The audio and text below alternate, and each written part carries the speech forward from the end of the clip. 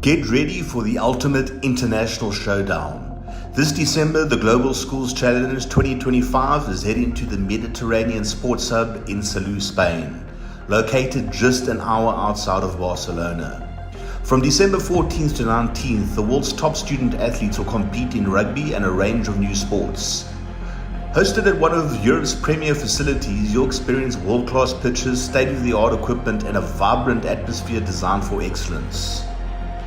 Off the field, explore the beautiful coastal town of Salou, enjoy golden beaches, and take a trip to Barcelona for iconic landmarks like the Sagrada Familia and the Nou Camp.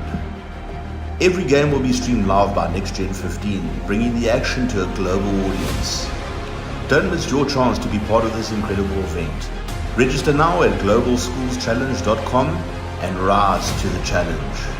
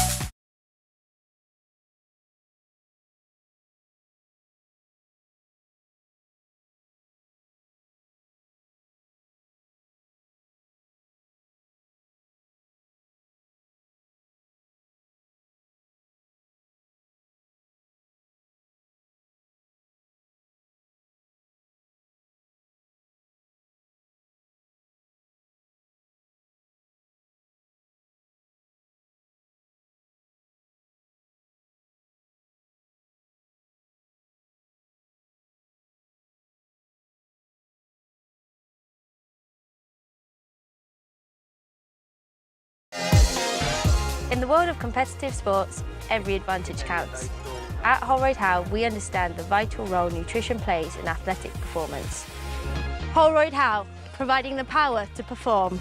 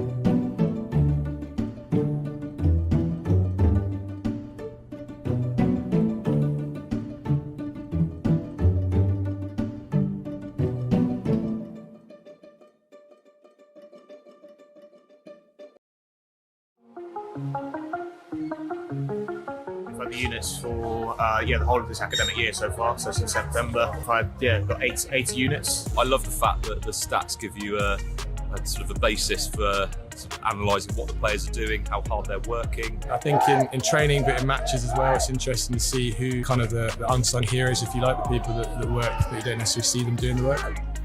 So students have they have real kind of responsibility to do all the uploading of data themselves. All I have to do, look on the cloud sort of platform, and then I can do my analysis from there. Yeah, it's been really interesting. I've enjoyed seeing how far I was running as well as my max speed. It's been great. I mean, it's been really fun having competition within the squad. See who's run the most, who's the fastest. This is one really good thing about the app. So each player will have an app. We've created a rugby school community so they can compare themselves against each other and get leaderboards for each metric. And yeah, it certainly breeds that area of competitiveness. Everyone's like putting their best teams out, working hard and never giving up until the final whistle. When you come out here and seeing everyone, all the big schools and the big names, and putting ourselves up against it, it's really good. It's been brilliant. We love coming down. We're lucky enough this year. It's our 200th year of rugby, so we're celebrating massively this year. I think the standard's been really high. We were here last year. 12 months on, the girls' game has exploded, and we've had 3 really tough games today. It's been a great tournament, great standards, and nice to see how we mix some of the bigger schools and the bigger names in rugby.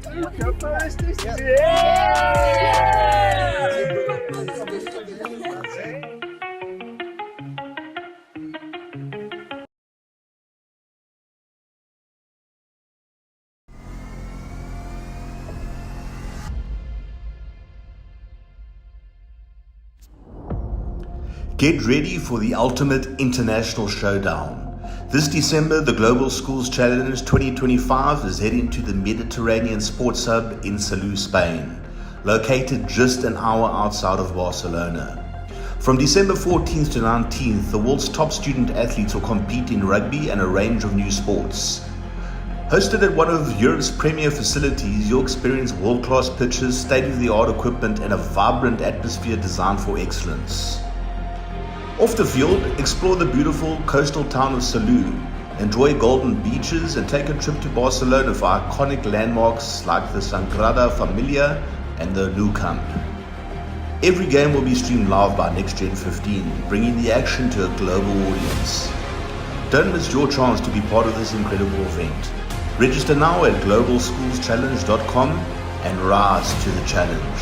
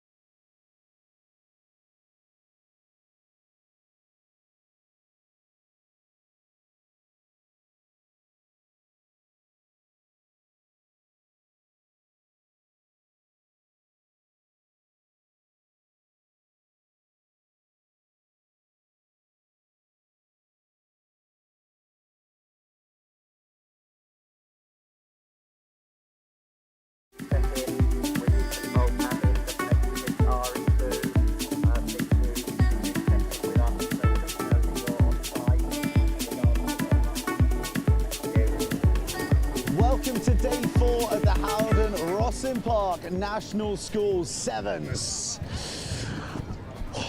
There'll be plenty of high-octane action like that to come on pitches RE1 and RE2 as they bring the entire competition live to you for the 4th successive day after a week of thrills, spills and trophy lists from girls and boys around the country, around the globe, as we've welcomed an international audience. It is the biggest, it is the best, it's the most prestigious schools competition in the entire world. And Angus Savage, for you and I, it's one of the best weeks that we get to spend in the year. Absolutely one of the best weeks we get to spend in the year, and some of the skill on show, not just from you at the start here, but some of the skill on show through the week and what we're expecting today off the charts. It is spectacular. It's just the week, the atmosphere, incredible, and yesterday was a fantastic day. Today is going to be even better. I like to think that that spin pass has maybe erased everyone's hard drives about the dreadful drop goal that I produced on Monday. So let's just have that as the lasting memory. Speaking of memories, lots of memories made already this week. Let's talk about the action yesterday. The under-14s competition came to a magnificent crescendo. It certainly did. It was absolutely magnificent, as you say. And actually, you mentioned last night, you know, were those under-14s, because the standard was so good. They were playing such a high level of rugby. The physicality, the skill was just off the charts. And Epsom College in the end were just absolutely brilliant. I was so impressed with them. I mean, they've been a fantastic top-end side at all age groups for a long time, but yesterday was something really special. They looked fantastic. Do you know what? Epsom College, a rare English winner as well. We've had hardly any English champions. We've had Llandovery College in the girls' competition from Wales. We've had Jumeirah English speaking school from Dubai a couple of times, a play and a cup triumph. So kind of nice for the locals to get their hands on a bit of silverware. Certainly was, and do you know what we've seen in that under-16s competition that moves through today? George Watson's College were flying along in that. Could we get a Scottish winner as well? We're seeing teams from all over come through. As you say, an English team finally getting themselves over the line. But yeah, we're gonna see some fantastic stuff. It's been amazing to see those international schools doing so well as well. You know, even in the prep schools competition that we've got today, there's a load of international schools. We're not going to see them very much on the live stream, but the likes of IAPS Kenya are here performing in that prep schools tournament. That's really great to see, just that international flavour from top to bottom here in the age groups. On the prep school front, I'd like to give a shout out to my old school that I used to teach at, Rugby. Come on, you R's, out there today on the Asda pitches. And under-16s. Let's talk under-16s because that competition got underway. Fearsome contest. Now, I commentated on 3,628 matches yesterday, so my memory is a little foggy, even though I did loads of those games. So, Angus, I'm going to defer to you about the sides that we are looking out for as it builds towards the final. I know that Wellington College went very well yesterday, undefeated. Wellington College were absolutely superb. I had a little chat with them yesterday. I've spoken to a few of them this morning. They were really pumped about that, really excited for the day, and obviously really excited as well to be in tandem with those under-18s. There's a bit of team stuff going on there. Clifton College as well, they're another one with a tent on the sideline, so there's a real sort of all in it together kind of an atmosphere. One team I want to talk about that actually ended up losing a game yesterday were Canford, who are absolutely extraordinary, really good rugby. They were just unfortunate. They came up against a Sedbergh school side that are absolutely flying and looking seriously good. St Joseph's College as well were outstanding. We have got a really strong under-16s competition.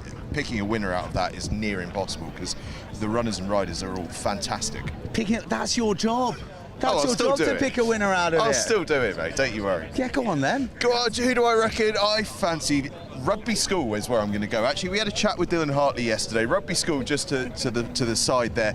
Got off to a real flyer, 38 points unanswered in their opener, and they've just built and built from there, and they've got a really strong attitude. I like what they've been doing. So you're saying that Rugby's going to be the winner? Good morning. You're a man of genius, Joe. You're a man of genius.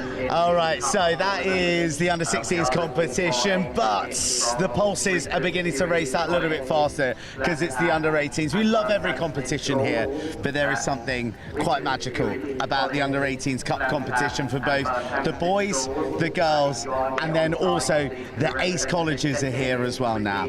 They certainly are, and you and I have got a little WhatsApp group on commentary for this, and Dave Rogers this morning put in what a belter we have to kick off that girls' ace competition. Exeter College against Hartpury College, a repeat of the Ace College's final from 10 days ago. Of which Exeter won. Yeah, and Exeter, the reigning champions here, Hartpury College, the perennial winners here. I mean, what a belter to kick off the day. That's just a stunning game of rugby to kick off with. That girls' ace competition, 10 teams, 2 groups, only the winners qualify for a knockout. It's from groups straight to final.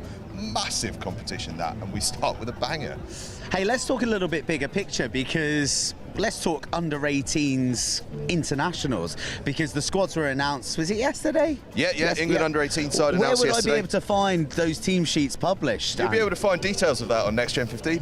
Next Gen 15, that's where to go. But we are going to be seeing kind of a huge slew of those players outperforming this week, both girls and boys. This is the next generation of internationals. We've spoken about it during week, but these are the kids who are, you know, maybe 2 years away from breaking through, as we've seen from, we're gonna drop the HP bomb again, Henry Pollock a couple of years ago, or, you know, the likes of Kepu Tuipulotu, who was an under 15s and 18s, under 16s and under 16s and under 18s, yeah. Under 18s champion, yeah. So, but these under 18s today, they are on the brink of special things.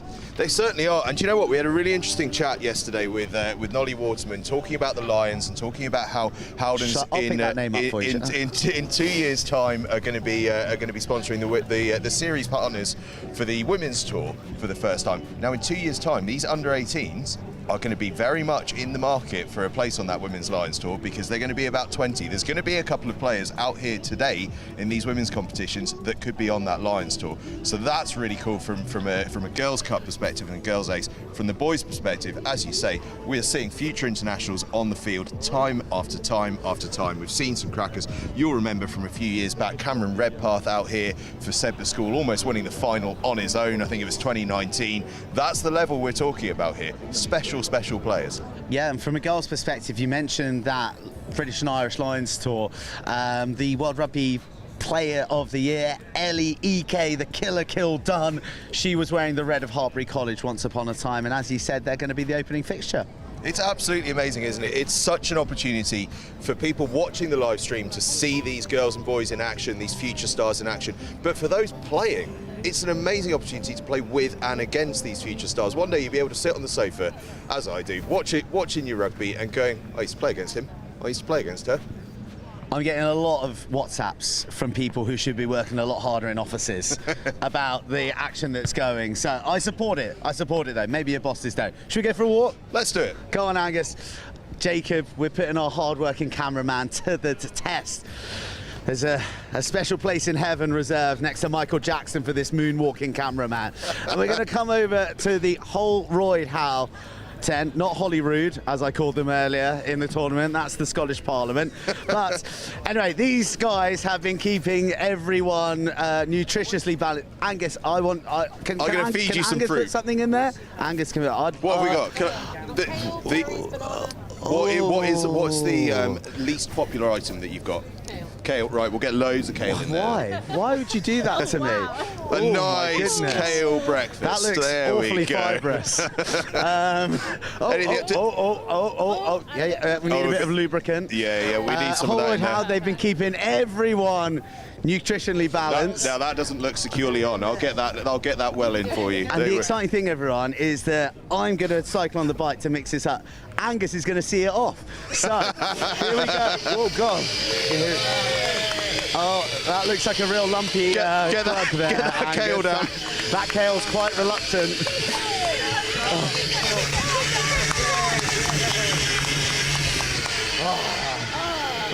Right, Angus. You've clearly not worked hard enough, Joe. Yeah, that's going to be like an olive in a martini. So come on, let's talk to the gang, because there's you guys are some of the hardest working here, because you're fending off the hunger of all these players who come and swarm this tent when the treats come out. But it's not the first time that you've been involved with the Sevens. You're a long-time supporter. So how's it all been? Who's going to answer? Who's going to take this up? We've been here 3 years now, and we absolutely love it, because they just come in. Because we've lost the mic a little bit. Yeah. We've been here about this is our third year, and we absolutely love it because the pupils come in, they have a go on the smoothie bag, they have some granola bar. Obviously, we look after the parents with the coffees, nice flat white, and actually, it's getting that information to them about, nutrition, the balance before the match, after the match. So it's great just to talk to them about that, as well as they can fill their boots with whatever they want. So excuse the pun, boots. No, we are here for the puns in a big way. I don't know if you watched our stuff, but that's kind of our bread and butter. Yeah, no, it's great. We love it, and then we've got 2 days left now. And please try the smoothie. Please try. Please do try that smoothie, Angus. It looks delicious. It looks great. Brown drinks are my favourite. Bottoms up. Enjoy. A big day ahead at the HOWDEN ROSSLYN Park National School Sevens. Oh, nearly got done right-handed. Go on. Well, that is remarkably refreshing. Wow, Kaylee. It's a Kaylee one. There's no doubt about that. But good fun, Angus. Say something because I'm just digesting at the moment. Well, I enjoyed that thoroughly. No, listen, I know that the lads have been coming along and the girls have been enjoying themselves on the bike. You obviously do a lot of school catering, is that correct? Yeah, we're an independent caterer. There we go. Right, and what has been the most popular smoothie so far? What is the item that people like? The berries and the banana. No one likes the kale. I personally loved the kale. It was fantastic. It very enjoyable, and I feel as though I've had my greens for the day. Because you know what? One of the downfalls of the HOWDEN ROSSLYN Park National School Sevens is that I eat far too many bacon sandwiches. So I will take a bit of kale when I can get it. Right, we're going to head back around here. Thank you very much, guys. We're going to keep working our cameraman. Bye, guys. Thank you for having us. That was delicious. That genuinely was delicious. It was delicious. Nice little side set there, Angus. Showing that there were some skills once. I see it, well, once upon a time. So we're going to see a bit of that action, and this is the hallowed arch that the teams are coming out. I quite like that because we used to only have that for the finals, that the players would come out from the corner, but now every game they kind of get held. It's like how they do it on big proper TV. Not to say the next gen 15 ain't big proper TV. They get held, they get released, and it adds that extra level of professionalism, sort of big moment rugby, which is cool for all the boys and girls. Yeah, exactly. I mean, let's think about this. The idea is to make this the best day of their sporting lives for everyone that turns out. So let's make as much drama out of it as possible. Let's get them coming through the tunnel. Let's get our lovely cameraman right up in their faces to get them feeling like they're part of something massive, because they are part of something massive, and these are the days of their lives. These are the days they'll remember forever. So let's make it special each and every game. Right, speaking of special, Dave Rogers is waiting up on the gantry to provide commentary from pitch RE1. Who have we got on RE2? RE2 starts with a bang, and I'm going to find out exactly who it starts with a bang with in just one moment. What are we looking at on RE2? Oh, we got fantastic game, excuse me. Newman College against SGS College, followed by, and that's in the girls' ace, followed by Boys Under 18 Cup. How about this for a game? And who's on commentary? It will be Wilf Kemsley. Dave Rogers special, Wilf Kemsley extra special. Enjoy the ride, guys. We're live all week, all today, all tomorrow. And if you can't join us on the stream, then join us in person. We're going to have a cracker today. Over to you guys in commentary. Lindsay, Angus, a pleasure as always. Huge fans of your work. And huge fans of the HOWDEN National School Sevens here at Rosslyn Park. Days don't get a huge amount better than this. We have got Exeter College versus Hartpury University and Hartpury College to get the girls' ace competition underway. You're thinking, these are two giant names in college sport. Well, yes, they are. They have turned their attentions to the sevens after meeting in the final of the 15s.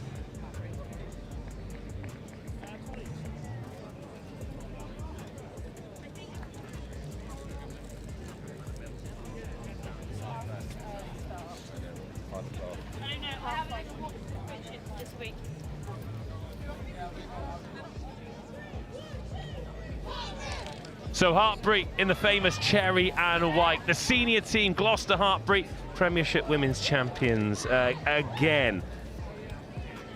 Their university team, well, they're in the latter stages of the Bucks Super Rugby playoffs. And Exeter College feeding through to the also immensely successful Exeter Chiefs team. So it's Hartpury in the cherry and white receiving the kickoff. Exeter College in the blue, white, black and gold, ripping that immediately and getting on the front foot. 2 7-minute halves, little minute in the middle.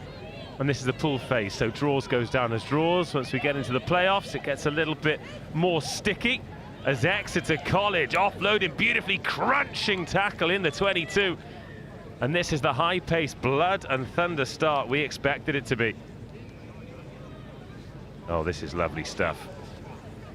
Exeter College already in the 22. Going a little bit deeper to try and affect some space. Arcing ball around the outside. Now it's a pace battle. Half tackled, good offload. Double tackle. Hartpury unable to affect the turnover. Not really challenging the breakdown as Exeter get away and go in under the poles. What a start from the turnover. A relentless minute and a try to take a 5-0 lead. And the conversion. 7-0, Exeter College. Brilliant start.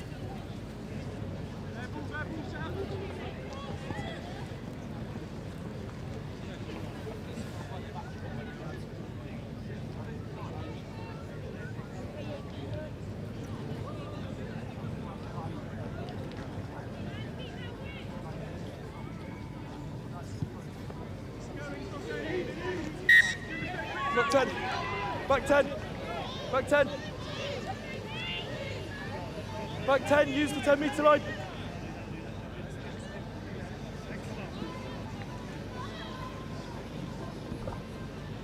So Hartpury, a little knock on there, coughing that ball up once more.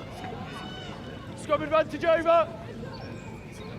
And Exeter College, having scored that opening try, find themselves on the ball again. Lovely offload. And then Hartpury in business.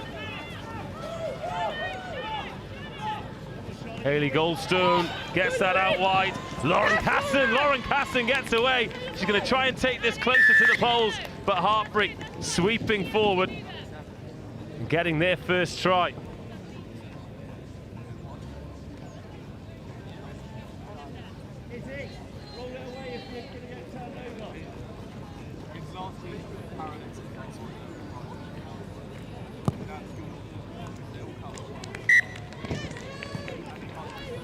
Fantastic conversion, 7-7.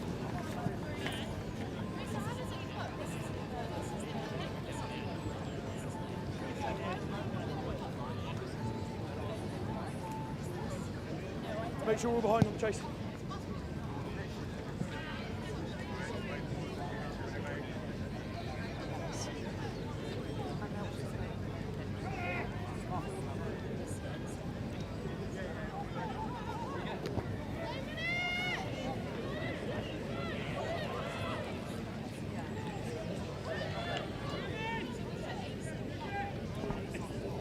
Exeter College back on the ball. This offloading really nice. Confidence tackle now, Red. On the ball from both teams as Exeter look to build from inside their own half. Oh, that was close. That was super close. Great read into the passing channel, but it bounces off the hands, not into the hands. Moxie. Lucas Moxie. Anastasia Dopiarala coming on. Onto the edge. Big squad here for both teams. Expect them to bring plenty of changes as they keep fresh legs on. Another good ball and a gap to attack and a missed tackle. And this will be a second try for Exeter College. Izzy Firth, the footballer turn 7 star, just breaks through. That is pure aggression, attacking the line, making Hartpury make decisions. 14-7.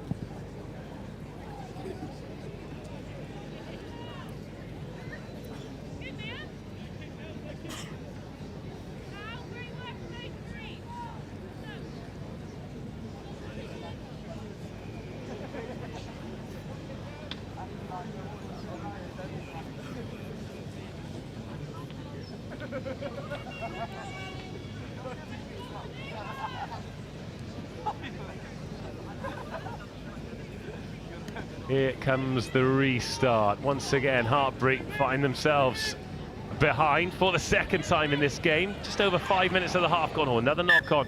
Couple of handling errors in key positions, just costing Hartpury.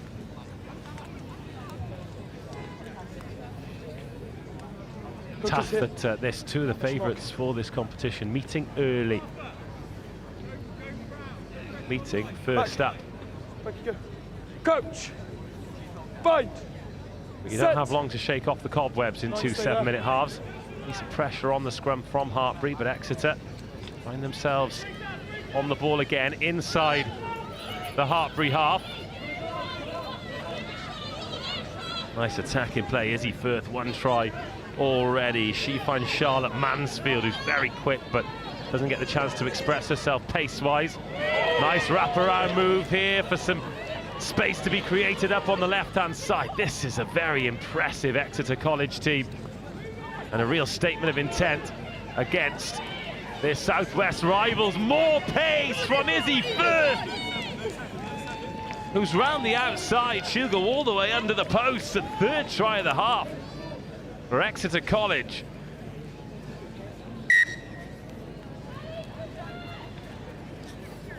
Who look absolutely outstanding. All 3 tries converted. And that'll make it 21 points to 7.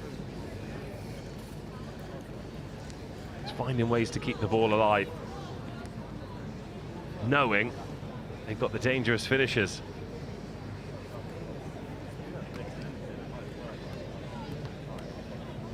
This will be last play. Last play of the half.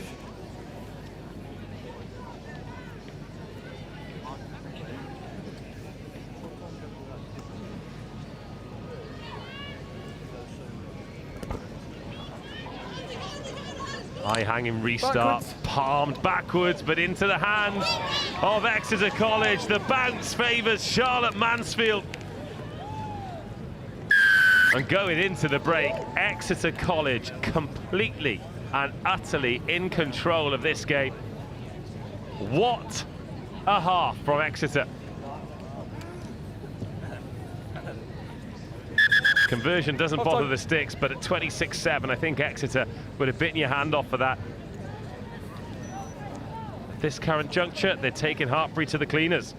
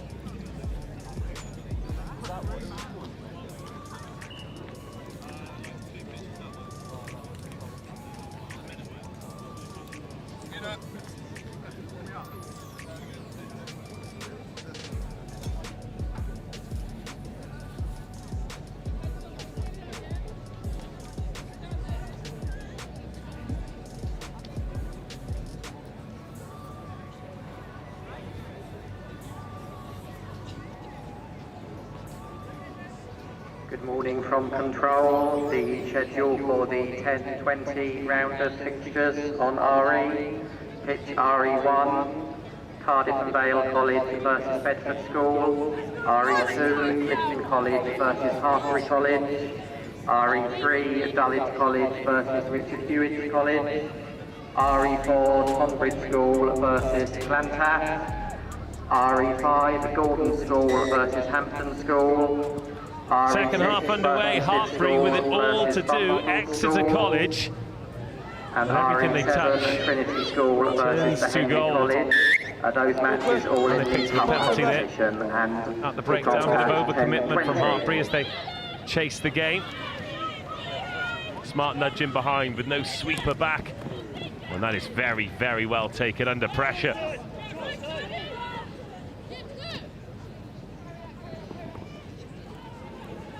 Sharp defence from Exeter and challenging at the breakdown after it's taken in by Darcy Houchin.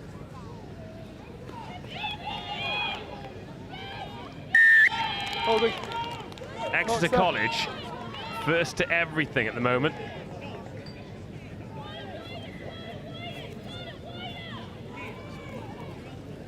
That one crunched down the middle. More space out here. Instead, there's the check inside.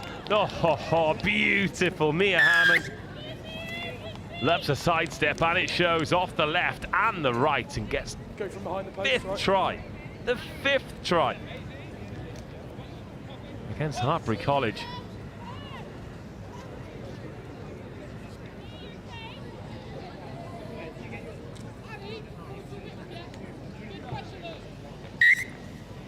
Four of them have been converted.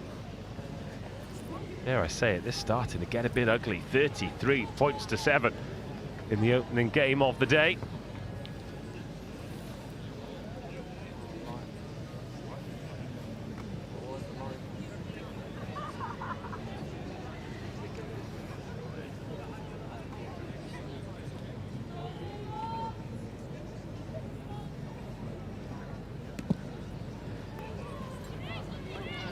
Deep for the restart.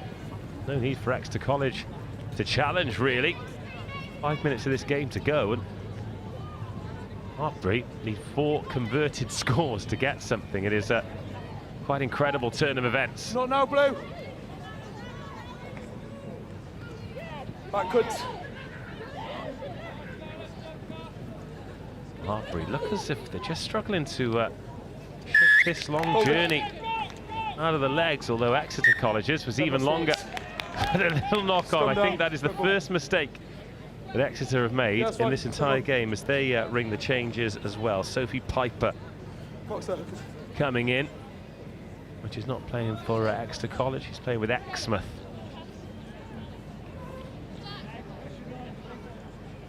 Crouch. So no one on the short side defending here for Exeter. In fact, they've just sent one over now as they pile the pressure on at scrum time, and they've pinched that. Oh, the stop and go, that is sensational stuff. She has been untackleable today, Izzy Firth. They told me before the game she's a footballer. Well, I think she needs to sack that in and stick to rugby, because boy, oh boy, can she play. Immense balance, electric sidestep, and a lovely strike on the conversion as well. 38-7, 6 tries for Exeter College. And a big, big early reality check here for Hartpury.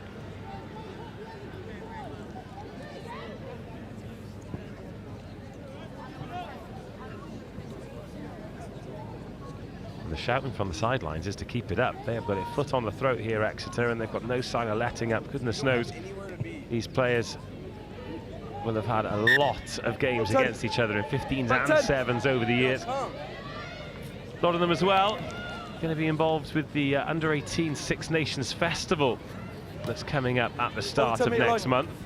Really interesting format, actually. 35-minute games, but multiple games in a day in the women's competition. Hartpury barely had a touch, especially in this second half. Try and mount an attack and give themselves a platform to build the rest of the day on. Oh, unlucky. Unlucky. Nearly forcing the turnover. But for the first time in this second half, we actually look right. See a cherry and white attack. It is pretty direct from Harriet Brown. Another penalty conceded, and now is this space on the left here for Hartpury. There should be, they just need to execute, but instead they go the physical way. And Kaylee Goldston. Really good try. What a really good conversion too. Hartpury sprinting back to halfway. I mean, they still believe, which is credit to themselves and the coaching team that they've got. No such thing as a lost cause, although this would be rather miraculous were they to come back.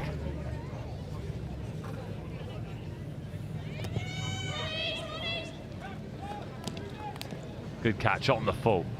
No sweeper at home for Hartpury. They've gone 7 up in defence. That means you've got to make your tackles, because if they get in behind, this is what happens. No one at home. Exeter College up to 45. And great feet, great pace from Charlotte Mansfield. Unplayable on the edge. Well, the conversion's missed, so a couple of minus points. 45-14, this is done and dusted. Yeah, look at Mansfield here. Really like this edge play, because she times the run, doesn't get ahead of the ball carrier, knows to expect the offload, and she's not right out there on the flank either. She's maybe 3 or 4 meters in from touch to give her space to run into, to attack, should it be required. Better restart this time.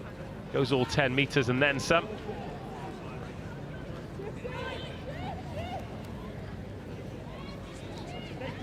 Nine tries in this opening game. I mean, 7 of them have been to Exeter College. There's still maybe time for one more to take us up to double figures.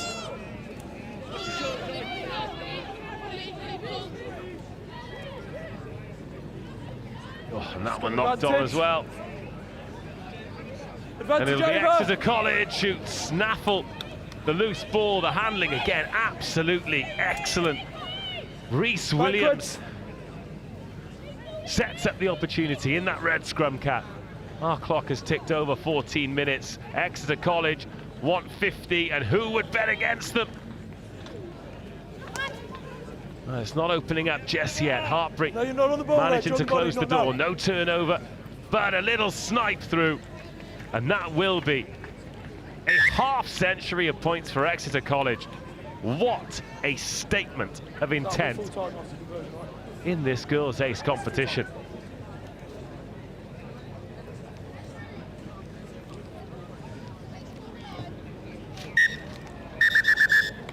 And that'll be that. Well, we build this as a big rivalry, and it is. Traditionally, 2 of the most successful teams in 15s, 17s, going on to senior rugby, international rugby. But this particular exchange, well and truly, belongs to Exeter College. An outstanding 14 minutes of rugby sees them defeat Hartpury 52-14.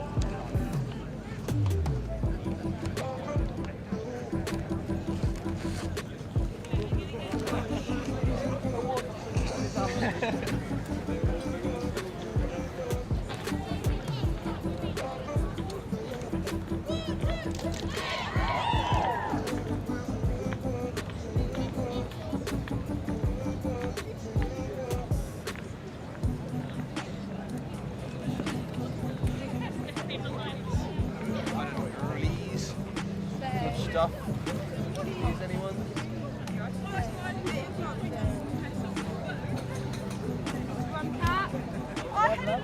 Good job, Alice Grace. There's our water gun. Yeah, you want to. You definitely want water. So much foam as well. Can we go to base camp? Go towards base camp? Whose dog is that? Whose phone is that? Might see all the boys. Well done.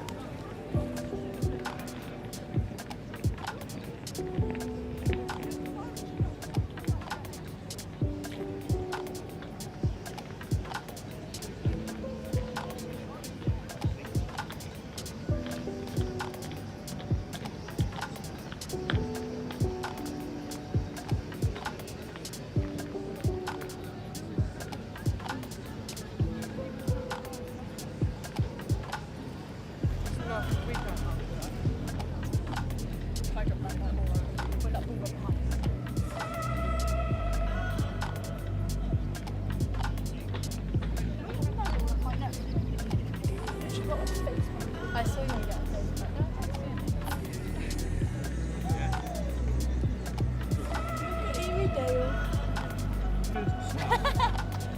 Face a Hartpury.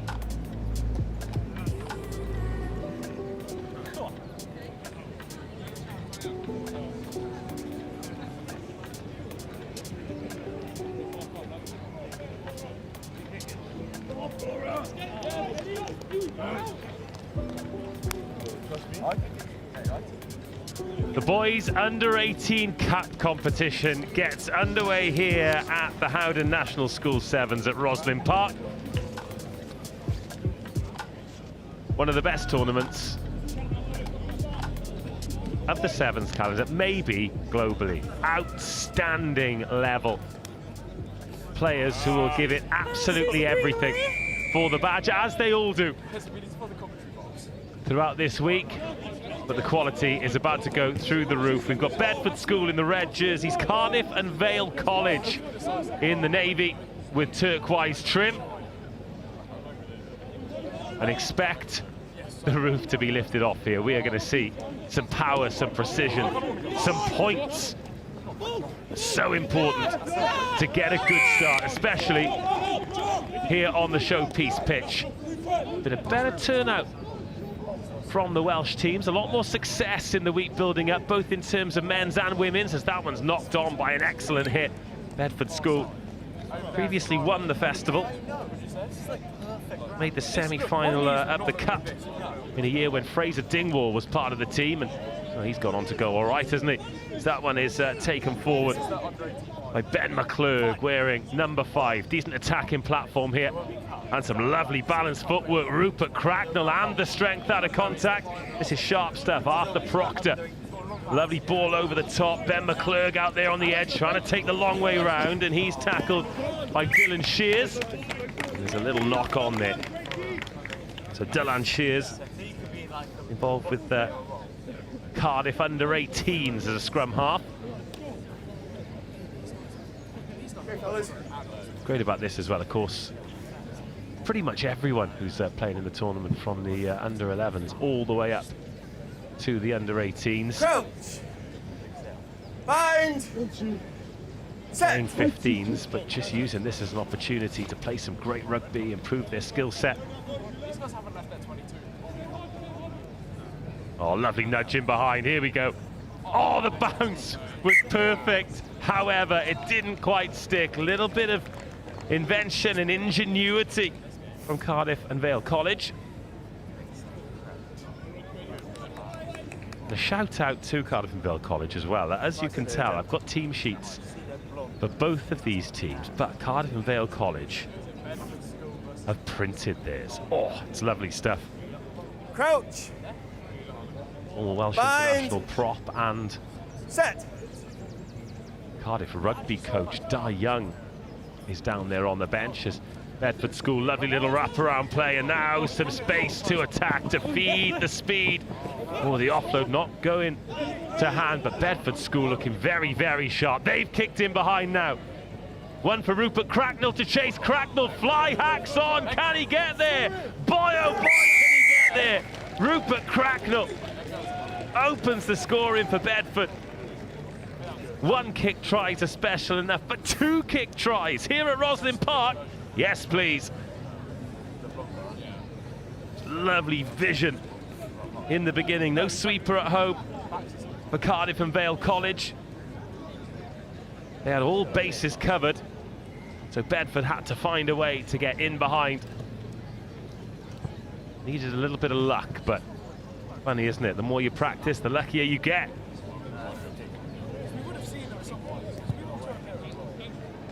And the conversion's good too. Great try. Take another look. Cardiff and Vale College have done a lot of defending. This is where it broke up a touch. That nudge in behind was Kai Fisher, Northampton Saints Academy man. And as the try is being dotted down, Bedford School have regathered that. And then Cardiff and Vale College challenging at the breakdown. They've turned that ball over. Well played, Dylan Shears. Cardiff and Vale College spent a lot of time in their own 22. They have had ball, but it's what they managed to do with it. Oh, this is a great carry. Is there an option out of it? No, there is an offload that has come back to the red of Bedford School, and now they're coming forward. Oh, a little forward pass.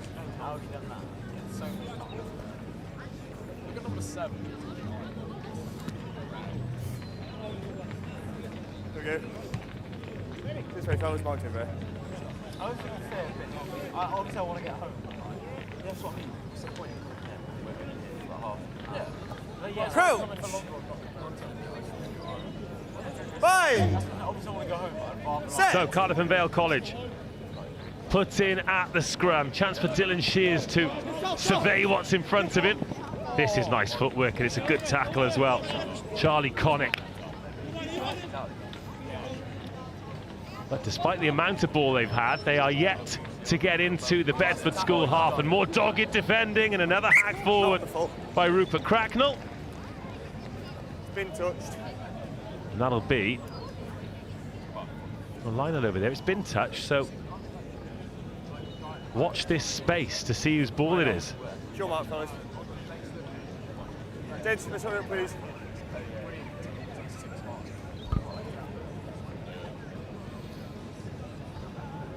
Well, with 4.5 minutes of this one gone, Bedford School leading. Oh, that one's been overthrown, and a great opportunity here to double the lead. One mistake leads to a try. And Arthur Proctor, the vice-captain,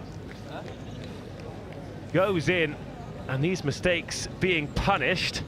Speaking of mistakes, I'm going to find out if this is a mistake or not to say hello to Topsy Ojo. How are you? Good morning, I'm very good. How are you? Yeah, really good, really good. You have been buzzing around all week, and finally we've winched you up the scaffolding to watch some rugby from the best view in the house. But before we start talking about this game, how's your week been, and how have your boys gone? The week's been really good. One of my favourite weeks of the year. We've had 3 girls teams, our 18s are here today. Our boys teams have been in action as well. Some really good performances, some tough losses, not quite made it to day 2 as yet, but I think in terms of how the week goes, it's been brilliant so far, so 2 more days to go. Day 2 is like the holy grail, isn't it? Yeah, it is. You're like, right, let's try and get through our group, win that knockout match as well, but it's tough, really, really tough.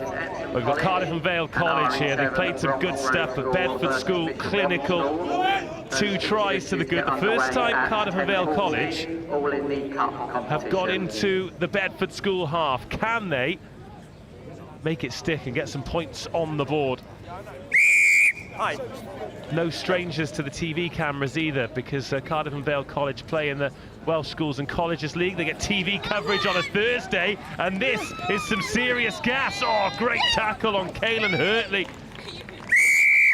But Cardiff and Vale College find a way over, and they're right back in business. Yeah, needed that, needed the response after going 2 scores down, and actually really nice play. Like, it's very easy to panic when you've got that defensive wall right in front of you.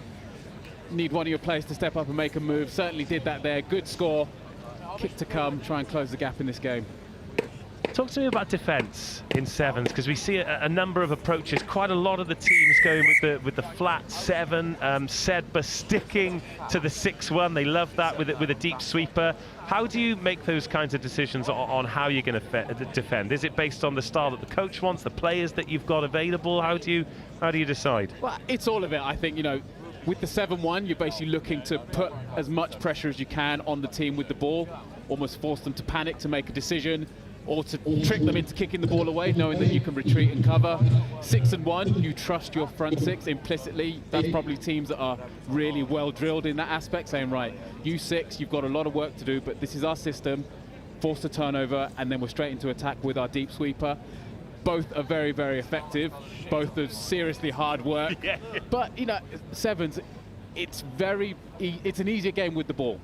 Okay, so if you can kind of effect that defensive system, get the ball back as quick as possible, the rest of the game's a whole lot easier. You said something as soon as we said hello. You said this is one of my favourite weeks of the year, and there'll be people watching. We got global audience here. Hello, everybody, wherever you're watching around the world, and they might think, oh, he's just saying that. All the things he's done in rugby, all the things he does in rugby. I mean, this is just a schools tournament. How could it possibly be one of your favourite weeks of the year? But it genuinely is, isn't it? It genuinely is, because say from my school perspective, St John's, this is the culmination of our rugby season, and you get to see all the efforts of training, matches, tournaments through the year build up to this one big week. You've got hundreds and hundreds of schools up and down the country here. They're going to see their mates. I'm going to see my mates as well at different schools. It's a massive reunion, and you get to see some incredible rugby as well. I kind of feel refreshed and re-energised by it as Bedford School receiving this kick-off at the start of the second half, leading 14-5 and looking to get back in business again immediately. And he's got faster. Referee blows his whistle, doesn't he? Yeah, he's on it today. He's had his Weetabix. Well taken at the second bite of it. Good pressure and defence there by Alfie Sherwood for Cardiff and Vale College, forcing the penalty. But look, we love rugby, and God, you now, particularly with broadcasting, are at the very, very top level with television and international rugby, but with a lot of the cynicism, particularly around the professional game. This is a real palate cleanser for that, isn't it? Seeing thousands of young people enjoying the game with their mates. I've said it to so many people this week, you know, yes, depending on which lens you look at it, a lot of negativity around rugby. Come and spend a day at this tournament here. Yeah. Come and take a snapshot, an overview picture. Come and join us up on the gantry and actually see what we can see. Just thousands of kids, thousands of parents, boys and girls watching, playing this beautiful game that has served us so well. What a pass that is. Oh, that is a serious seed, and it's going to put Rupert Cracknell in. Max Inez, captain of this team, immaculately finding space. Oh, that's a great ball. Oh, right on cue, wasn't it? I had to pause for a second and say, oh, look at that. But we get so much of it. Easy conversion to come. Bedford School in front of the cameras here, just putting on a statement, but let's take another look at this gorgeous pass. This is really nice. Again, Sevens, just being patient, bouncing back to that short side, trying to catch a lazy defender. One shoots out of line. Lovely flat pass, had to stop and admire that. I tell you what, my favourite addition to the National School Sevens has been this year. That is the Army Engagement Ensemble, who have been giving us brass band beats around about this time every morning. They snuck up behind me on day one. I said, what is that? I just started playing, but yeah, again, a bit of festival feel to the week. Lethal restart that isn't claimed. Do you know what? I wouldn't want to be a receiver underneath one of these restarts these days. It is horrible stuff. It's Cardiff and Vale College. Try and find some speed. They have got some speed, burning up the edge on the right-hand side. Jacob Davis forced into the corner, but 5 more points for the boys from Wales. Again, the essence of Sevens, isn't it? Give it to your quickest guy and let him go to work. He's wearing 14 as well. I like that number. Very good number. We were so on the first, might have been the second day. We do a bit of a post-day wrap-up for the live stream. And it's myself, Burnsy, and Angus, and we were talking about putting together a starting 7 of coaches here. And so you were mentioned, and we were talking about forwards, and I mentioned Michael Owen, who's at Haileybury. You know, British and Irish Lion, Welsh Grand Slam winner, and Burnsy said, does Michael Owen make it? Harsh, Burnsy. What criteria is he using? Well, that's it. I mean, you would put together a serious squad. How mobile we actually all would be, I don't know. Like, these kids can move, but Michael Owen's been around. I've seen Joe Worsley, saw Olivier Azam yesterday. Lewis Moody's been knocking about. You're going all forwards here as Cardiff and Vale College. That is a lovely ball as well.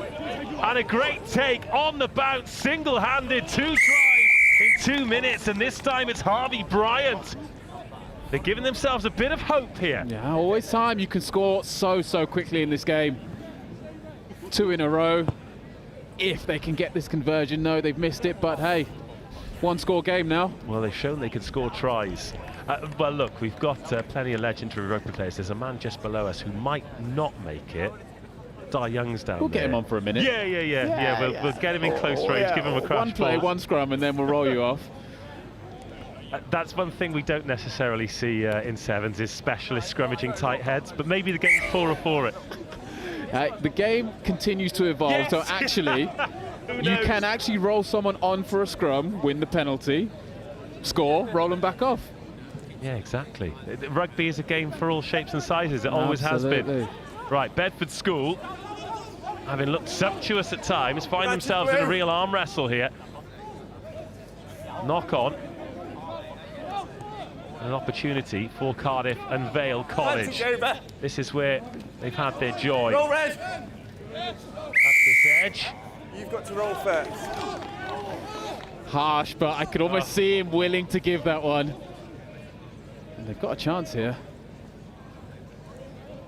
These little bits of balance, the forwards and backwards, anything to just tip the defender away.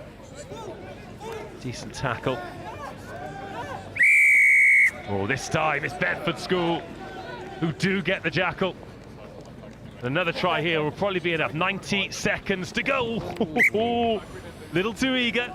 Too eager. Bit of patience, bit of composure needed by both teams now. What about Dylan Hartley? He's walking past. Again, whisper it so he can't hear you. Would you give him the nod?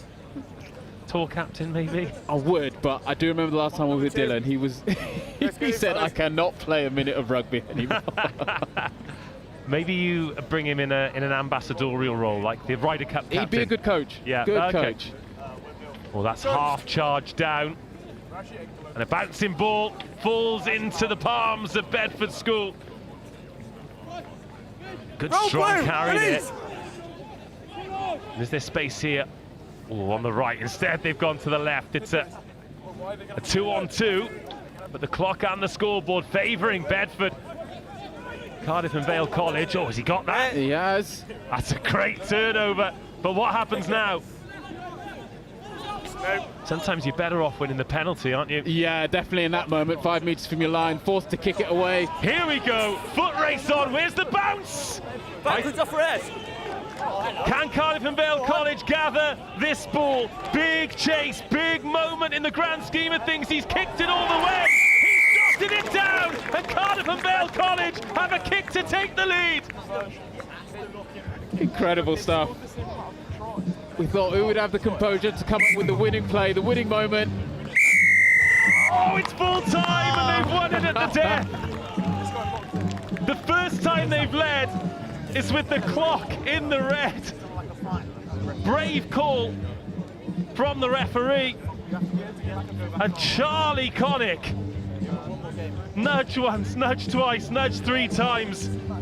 What a game. What an assist off the post as well.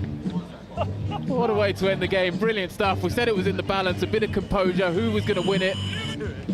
Cardiff come up with the big play. Trying to get ourselves on the Under-18 Cup always provides drama and brilliance. What a start and a sign of things to come. It finishes Bedford School 21, Cardiff and Vale College 22. Make their way please to RE1 for their 10:40 match.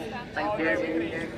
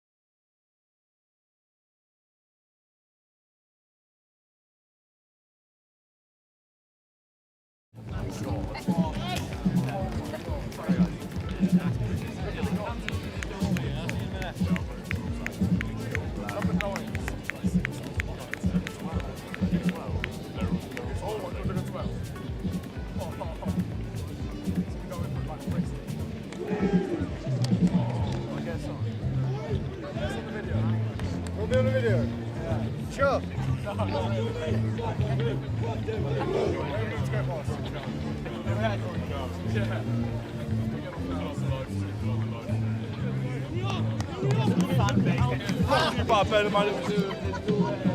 Give us a cheer at least.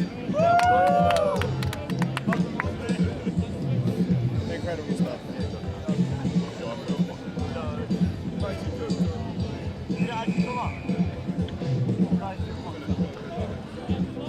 Gosforth Academy versus Ipswich. Great news. I thought Topsy was going back down the ladder, but he's here for another one.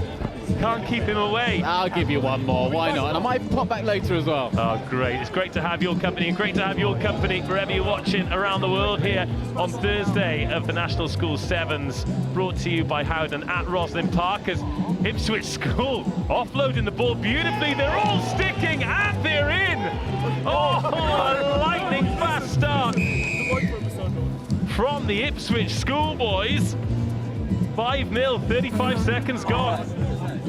Perfect start, wasn't it? And it looked like there wasn't much space down that left-hand side, but again, you flood a small channel with numbers, you put the defence under pressure, lovely offloads as well, really good interplay.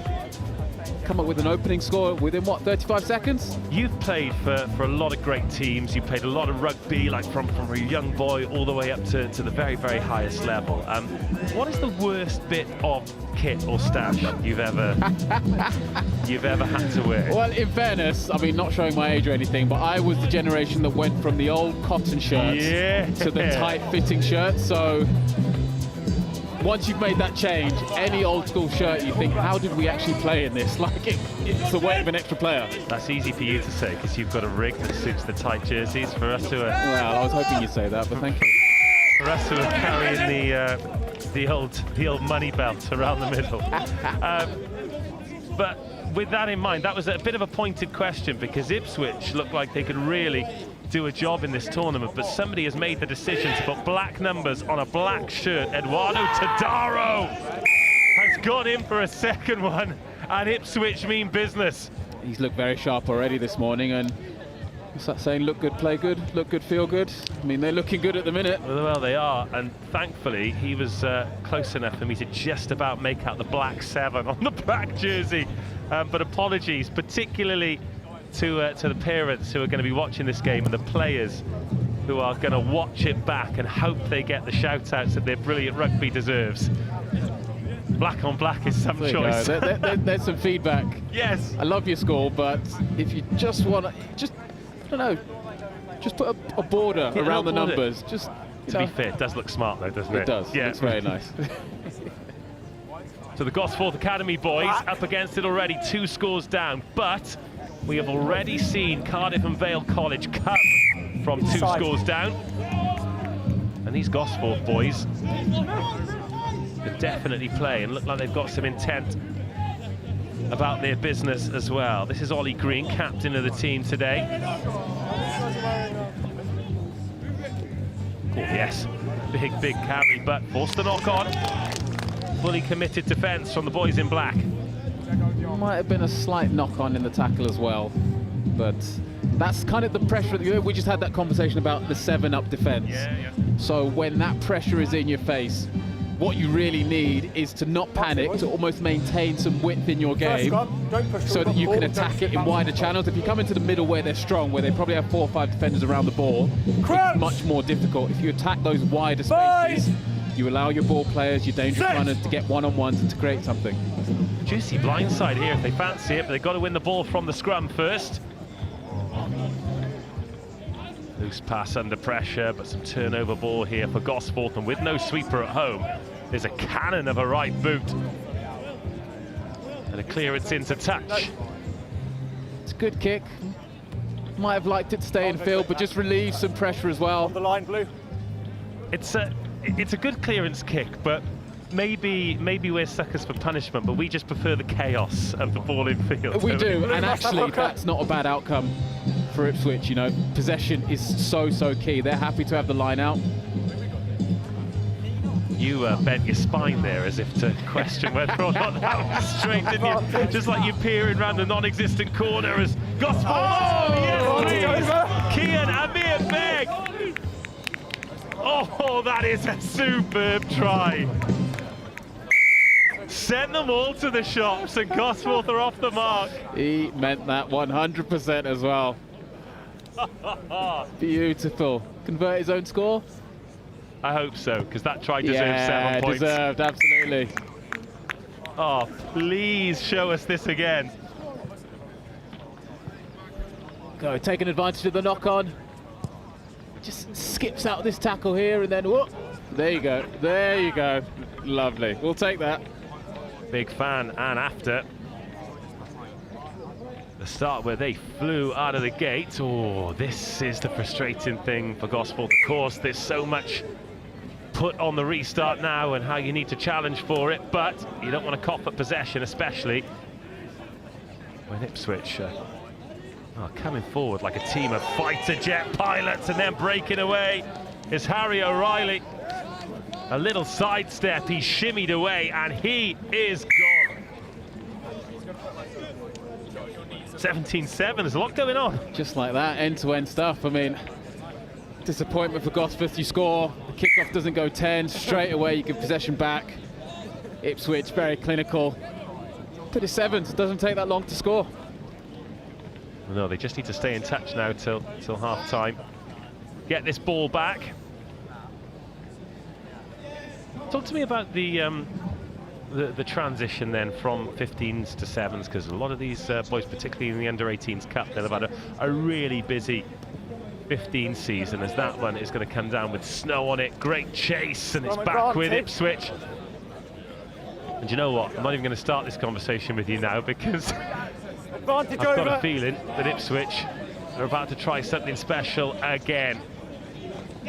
Oh, what an offload! Oh, nearly special. He seagulled himself. Nearly special. You could see that coming. But I mean, that's a great example of what the transition looks like. So we're in 15 season, you're used to quite a congested pitch, and, you know, forwards do forward things, you know, try and get over the gain line, sayings like that. Actually, this game is purely about space.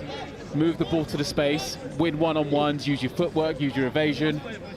But how do you prepare the players for that in the limited time you've got between the 15 season ending and the 7 season beginning? Yeah, it's tough because, you know, some schools have more time to prepare for 7s. Some do 2 or 3 sessions a week, some do 1, some have half an hour in a games lesson. So it's kind of focusing on a few key messages. I guess to your forward saying, look, this is a purer version of rugby. It is about catch and pass, it's about evasion, it's about offloading, those facets of the game that maybe you might not get to use as much in 15 season, but this is what 7s is about. As we're seeing here, this 7-up, so find space, you're not looking to run over the top of someone necessarily, find some space, find a weak shoulder, move the ball as quickly as you can. Well, no advantage coming. Again, Gosforth have gone towards the touchline. This has been one of my favourite from the Army Band. They played the Gladiators theme tune. You're old enough to remember the original series of Gladiators with Saracen and Shadow and Wolf and Jet. We all love Jet. Like I'm on board with the new one as well, though. Me in fairness, too. I think they've won hearts and minds for sure. Here we go. Oh, it's bounced past everyone, and it's Ipswich ball. Gone to the toe for the 3rd time of Gosforth, is it? Going to cost them all. Excellent shot. And well ridden too. Bradley Boomer. Saints under 18 for Ipswich School. Oh, that Saints catchment area is massive, isn't it? He's from Ipswich. So as the half-time whistle goes, Ipswich in charge. Topsy, if you were going to be a gladiator, what would your name be? I was about to say Lightning, but that's taken. Yeah. Panther. Panther, nice, yeah. I think there was a female gladiator called Panther in the original series, but now you can have it back, because they do it in WWE, don't they? Because Rowdy Roddy Piper became Rowdy Ronda Rousey, and they recycle the good franchise. Okay, so all right. Tell you what, leave that one with me. I'll come back with my gladiator name. Excellent. Anyway, we were talking about sevens and sort of the transition. The one thing that strikes me all the way up from the prep school all the way to this under-18 boys cup, like the top level, they all look prepared. They all look like they've been rehearsing the skills, the offloads, the cat flaps, the jackals. They come fully tooled up, and it's awesome to see. Yeah, it is brilliant, and it's kind of our conversation earlier about why this week is one of the best weeks out there. You build up towards it. So for most schools here, this is their last rugby occasion. Like for these 18s as well, this is the last time they will play rugby for their schools. So actually, you want to go out with a bang, and obviously the dream is to win it right here on RE1, but you look at all these pitches out here, everybody's soaking up some of their final moments playing rugby for their schools. Now we hope to go on and see them in so many different colours, from university right the way up to Premiership and beyond, as we have done. But yes, enjoy it, enjoy these occasions. You know, you got your mates at school watching as well. You know, got the live stream on, you can tell stories about this to your mates for many, many years to come. Good morning. I remember speaking to Gary Street as we take a look at the army engagement ensemble, and he's not had a lot of luck with his health recently. It's great to see him back on his feet. But it was at the under-18 Academy Finals day, and we were doing a bit of commentary and spending a lot of time on the mic. And I said to him, look, you've been with the Harlequins programme for a long time now. Some of these boys are going to go on, as you said, to Premiership Rugby, International Rugby, but what's the ultimate objective? And he said to keep as many of these players in rugby for as long as we can, and for them to get everything they can out of rugby, whether that is making friends, building confidence, being a good teammate, becoming a professional, whatever it is, that's what we want them to get out of it. And I thought, you know what, that sounds good to me. He is 100% right. You know, wherever this rugby journey takes them, looking like Ipswich are over the line again for another score. They just can't stop, can they? They can't. Henry Newman with that one. Gosforth just not quite dealing with that 7-up pressure. It is really, really tricky. It does cause you to panic and sometimes make poor decisions. Ipswich taking full advantage.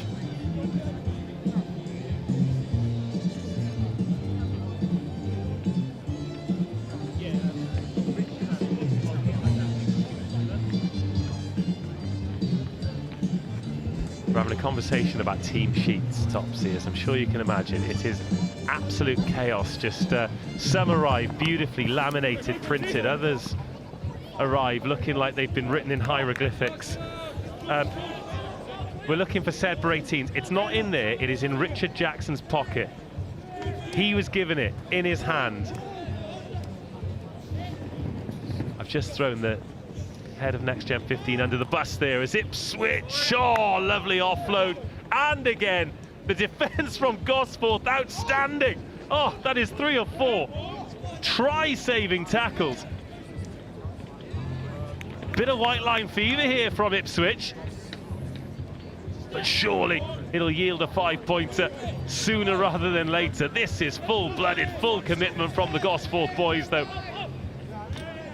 But eventually, a little bit of strength and power, and Ipswich get the meat pie. I mean, they made hard work. Definitely some incredible defence by Gosforth, but it's only so long you can defend so close to your line. Trying to make offensive tackles when you're that close to your line, very, very difficult. Ipswich with another score. Looking very good in their first game. They are. I get a feeling. Oh, hang on, what's 90s dance classic here? Pete Tong, is it? Oh, Sandstorm, Darude. Ah, Darude, there we go, there we go. Sorry, I made a Pete Tong remix of it, that's why. Well, that one's bounced up and missed everyone. Yeah, the particular team sheet they're looking for is Sedbergh. Very excited about seeing their under-18s. Their under-16s yesterday were a very, very entertaining watch. And with that, we say cheerio to Topsy, which means we've got 3.5 minutes of this one to enjoy together, and Ipswich are going to go in again, this time out on the edge. We've got Noah Woodhouse. God, they are playing some stuff, aren't they, Ipswich? Woo. Very, very good team, putting on a real show here. Group F they're in.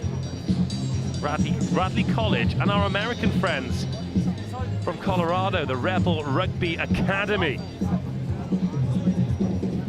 So far, this game number 3 of the day, we've had an outstanding win for Exeter College in the girls' ace. For 50 points on Hartpury, and that just does not happen. And then Cardiff and Vale College coming back to beat Bedford School 22-21 after Bedford looked absolutely lethal. It was a last play, full length of the try, full length of the field try to take it 22-21. Next up, our first look at Millfield and Woodhouse Grove. This is a really, really good day today, and I'm very, very pleased that you are with us for it, wherever you're watching around the world. Gosforth Academy actually look a tidy side, but they have been largely outclassed by an Ipswich team, all in black, who mean business.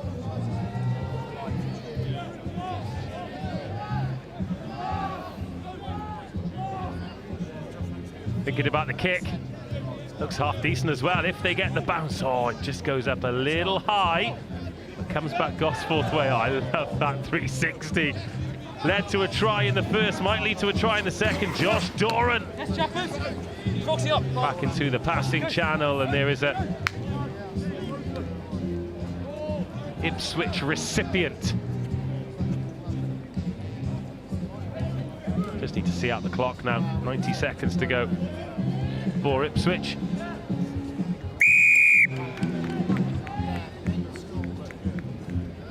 Little tap and go. Never know if points difference is going to make any difference at the end of the day. So need to score as many tries as you can, and also feels pretty good to get over the paint on RE1. Crunching line being run here. Oh, did the right thing, just couldn't quite gather the ball.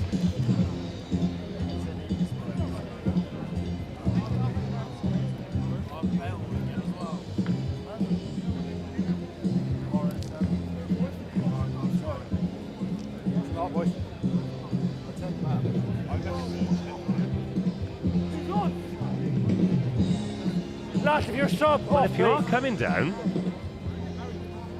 there are some trophies you can get pictures with today. The Women's World Cup trophy is on pitch RE1, and a little bit further down, if you go and see our friends from Hartpury University, they have brought the PWR and box trophies that their women's teams won today. Well, they didn't win them today, but they brought the trophies that you can see today.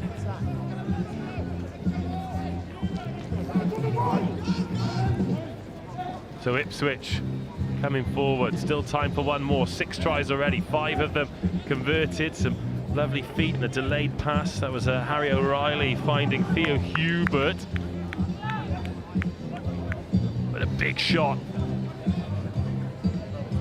forcing Ipswich out wide even further, but there's always space, and they've done so well to find it. And with the clock in the red, Ipswich School that's it. We'll end this with 47 points, a resounding victory. Finishes Ipswich 47, Gosforth Academy 7.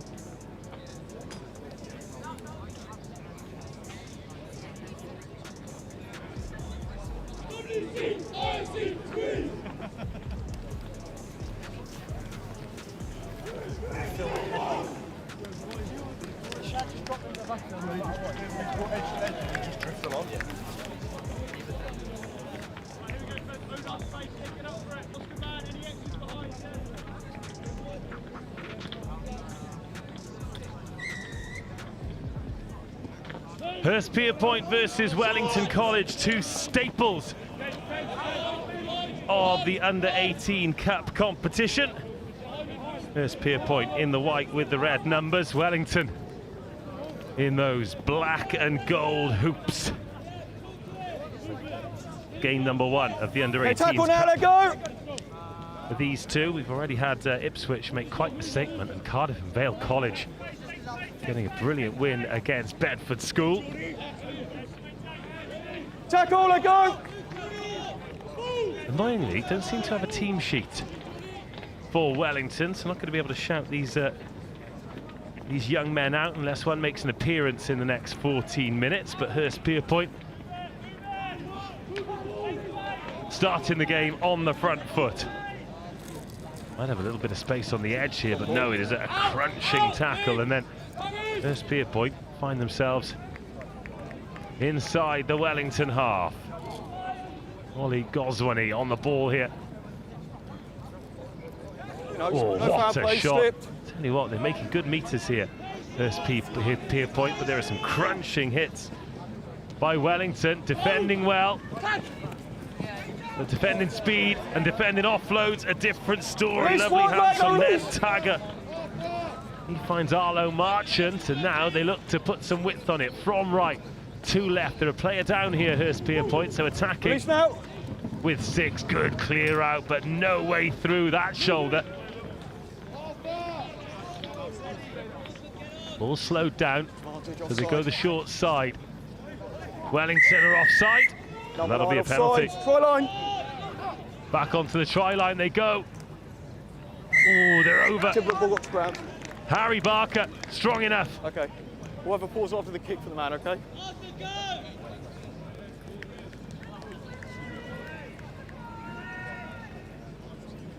Yeah, anywhere on me.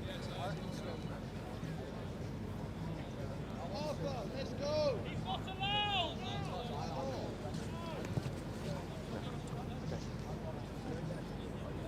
Set to receive. Set to receive. Are you sorted with a sub, Hurst?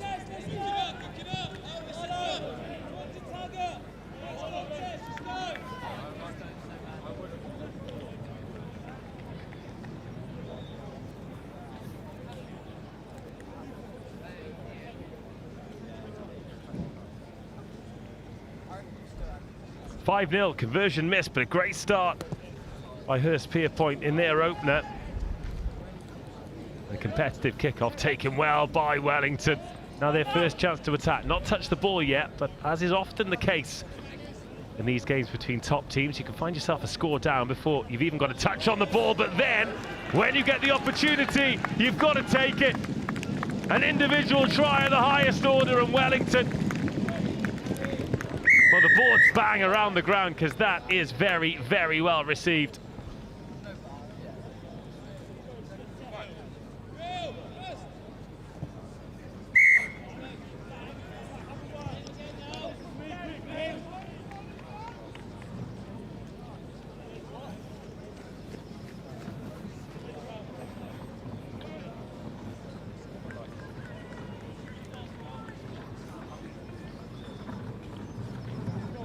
Tatus Thorpe with the score, and what a score it was too. And converted, so Wellington with their first touch take the lead. Hurst with a really nice take. Arlo Marchant hanging high and two-handed.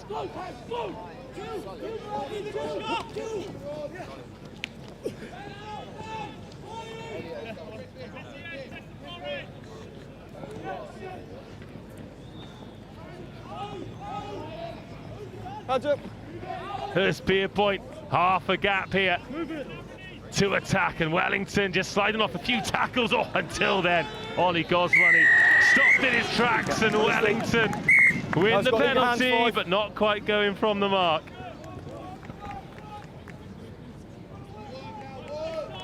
Four and a half minutes gone. Excellent contest, as we thought it would be. Oh, a little gap, a little slip opens the door, and Wellington in for a second. Another great individual try.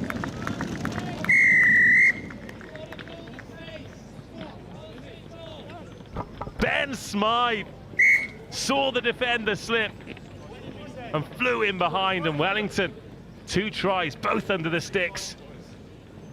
Yeah, just look here, when Smythe receives the ball, just looks up on the switch, and there's just the smallest of mistakes there. And Ben Smythe puts Wellington 14-5 ahead.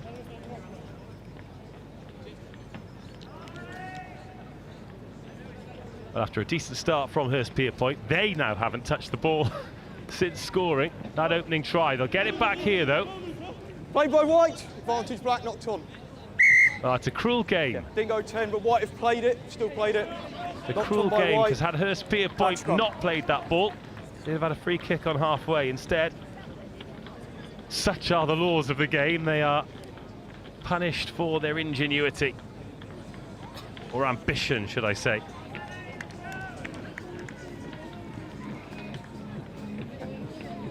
Crouch! Bye! Big shout out to Mr. Lilly, watching back at Hurst Pierpoint with the upper 6 PE set. Sure he'll be hoping they can get their hands on the ball here, because it is all Wellington at the moment. Flying start from the Hurst boys, but now it is Wellington round the outside, round the edge. Has that ball gone forward? No. It's just Wellington. Back in the Hurst 22. They've got a little gap on the edge here, but they check back inside. No fair play. Everyone's studs letting them down, but the offload is good, and it'll be a 3rd score for Wellington. Just before half-time, the boards are banging again. And it feels as though they brought the entire school bus to support today. Yeah, guys. There will be time for the restart. It was Harry Barker scoring the opening try. But since then, it has been one-way traffic. And they are playing some good stuff, aren't they?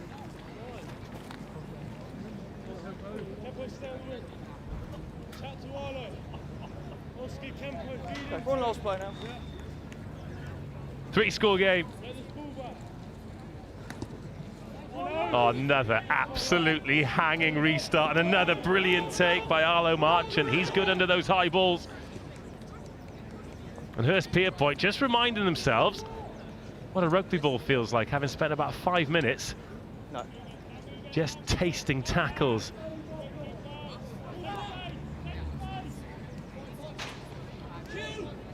Edge to edge, stop and a go, and Oscar Mann gets around his man and takes a couple for a walk with him. Pulled him back by Colin Black. And they'll have a penalty just before half-time. And now, that bouncing ball just stifles the progress a bit.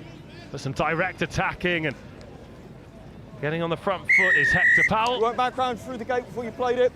Well, another penalty. We're 8 minutes into this first 7-minute half, and Arthur Kempson gives it to someone a little bit quicker. And then out on the edge, we've got Oscar Mann. Release now, tackle's complete. Wellington men bring him to ground. Little slight, not a lot of room up that short side, and Ollie Rigby is bundled into touch. Wellington remains strong, and at half-time they lead 21 points to 5.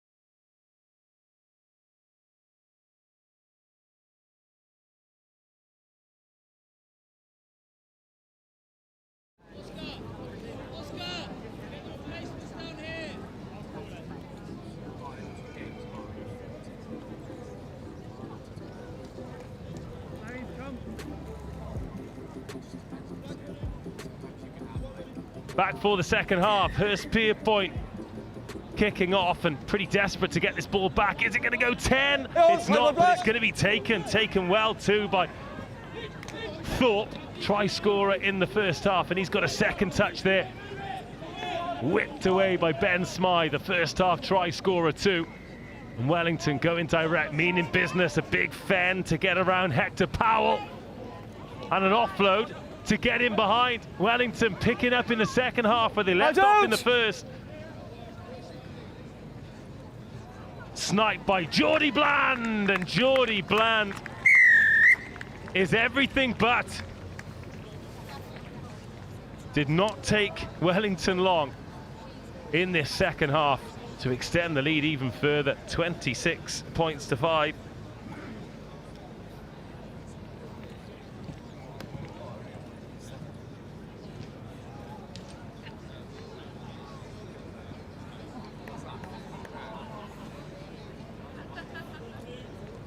Just another look at this from Bland, inside and out. Yes, they're quick, but it's those little changes of pace. They're so tough to deal with.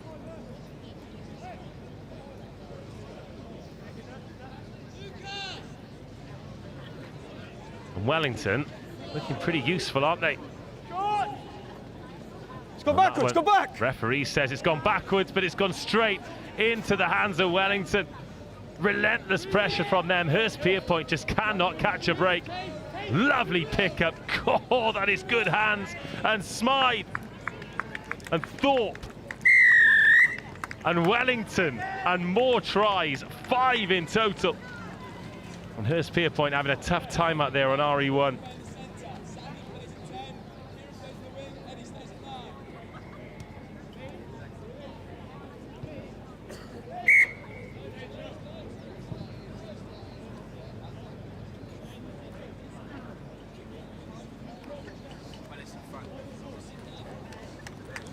Well, this is some performance, isn't it, from the Wellington boys? That little pick up there was absolutely awesome. Great hands.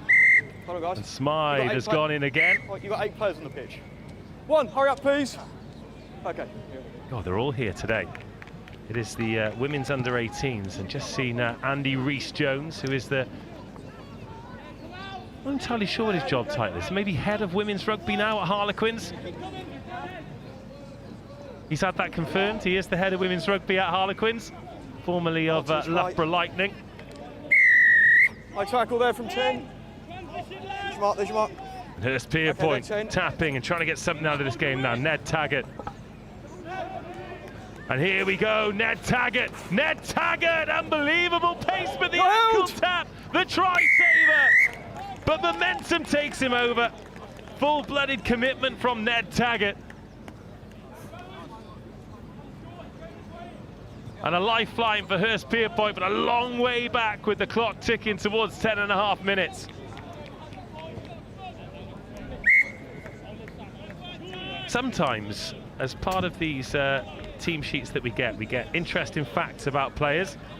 And Ned Taggart has put handicap 13. I mean, it's not bad. It's not something to boast about, though, is it? Could he do it?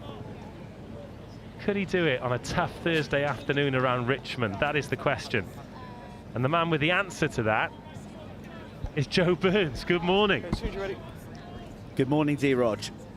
It's good a good morning, tough everybody. Track, though, isn't it? Because you can't really take a driver out. You never know.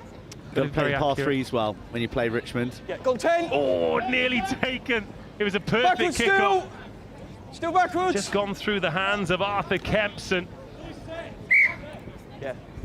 Yet despite winning the last 4 occasions that we played, your handicap remains 13. And not travelling south anytime soon, D-Rog. There's an inspection required on that front. I travelled south enough to play you, Burnsy. Guys, sorry, it's here, we're running out, not really. That's yours. But the journey south, always worthwhile, particularly when it is to the Howden National School Sevens here at Rosslyn Park. We have had an unbelievable day so far. Is Thursday my favourite day? White, you need someone in the 5 channel. It's a good question, but the first day of the Boys Under-18s Cup, we've got the Girls Under-18s as well. Under-16s finals to look forward to later. And some brilliant rugby like this as Wellington are skipping away again. They cannot stop scoring. And every under-18s game so far on this pitch, I've looked at the winning side and thought, oh, are they contenders? Are they? Too early to call. You know that. 10 games. 10 games to win the cup at the HOWDEN ROSSLYN Park National School Sevens. 10 games. As soon as you said 10 games, every part of my body has ached. But these young lads won't feel it. We have got a contestant, a Barnet of the tournament here with the Wellington under-18s, and that is Elijah Jays, the number 8 who's just gone off. Serious lid. He has abandoned the mullet. Got a lot more flair. That's a nice tidy take from Luca Richmond. Now Hurst Pierpoint. Got about a minute to get something out of this game. Losing your first game, it's not the be-all and end-all. Oh, wow! I think Kieran McNamara. Oh, he's lucky to get away with just a penalty there, Kieran McNamara. He's gone past the horizontal. I think he's driven his man into the ground there too. It is a physical game. The referee has spotted a knock on there. And Hurst Pierpoint unable to take advantage of that penalty, but wasn't much of an advantage. 70 metres from the try line.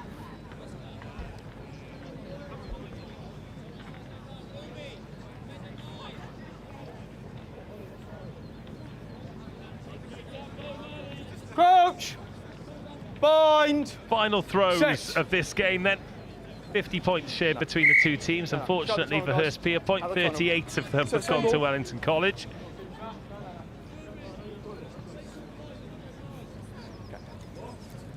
Crouch! I'm absolutely flying by here as well. Set!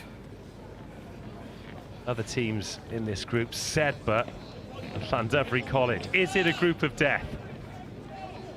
You could say so. Fine. Nice ball. This should well be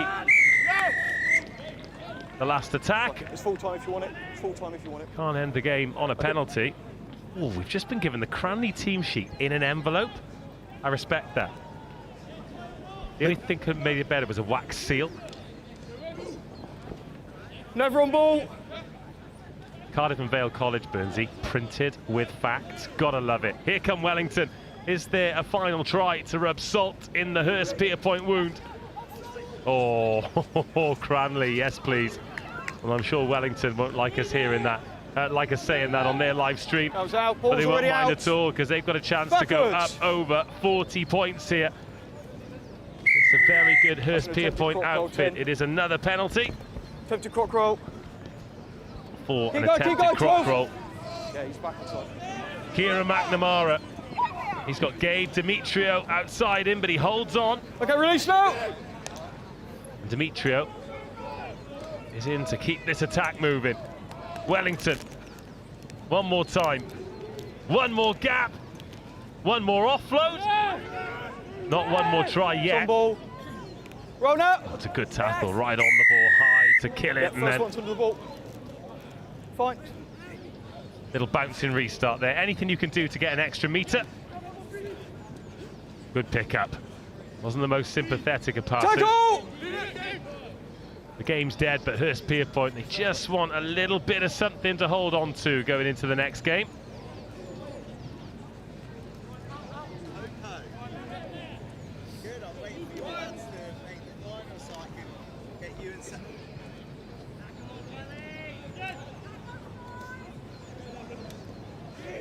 Well, here come Hurst. There's just no room around the outside, though. Really well organised from Wellington. Good bump, good tackle. And that knock-on will end the game. Well, after a bright start from Hurst Pierpoint, Wellington took over and they open their under-18 Cup campaign with a big victory. It finishes Hurst 12, Wellington 38.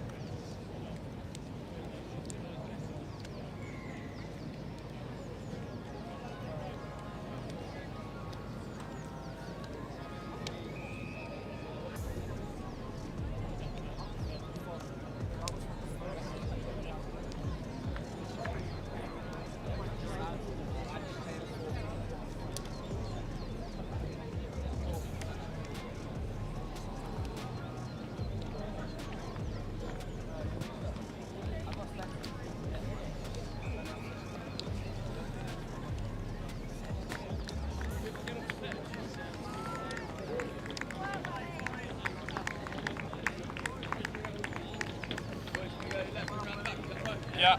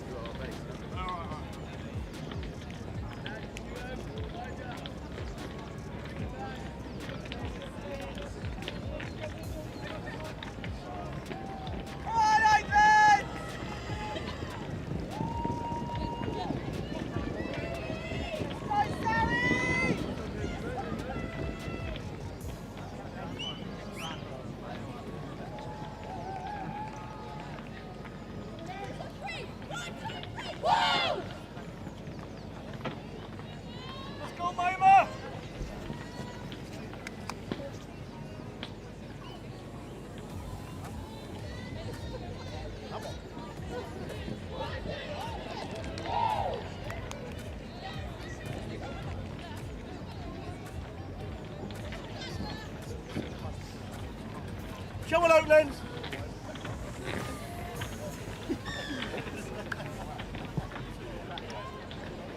Here we go, everybody. Welcome to pitch RE1 on day 4 of the HOWDEN ROSSLYN Park National Schools Sevens. We are in the thick of the girls' ace competition. City of Oxford College in green, up against Oaklands College in white. Oaklands with the Saracens crest on their jerseys and Trailfinders women's crest on that of the City of Oxford. Green ball. Marks it. And we're going to get an early scrum. Brilliant action and, well, keenly contested and even more keenly watched. The touchlines haven't looked so full in the entire week, and here they come. Oh, lovely carry there. Bit of pace being offered on the glide, a little show, and gone, gone, gone.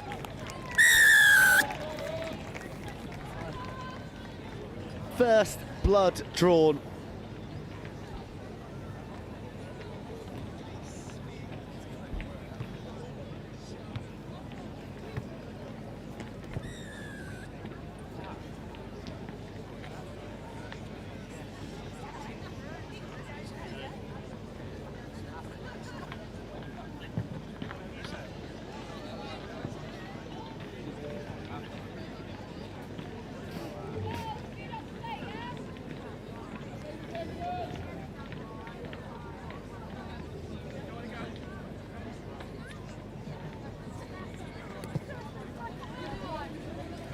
So City of Oxford College taking the early initiative, but Oaklands College here with time on the ball. The women in white moving it through the hands. That was a testing take, but a gorgeous line cut to straighten and arrest the defence. Erin DeLea is being hunted down, and she is swallowed on the chase back by a committed City of Oxford defender who has done herself a mischief in the process. Time off.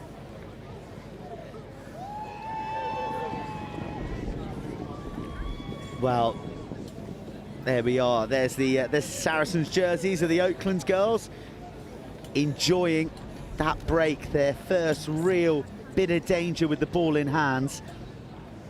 And how exciting for these girls to be playing with the emblem of the side that were runners-up in this season's thrilling PWR. A real marquee season. It felt like it was a true elevation of the quality of the league this year. So competitive, so difficult to pick a winner.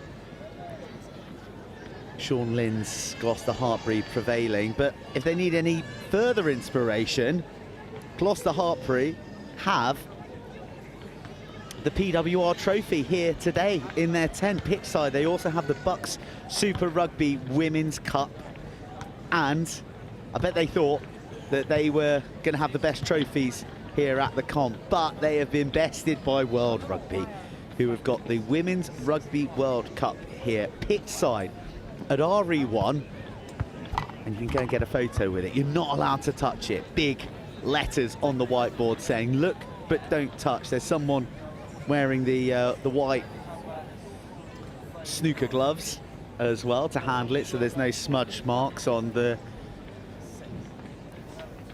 much coveted trophy. And we actually had someone who's lifted that trophy up here on Co-Coms yesterday. We had the great Nolly Waterman, a winner in 2014, a scorer of world-class tries and an Olympian as well. So it is it's very much emblematic of the rise of the girls rugby section here. It's over 2,500 female players this year at the Howden Rosslyn Park National School Sevens. It is the most ever, and it continues to grow. I think there's a waiting list for a number of the competitions. That's the demand. And through the Ready for Rosslyn initiative that's been backed by Howden, backed by the tournament, we've also seen a number of girls teams taken to the field for the very first time at this level of competition. They've been furnished with kit, they've been provided with the playing tools from training sessions bespoke to them. It's really been an incredible outreach programme and a quest from the Howden Rosslyn Park National School Sevens to leave a long-lasting imprint on the next generation of players, both male and female. Oh, well, that doesn't look pretty, does it?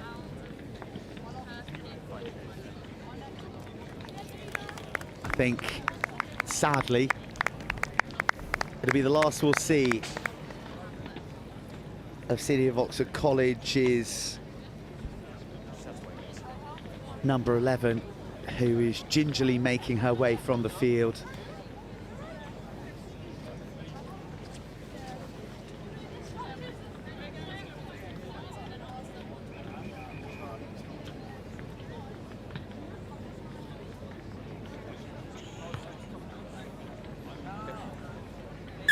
Time on. He's all tuckered out early, that guy. Tough morning. Landing around. There's lots of stimulus here. And we're very dog friendly down here as well. On RE2, Set. King's College School, Wimbledon, will play High School. On RE3, Penalty to City of Oxford College, who are in the box seat at the moment against Oaklands, who were triumphant against Henley in their opening fixture. On RE6, Hampton School, And they get to put a bit of pressure on with a bit of loose play in the 22. College Moyers will play RGS Guildford. Oaklands College go up, the wraparound comes from Maisie Herbert, and off in a flash it's into the hands of 14 Jemima Mitchell. Mitchell weaving back into the heavy green traffic, little flip off the outside of the right hand, then the wraparound from Jess Wood, and Wood is going to battle her way across the try line. For Oakland's response, it has been coming. First the break into the 22, and then off the next few passages of play, Jess Wood across the paint, in for a 5-pointer that won't have any extras added to it, and we're level. Water off, girls.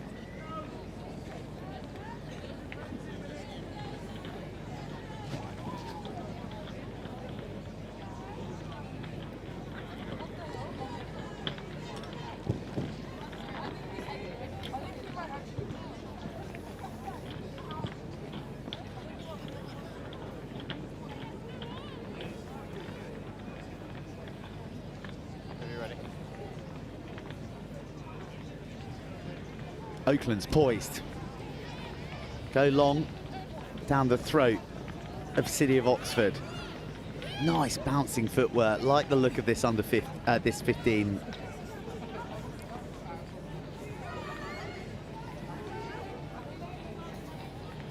The setup out wide, and it's a pacey press from the Oaklands College defence. It just shuts down the options out wide, so City of Oxford have to travel a bit more narrow. That's a good challenge coming in tight to the touchline, and while the offload came it slid forward. And right under the eye of a pretty enthusiastic supporters club there. Arm down. Keep the arm up. No, keep the arm up.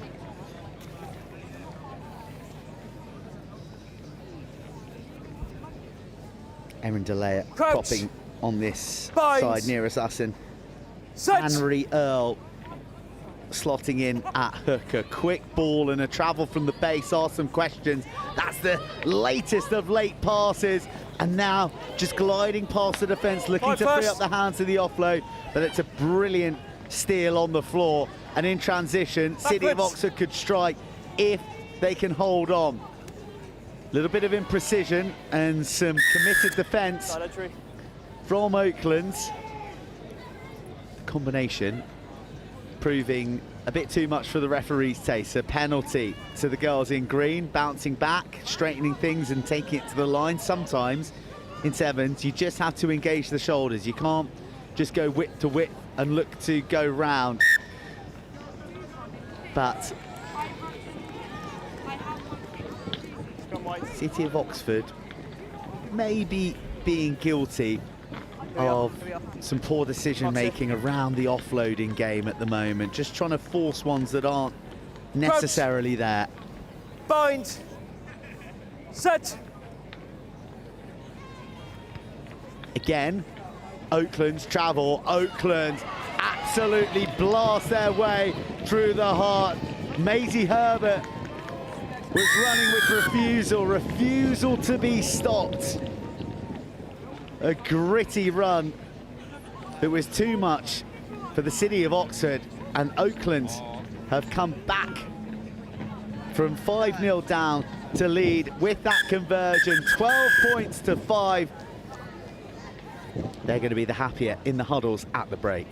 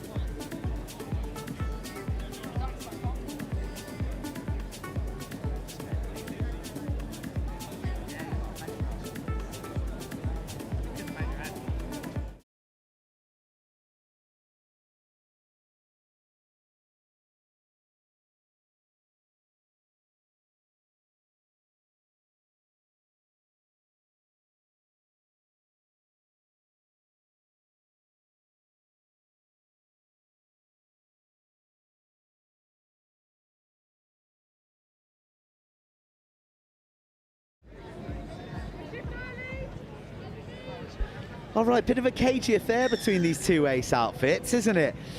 Oaklands with the victory over Henley earlier today. This would be a big victory for them in terms of their designs to go deep into the contest. We've already seen the brilliance of Exeter College in action against the feared red jerseys of Hartpury. But City of Oxford, they were in the lead. Oh, that was studious to hold on, because racing up was Ella Lacey, who was primed for an intercept. Lovely hands out of the tackle just before hitting the deck, and then hitting the accelerator. Couple of pump action fens, gas to burn. City of Oxford responding in a flash after the restart.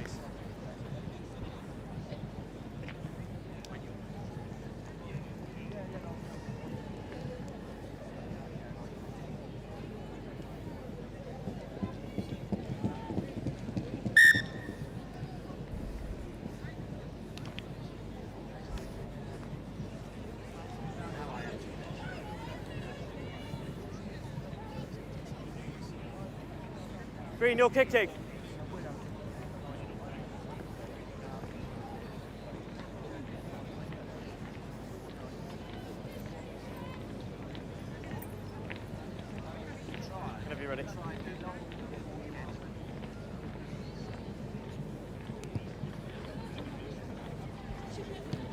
claimed by Oaklands with a little pressure on them.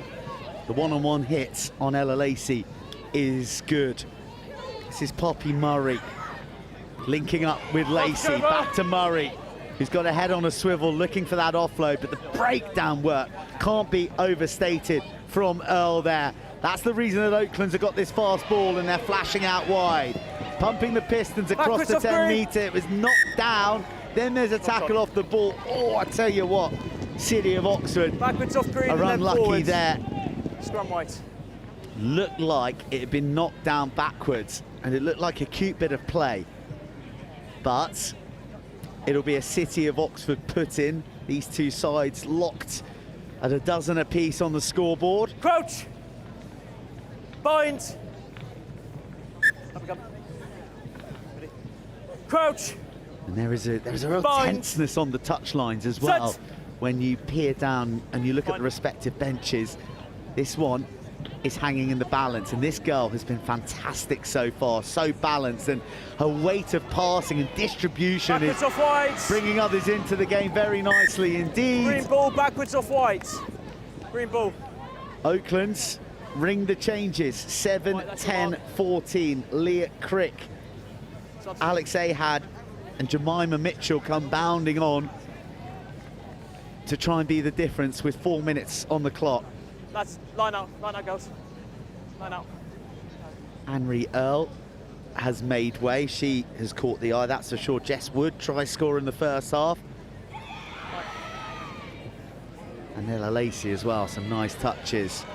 Spun on their heels immediately, Oaklands, who are under a bit of pressure in their 22. They got the wheels to scoot free. Well, they don't, but they've got the support to shovel one into hands that may just want to go the distance. That is really determined. Oh, goodness me, sit down. There's round the edge, and then there's route one, and then there's Ella Barnes. Barnes storming to the paint. A big score for Oaklands right here, who recapture the lead in this tooth and nail contest.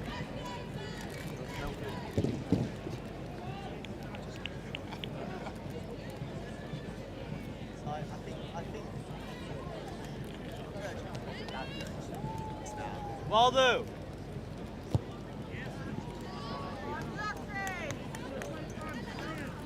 Watch off green. Oscar.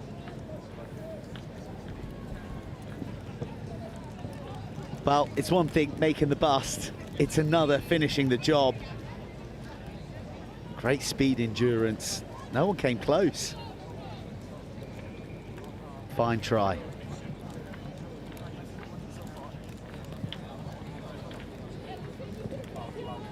(17-12), Oakland's lead, City of Oxford College. The City of Oxford, you can bet your bottom dollar that they'll keep coming.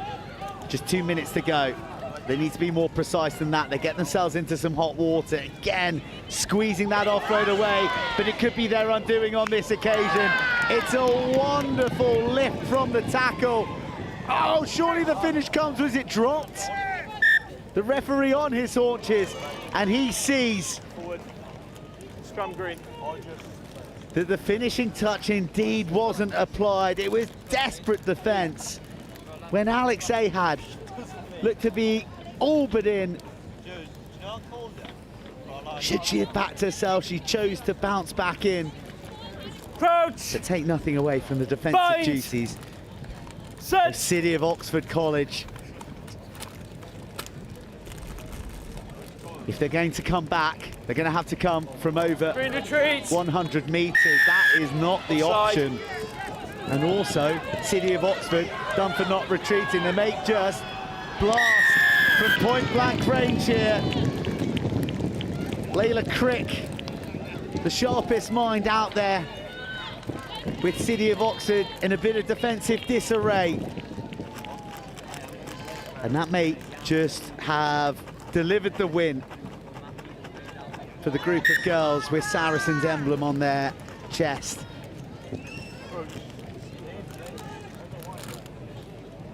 It was all a little confused. That's the pressure Layla Crick looked around and thought, I'll stuff you lot, I'm going to do it all alone.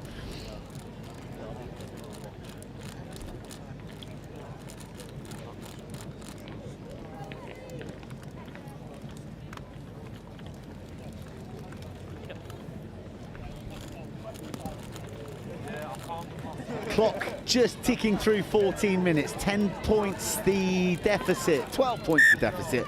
I beg your pardon. One final knock on, draws to a conclusion.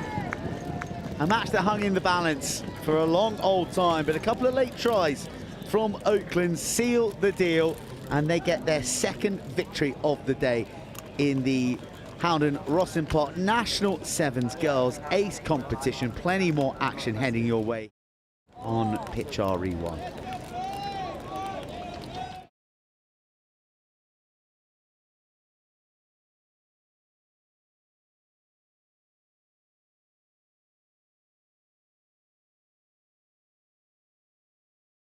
This is just an announcement of a fixture change.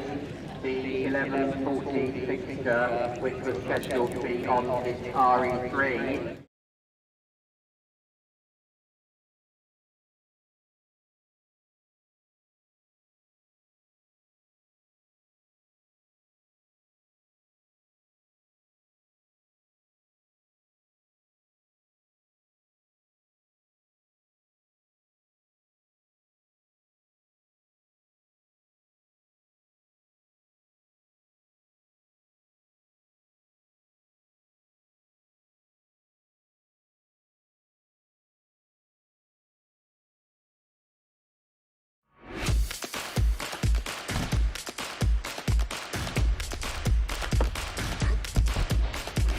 The Boys Under-18s Cup, and it is the famous hoops of Millfield lining up on the right-hand side. Cup champions so many times against the green of Woodhouse Grove. 3 tournament wins so far this season for the lads in session here early as Ao Solaru is first to the bounce of the ball, and they're looking to explore the width. And I'm looking to introduce my co-commentator, who is the head of rugby at Loughborough University, Martin Webdale. Good to have you, Marv.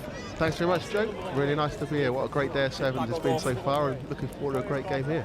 Yeah, and I'm sure you got your head on a swivel looking for a bit of talent. For those of you who've been living under a Buck Super Rugby rock, Loughborough are the reigning cup champions. They've just tied up the league, and last night they were victorious in their quarter-final of the cup against Leeds Beckett. So they're heading to a semi-final at home against Exeter. A mouth-watering prospect. And, well, this is some pretty salivating sevens at the moment as well. Woodhouse Grove putting it through the hands, putting plenty of fizz and zip because they got bags of pace out wide. It's Freddie Brown's town right now down that left edge. A 10.8 100-metre dash. He may have just broken his personal best. Potentially a future Loughborough student there, Freddie. Fantastic finish from him, really, really good sevens from Woodhouse Grove, moving the ball to the edge really well. Well, pace at a premium, isn't it? You can't train it. You can't coach pace. No, that was brilliant. A great outside break and a really good finish from Freddie there. Well, I don't know. There'll be some sprint experts who are trying to make a business out of it who'll disagree. So, yeah, I'm sure you can coach some pace, but raw talent's pretty handy as well. So Woodhouse Grove, lovely start for them. Millfield, who are victorious against Llandudno Kimberley, but they are up against it here against Woodhouse Grove at the start.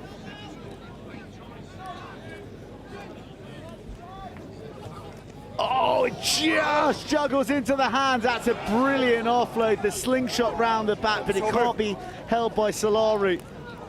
Millfield battling, grappling. Their win was against KCS Wimbledon. I beg your pardon. I was quoting a result from another age group before. Woodhouse Grove, they took down Stowe in their first round, so this is a real must-win for both these sides. Oh, how good's the step and the battle to stay within the paint. A handful of jersey just buys the time to swallow up the legs from behind. Penalty for off feet, lucky for no yellow. to accompany it. Oh, watch out for this guy. He'll step you in a phone box. First man! Oh, epic. Woodhouse looting the breakdown. Oh, and that is the most off the feet of all. Oh, they put themselves right back under the pump. They just need to pick the pass. They just need to explode on the right line. And the try comes to the big number 6. Oh, look, great offloading there from Millfield, creating the space on the edge, and very well finished. Probably one of the easier decisions for the referee that day. Today, the penalty. What the off the feet? The nosedive? I think it was pretty blatant, wasn't it? Yeah, Loughborough have got a pretty good diving facilities as well for that young man. If it doesn't work out on the rugby field, we'll wait and see on that one. Time off. We mention it as well. It's good to have Marv here, good rugby mind, a good rugby man as well.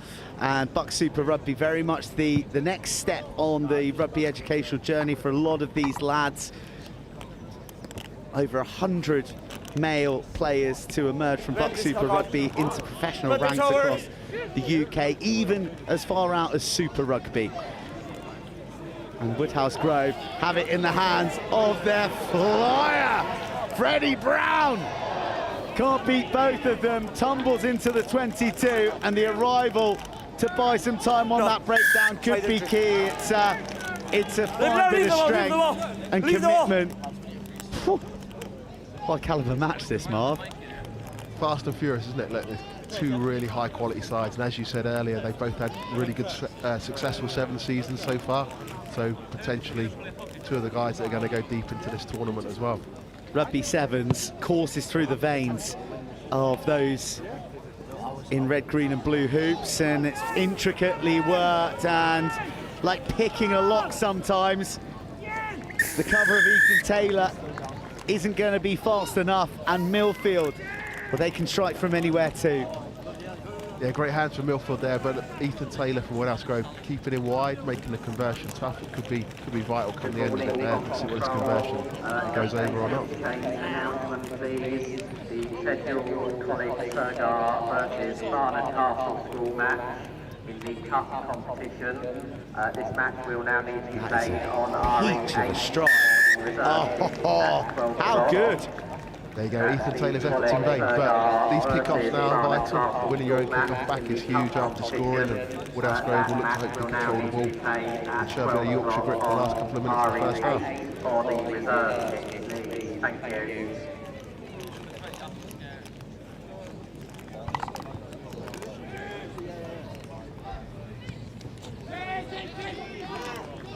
All right, Millfield back on the ball, and they seem to have a bit of composure about them after Woodhouse Grove's fast start. The adrenaline was pumping for both sets of lads, and here's the try scorer. Little slip out the back door, so casual. Used to be a thing that we go mad for, but you can't navigate 7 minutes without a back door these days. Oh, but that's old school, manipulating the defence with 2 hands on the ball. Fixing feet, but sticky paws right at the bottom of it. That's tough on Tom Reevy. Millfield, again, coming from close range, but held up heroically. That's that Yorkshire grit we're talking about there, defending the try line at all odds then from them. Really, really good from Woodhouse Grove.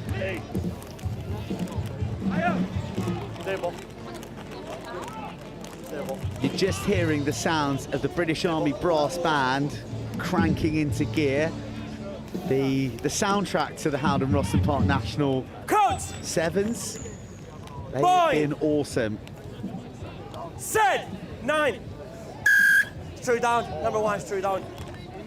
Millfield are looking pretty awesome in these closing stages. Fast hands, crisp and slick, and wide enough to beat the cover. Millfield in for their 3rd. Just great skill from Millfield there, just the ability to catch and pass really, really quickly. I suppose a hallmark of the game from Millfield, the ability to move the ball at will. Really, really skillful from them. But previous to that, you don't see many scrum penalties in sevens either. These guys, the ball obviously, All right, well, no extras to add on this occasion, but still a handy haul for Millfield, who have 19 to Woodhouse Groves' 7 at the break.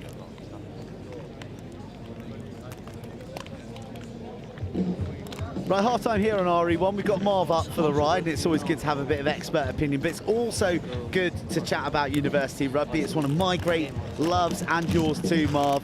Tell us a little bit more about it, and also kind of what you're looking for from the players as well out here at the Sevens.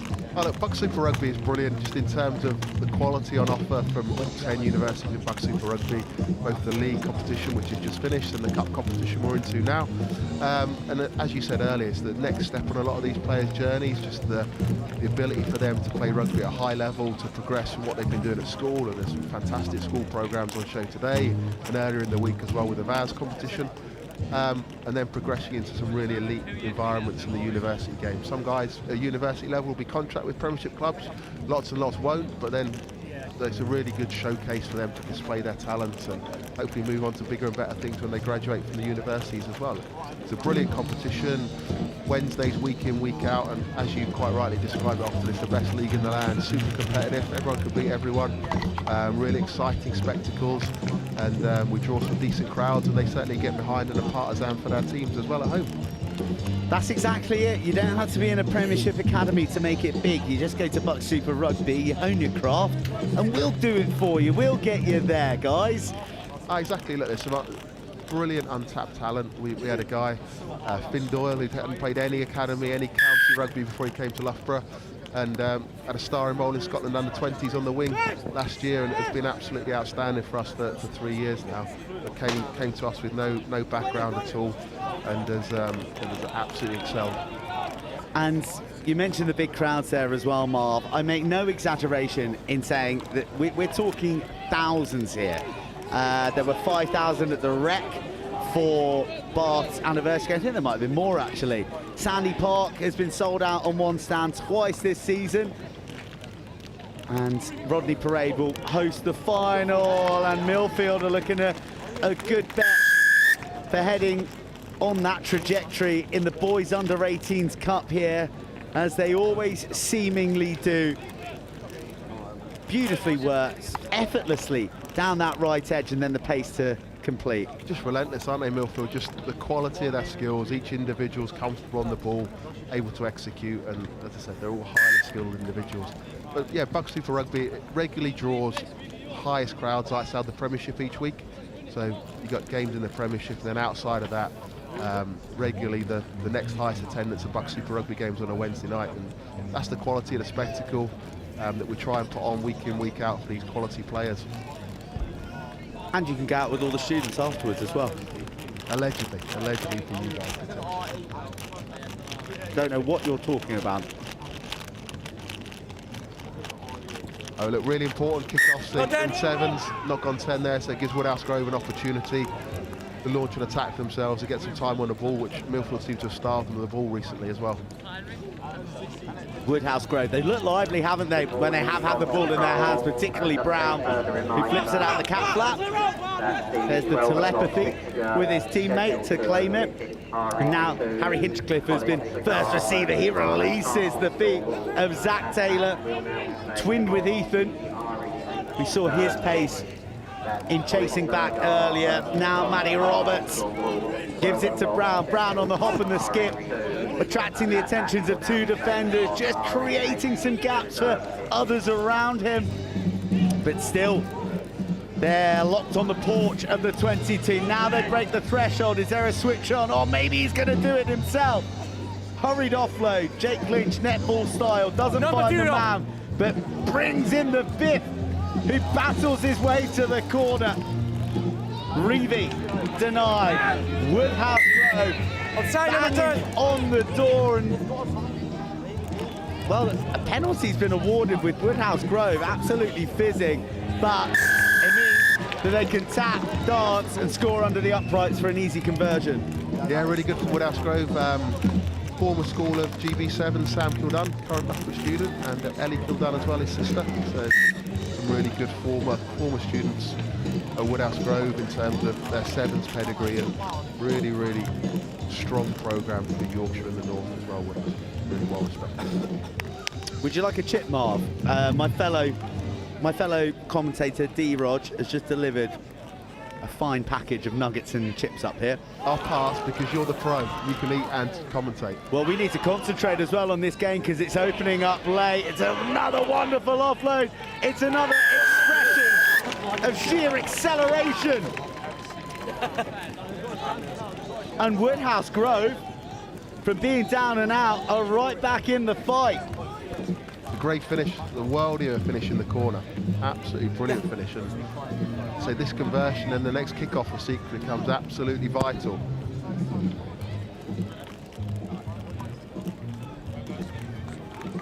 Doesn't land, but we've got a one-score game right here. I mean, the cuteness of the kick-off. Great to be fast, great to be powerful, but you need to be sharp of mind as well. They chance their arm with the offload, and then Barnaby sheer.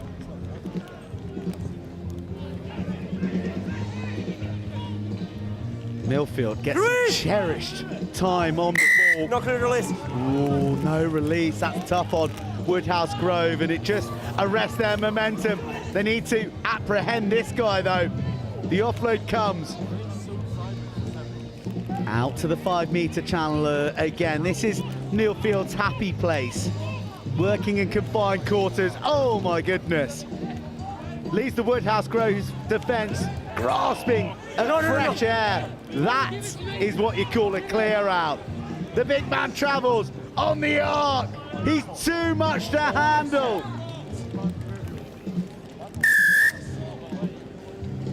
Well, there's many ways to skin a cat, it turns out. A huge man on the edge, drifting into space and just dismissing defenders on his way to the paint. Really, really skillful. I got a feeling in the middle there, making that initial break may well have been Ben Morrow. Never got a team sheet from Millfield, but got a feeling that's Ben Morrow, the Saracens, all back from Millfield, and then a good finish on the edge. Sounds like you've been tracking his progress, Marv. Do you think it looked good in African Violet? I'm not sure it'll be an African Violet next season.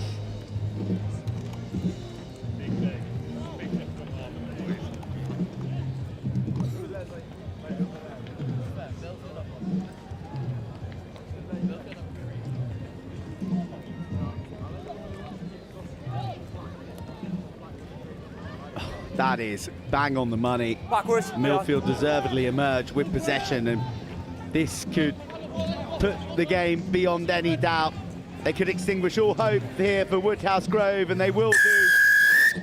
In the right-hand corner, the hope was flickering, but now it has been well and truly snuffed out by a ruthless Millfield. Just shows the importance of that ability to win back your own kickoffs, keep possession of the ball, and to be fair to Millfield, every time they seem to be in possession, they keep it, work the edges, and then an opportunity arises and they take it. They're really, really ruthless. Just when they have the ball, the ability to keep hold of it, just be ruthless on those edges and prove probably the difference today. You got a lot of love for sevens, Marv, and the skill set that it develops? It develops a great skill set, the athleticism of it as well, and it's growing in the university game. So really, really good. University sevens is important, but it's really, really develops the skill set of players, definitely. Just exposes it in that one-on-one environment. Time back on. Well, we're going to get a little bonus play of sevens. It's another devilish kickoff, which goes out on the full. The game cannot end in that fashion, deliberate or otherwise. I don't think that was deliberate, was it? He was just trying to pin that poor solitary Woodhouse Grove receiver out there wide. But good value here, Woodhouse Grove, and they want to narrow this points difference in defeat, because really it can get so tight come the pool shakedowns for those looking to get to the eliminators. On foot! Off the knee. Here's the try scorer. Tackle!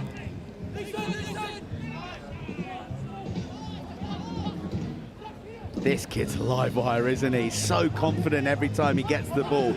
things happening for Woodhouse Grove in the hands of Zach Taylor. Now it's into their try scorer out on the edge. Holding. The court holding on. No. That'll be the ball game, and thrown away a little bit unnecessarily.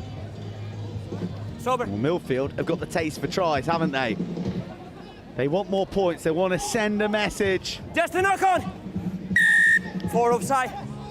Knock on, 4 offside. Just keep it on playing. You might want to kill the game and just keep your energy, but they're going to keep on playing. Chance on the edge here. They just love it, don't they? These kids just do not stop on an arcing run. Oh! Tackle! Release! That's going to sting. And, well, it's a case of which man do you pick. You pick the guy who's big, dexterous, and he's got a few more meters in him to make the conversion a shade more simple.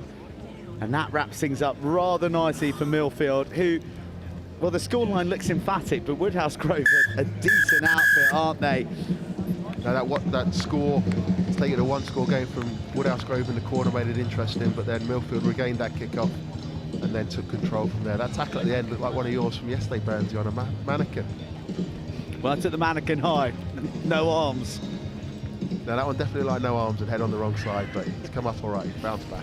Yeah, my effort on that limitless mannequin wasn't a good advert for below the sternum tackling, but I am a little bit long in the tooth, so I can't quite hinge down as low as I once did. But anyway, everyone all safe and well in the game being played in terrific spirit here on RE1, and Millfield emerging with the victory. Marv, are you going to stick around for one more? I'll do another game. You're quite busy and important. I'll do another game. Do you want to make it a love for loving, D-Rod? Yeah. You make it a love for loving, you can do this one with D-Rod.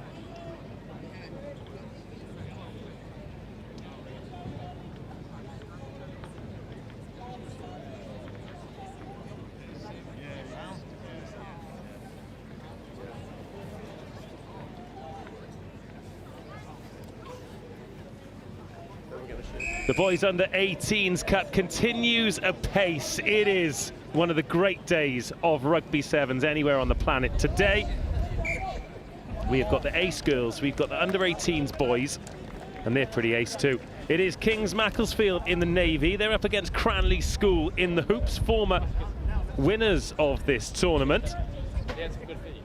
And for company, once again, we have got a championship winning coach.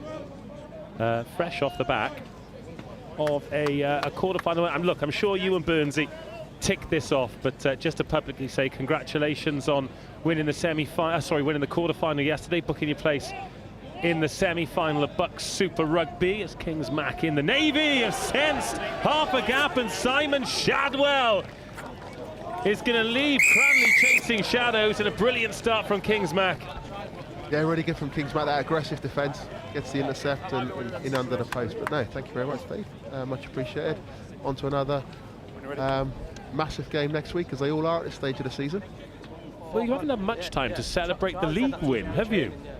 No, not at all, and that's the beauty of this time of year. We call it Mad March, like everything comes thick and fast, and the beauty of it is you want to be in it for as long as you can and have something to play for at the end of the year. So the ability to win that league is fantastic, and then now into the cup competition. Gets competitive now. Not that it hasn't been competitive all season, because it has, but yeah, Exeter, who crazily, even though they finished 5th, it's their worst ever league finish in Bucks Super Rugby.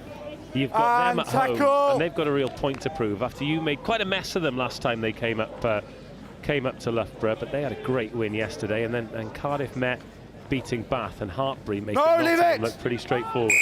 Got to roll first. Yeah, I think that just probably shows the quality of that Exeter programme year on year. Got to roll them. before you go on the ball. And they're in form at the moment, so look, we always seem to end up meeting at some point, and this year it becomes a semi-final, so they're a fantastic programme, as all the guys are in Buck Super Rugby, and that's the beauty of it, Buck Super Rugby, the ability of different sorts of programmes for different sorts of students to play rugby at the highest level. Little knock on there means we'll have a first look at the set scrum. Mark's here, boys. Powerful boys looking there from Cranleigh. Isn't it just, yes. Got Zach Kemp there, number 8. Big rooster. Certainly is. That's what happens at scrum time here. Crouch! James Lancaster, 10 on his back. He's the captain of this team. Sit! Prolific try scorer. That one spits out the back. They're not easy balls to take, those bobbling ones out of the back of the scrum. Shadwell at first receiver, and now Sam Keep, another of the vice captains, finds Charlie Barnes, who is very, very sharp pace-wise. Here's Taylor. Bit of a fact-finding mission here early on. Zach Ransom there, thought he found a soft shoulder, but wasn't that soft. Feels like one of the lessons that players have to learn in sevens is a little bit of patience, because most of these boys have been playing 15s all season, where gain line is everything, but it's a very different approach here. Hugely so. Look, Cranleigh there playing 7 up with no sweeper, just taking a lot of space off of Kings Mac with the ball there, without the ball even, excuse me, and really, really effective defence. Maybe Kings Mac might have been better off just in that respect, just taking a contact on an edge, setting an offside line.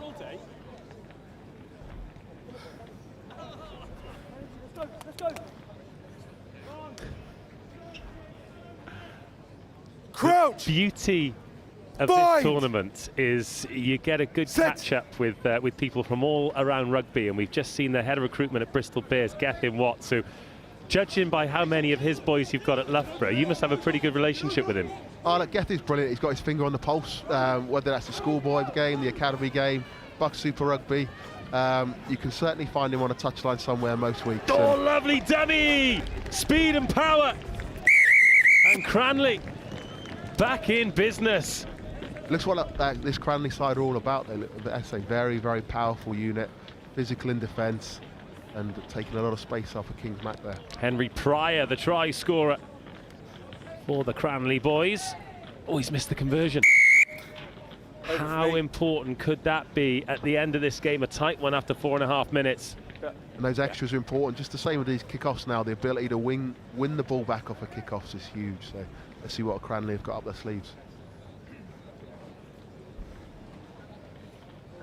Good afternoon from Well, we're mentioning Bristol Bears there, and I think just about every Premiership club has got a player scattered around Buck Super Rugby, and of course it's a great way to get valuable minutes and build bonds with teammates, and I'm sure plenty of these players, particularly from this Under-18s Cup, will end up playing Buck Super Rugby over the next couple of years. But since you've been involved now, because you've been at Loughborough in various roles for a couple of years, how have those relationships with the top level clubs changed? Have they improved? Have they strengthened? Is there more of a balance?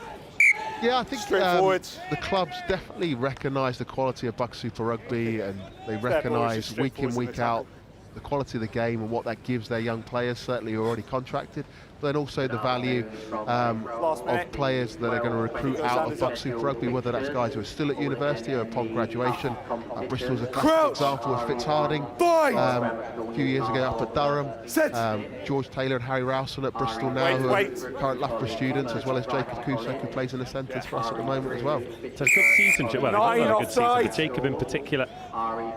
Look, Jacob's outstanding in the centres for us. He makes things tick. He's a real sort of second decision maker for us, and really physical in defence as well. He's been absolutely outstanding for us this year. Kings Mac scoring the opening try, getting the conversion, now leading by just 2. Next stoppage will put an end to the half. A foot race here, a little nudge in behind with that 7-up defence. No sweeper at home for Cranleigh, so they're on the ball, but you're only ever one missed tackle away from being under your own posts, and Cranleigh have got a big chance here to close the half well. Harry Overend, 5 meters in from touch on the 22, and just feels like there's a bit more zip about Cranleigh. Cam Ward. Another good ball and slipping away from a tackle and pushing his own teammate out of the way. Such is the determination to go forward and then popped inside. Oh, big shot, Zach Ransom. But width available now for Cranleigh. Oh, another huge shot. Kingsmack not giving up this 22 easily. Managing to slow that ball down. Is there a little bit of space to shimmy and shake for these Cranleigh boys? Back. 10 blue playing the 9 as part of the right. They've won a penalty, and will Kingsmack live to regret kicking that ball away? I think Kingsmack have made a real mess of the breakdown so far, slowing the ball down, which has been really effective. Well, speed is everything in this game, isn't it? As is accuracy, and that is accurate from Cranleigh. And those extra few metres made in from touch to make the conversion a little bit more kickable. Yeah, let's see if the conversion, you can get this one to make it a full 7 points, but just really effective catch and pass there from Cranleigh. Ball out in front, lets the receiver run onto it and moves it really well into the corner. This might sound crazy, so we've spent a lot of time talking about Bucks Super Rugby for obvious reasons. The hand does go up. 12-7 at half-time, so I went down to Bath yesterday to do a brilliant quarter-final where Cardiff came out on top. And as all the players ran out onto the pitch, I thought, crikey, there's a lot of them. Having watched a few days of sevens here through the age groups, all of a sudden the pitch looked absolutely flooded with players, but it is great to see the full skill set on display. And Cranleigh, 12-7 to the good here at half-time.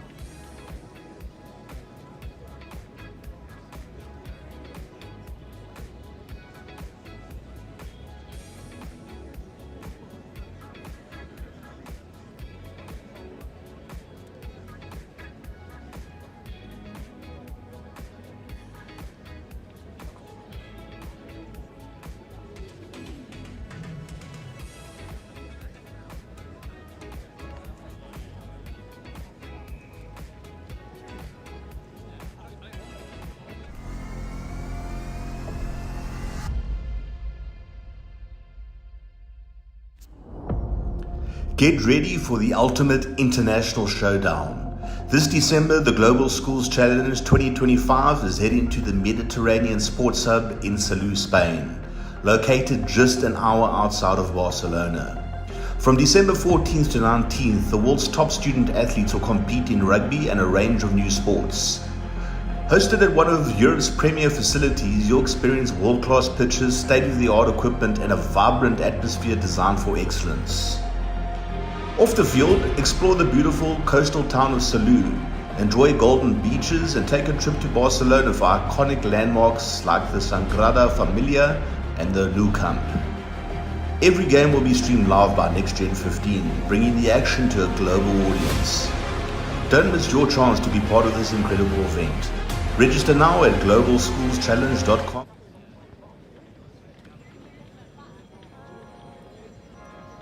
Second half, another game in the balance here in the boys under 18s, and Cranleigh have come from 7 down to lead 12-7. Well taken, Kingsmack. Sam Keep with the, oh, that's touch high. High tackle above the sternum, 21. Wilf Friedlander. Yeah, one of those ones that not malicious, however. Yeah, it's touched. Penalisable. Might be a new word that I've just invented. They are lovely offload out of the back door. I'll give you penalisable, definitely. Yeah, penalisable. Be a good Scrabble score, that, wouldn't it? Fair play. Look, Cranleigh just really pressing well. As I said, no sweeper, 7 in the line. Just taking away space and being really patient. Wait here, back feet. Advantage. Oh, no. Bit too eager on the press, I think, Kingsmack. 21 offside in front of the back foot. Conceding the penalty. Back 10. Back 10. Oh, tap and go, James Lancaster. Keep going. And now. Referee ushering Cranleigh to an onside position. Important tackle. With no sweeper at home, if you get around that edge, it is try time. And oh, the knock-on has been given off Kingsmack there. What? A really good counter-ruck on the edge from Cranleigh. Just as I say, giving them that edge. The guy on the edge made a good tackle, and then the counter-up was really effective, wins them the ball back. Yeah. White ball. Time absolutely flying by. Yeah, fine there. 90 seconds of this one gone. Just games flying by as well. Bind! Day one of the competition. We've got the under-16s finishing later as well. That one on a knife edge, so competitive. Taken back. Over 2 days, 10 games of sevens to lift the trophy here in Rosslyn Park. Oh, that is a beautiful shimmy. Great pace, great power. And Freddie Haynes. That is some score for his highlights reel. Freddie Harris, should I say. Blame the coach's handwriting. Sorry, Freddie. And sorry, Mr. and Mrs. Harris, who have just watched their son score an absolute jaffa. Great in and out from Freddie there, just to beat the man on the outside. He said 10 games of sevens for his under-16s. Quite a lot of these under-18s will be off to the Sedbergh 10s Sunday, Monday this week. What a tournament that is. Also live streamable. It's not much time off, is it? You could get to the finals here, so or even the semi-finals. You can play 9 games. You can finish late on Friday.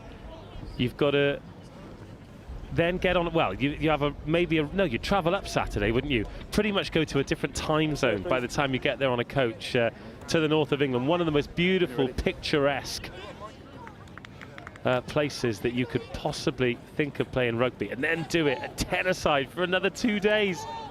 That's brutal, isn't it? Look, Sedbergh are absolutely fantastic, and say in terms of scenery and the quality, they'll be on show there. But there won't be much schoolwork getting done this week, I'm sure. Have you been up to the tournament before? Yeah, I've been before. It's fantastic, and that difference between 10s and 7s is really interesting. Kings Mac, perhaps not done yet, but they definitely need the next score. It's 19-7. They have offered good value, but not really been able to convert that into points. For very organised defensively have been Cranleigh, and again they're chasing around that breakdown. That's a slither of a knock-on miss there, but it's still Kings Mac ball and bursting through, and there was an offload available, and he gets it the second time. Sam Keep finds James Lancaster. They needed the score, they've got the score, and they're back within a score. Yeah, really good second touch there. I think that's James Lancaster's second there. Interesting from Cranleigh, rolling their players pretty regularly on and off the field from the back there, trying to keep people as fresh as possible. This kick-off now becomes vital. Can Kings Mac win it back? That's the question now, to become a one-score game. Can they win this kick-off back? One of your old boys, Teddy Leatherby, was he Kings Mac? No, Teddy was Kirkham in his sixth form. He may well have been Kings Mac further down. I'm not quite sure on that. He's gone out to Hong Kong now, hasn't he? Oh, needs to go. No, it's bang on the money. What a restart, and what a take by Cranleigh. And what an attack! Beautiful arcing run, and the pace to finish the job. Charlie Rowlands wrestles back control for Cranleigh. Great finish from Charlie there. The ability, just that outside break and then to straighten up was fantastic. But again, Kings Mac, as you said, a really historic quality rugby programme throughout the years.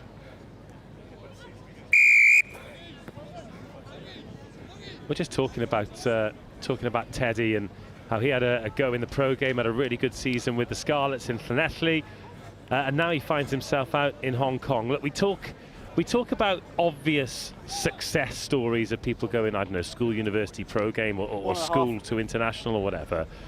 But there are so many other success stories. Imagine rugby, the sport that you love, giving you the opportunity to live and earn a living in another country on the other side of the world. That's the beauty of it, isn't it? And the pro game will be great for some, but not for all. And the ability to use rugby to, whether that's travel, get a fantastic job, is what it's all about. Just to use rugby as that vehicle, and that's whether that's in Hong Kong, like Teddy's gone now, or a lot of guys will go and do a gap year potentially in Australia or New Zealand, and that's the key bit around it. Just using that rugby ability that you've been playing maybe since you were 6 or 7 years of age as a real vehicle to go and progress your career and progress your life as well.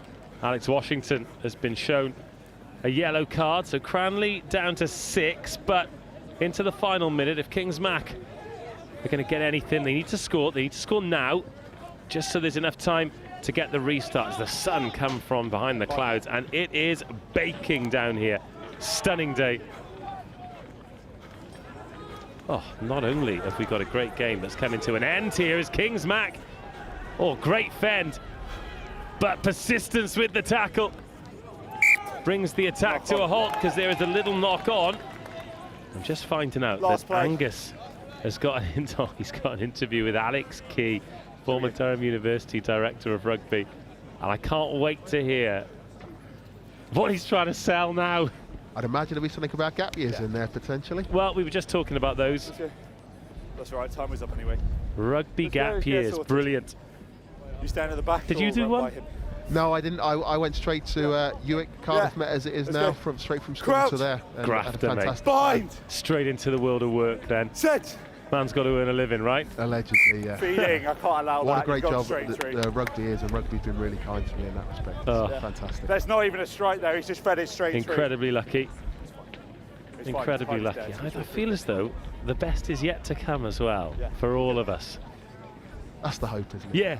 That's the hope, and hopefully the best to come for Cranleigh as well later on in this tournament. I'd say they've been really physical, defensively have been outstanding, so maybe one of the teams to watch potentially on day 2. That was a lovely segue.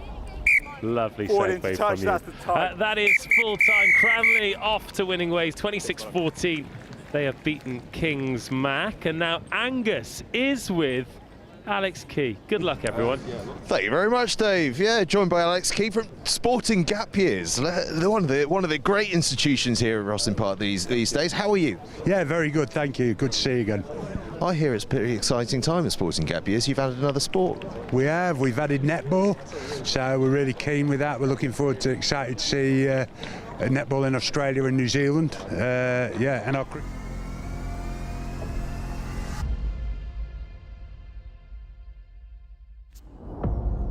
Get ready for the ultimate international show. Yeah, I think there's a point to prove to a lot of boys that when they lose academies who don't quite make it. We had a lad called Jamie Adamson who came to Durham. He'd just been dropped by Newcastle Falcons. He then got picked up with England Sevens, got injured, played in the Commonwealth Games in Birmingham, then got injured and got, I'm afraid, dropped out of that. Went out and played for East in Australia with us, and then got picked up by New South Wales Waratahs, so hoping to play against the Lions in July. How cool is that? A game against the Lions. Listen, before we get underway with Beechen against RGS Newcastle, just quickly tell me, how do people get involved with Sporting Gap Years? What do they need to do? Yeah, get online, fill a form in, give us a call. We'd love to speak to you. It's the thing, all the unis love it now. They love seeing you guys go out there, pick up your experience, improve your game, and then go back to uni or make your mind up whether uni's the right thing for you. It's up to you. Keep staying in sport. That's the aim of the game, isn't it? 100%, yeah. Thank you very much. Alex, thank you so much. Dave, back up to you for Beechen against RGS Newcastle. Beautiful stuff. Two great rugby men there in Angus and Kesey. Plenty of opportunities for youngsters to get involved. What we have here is Beechen versus RGS Newcastle. RGS Newcastle on the ball here. Back! No hands! Backwards! Backwards!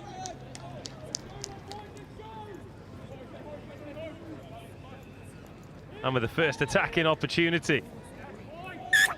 Chucked into touch. Knock on into touch. Oh, knocked on into touch, should I say. Out. Scrum or line out. Scrum. Huh?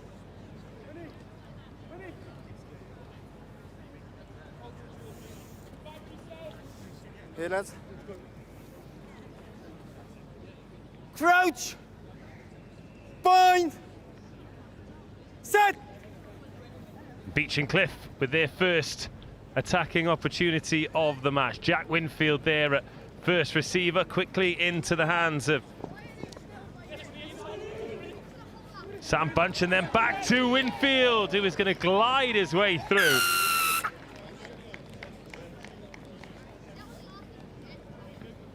And that is a great start for the Beechen boys. Great to see Jack Winfield out there after missing 6 months with a shoulder injury this season. Now, Sam was on that ball. It's his third time at Rosslyn Park. And his surname could literally be anything. I've been given a handwritten team sheet here. It begins with B, and there's a CH at the end. It could be Bunch. It could be Bullock. Let's go. It could be Bulalalach. It is absolutely astonishing handwriting. Alas. Oh, great chase. Oh, he's caught him in the air. That looked like it was timed to perfection from up here. The referee a lot closer than us, and RGS Newcastle win the penalty. Oh, that's a fantastic tackle. What a tackle, Will Barnard. It's RGS Newcastle. Lads on the halfway. Threatened for the first time. They are shut down for the first time. Reese Little to the front, looking to get it to the middle of the pitch as soon as possible. Give them some options. Jack Winfield, one of those options. Beats the speed out on the edge, and Beechen away again. First phase try. Great chase, but Harry Jones can finish.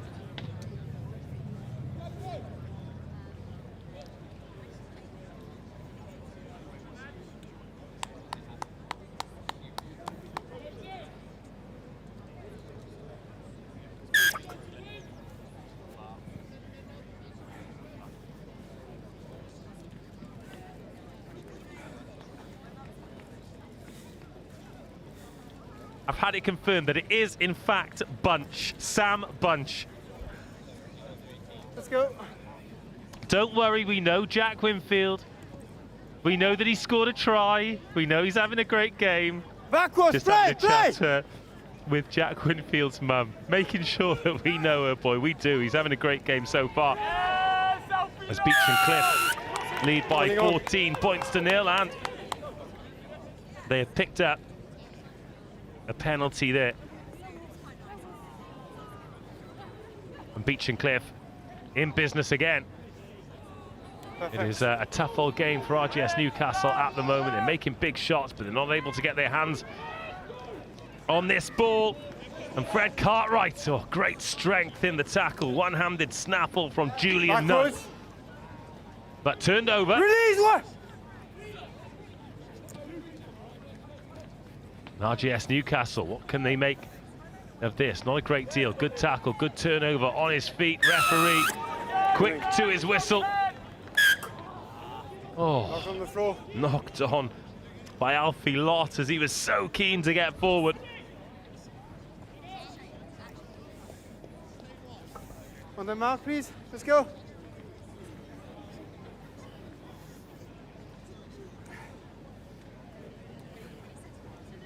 Crouch! Fine! Set! First scrum of the game. Beechen piling the pressure on and winning the penalty. 7. RGS Newcastle Advantage, popping not up. 10. They're not 10, and Jack Winfield senses half a gap. Offside. Not 10, back, And RGS back! Newcastle need to have their wits about them here. Maybe to try and get through to half-time or not concede the next score, but that's easier said than done as Charlie Frost, cold as ice, steps off the right, under the poles. Beechen looking very, very dangerous indeed. Great conversion as well from under the post, and I know that sounds pretty straightforward, but we have seen our fair share of those missed. None of them in important games yet. But the longer the days go on, the more important the games become.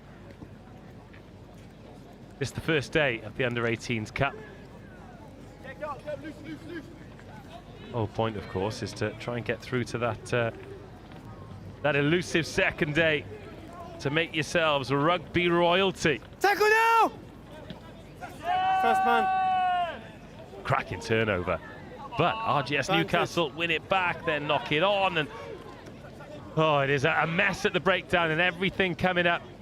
Blue and gold at the moment. Oh, gorgeous hands. Got it there quickly, but then it hits the deck.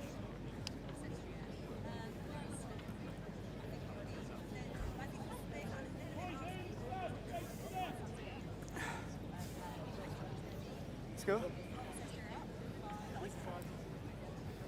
That is last play. Crouch! Bind! Set! Last play of the half. Oh, a snipe direct from the scrabble. Could have perhaps backed himself pace-wise, but a great clear-out secures this ball for RGS Newcastle. Oh, another great chop tackle. It's physical out there now. Beechen for a defender down. Suggestion of head-on-head, but he's jogged back into position to try and defend here. And a race for the corner. A great tackle to save the try, and Beechen over the ball again. But a penalty advantage, not going to matter. RGS Newcastle in at the corner to end the half.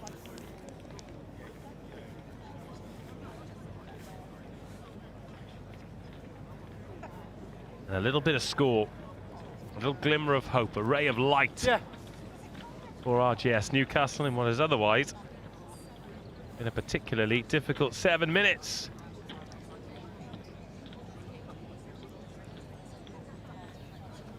Beechen scored 21, RGS Newcastle 5 at the half. Good afternoon. The fixtures scheduled for 12:40, 4 matches in the ACE tournament. On RE1, the Henley College versus Worthing College. On RE2, Oaklands College versus Burton College. RE3, Hartpury College versus Newman. RE4, Exeter College versus Loughborough College. And then moving to the cup competition, RE5, Richard Hewitt College versus Tonbridge School. RE6, Dulwich College versus St Joseph's College.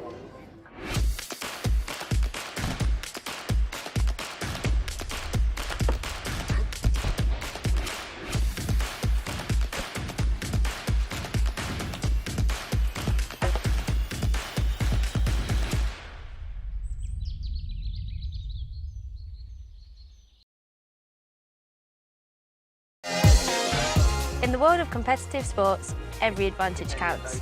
At Holroyd Howe, we understand the vital role nutrition plays in athletic performance. Holroyd Howe, providing the power to perform.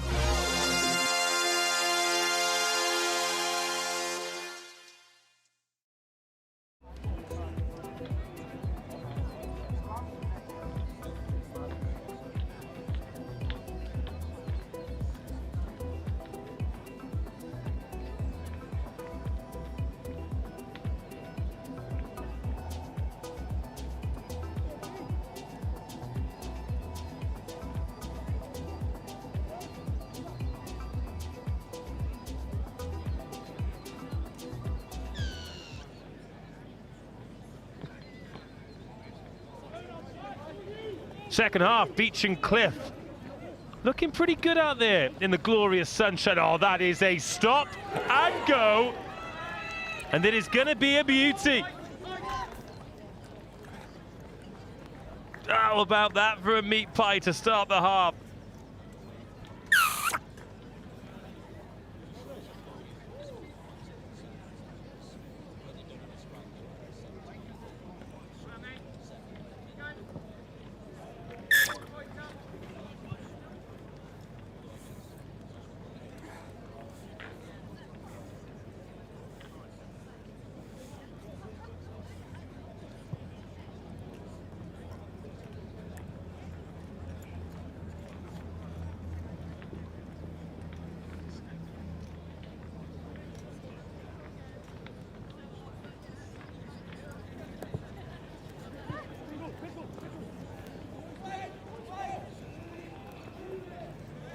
Julian Nunn scored that try, and that's a lovely ball.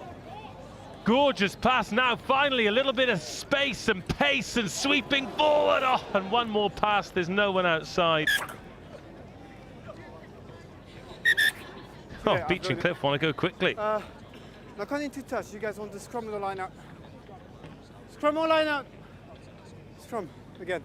Choice to be made here, fancy the scrum. Into touch. Get quick men on quick men.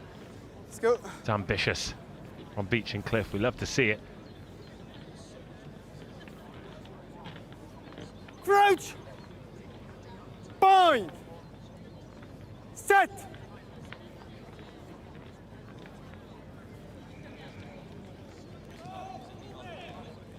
Another good fend.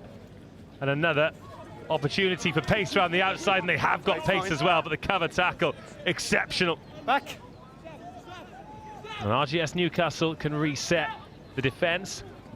Beechen Cliff can reset the attack, and again, there's no space around the outside. That door closed. Oh, but one missed tackle, and it is over again. Put the anchors on, young man. You're under the posts. Greg Kempton genuflects as he places it down, and Beechen Cliff School again putting the entire tournament on notice.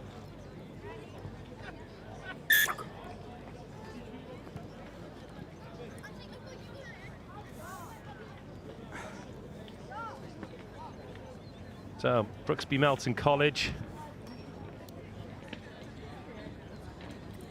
would, well, they beat RGS Newcastle in the first game. Beechen Cliff, Brighton College and Stamford in this Group K. Let's go. Beechen Cliff School, well, they beat Stamford 28-26 in the first game. Another crazy restart, taken Backwards. so well. Nice And what's the fine. reward? Getting absolutely clobbered. Away, yellow! The game's gone, but is there a little bit more glory in this for RGS Newcastle? No hands! Thank you. Stick with us to find out. Bit of a 2-on-1 on the outside. Beechen Cliff defenders coming across to cover. The offload is good, but the touchline never loses a tackle. Beechen Cliff are good. They are very good. Once they get a taste for it, once they get their noses ahead, and that goes for all the teams It's yours. here at the Roslyn Park National School Sevens, they get the wind in their sails and they don't want it to end. Let's It's a go, please. bit of a cool breeze when the sun disappears behind the clouds. Off you go. Taking too long for the line out, so an 10. RGS Newcastle free kick. And a decent dummy there, but again, the tackle is good. Lassoing with the jersey. Oh, pick up off the toes is Advantage. brilliant, but an advantage here, I think, for a high tackle. RGS Newcastle building. Short of the line. Line. Still advantage. Still playing with an advantage. Beechen Cliff drifting. Big biff. Now Acres of space on the right. They've just got to get the ball there, but they've gone left. They have to score now. Okay, no advantage. Oh. Come back here. Well, it was a good turnover, but it High is tackle by number still 7. the penalty. And still, they go left. God, they'd have walked it in on the right-hand side if they'd have gone before. No hands, yellow, no hands! Thank you. Beechen Cliff called off. No one to the right this time. The number 6 has gone in field, fed up and not getting the ball. Here he goes. 33 points to 5. Still 90 seconds of this game remaining. The chop tackling has been really good, and Beechen Cliff have managed to get themselves in that passing lane. On the No ground room first. for the RGS Newcastle boys. It feels like there's acres of space, and this time, oh, what a tackle. But the offload's good, the try is scored, and the perseverance pays off. Beechen Cliff School pegged back slightly, but it feels like it's too little too late for RGS Newcastle.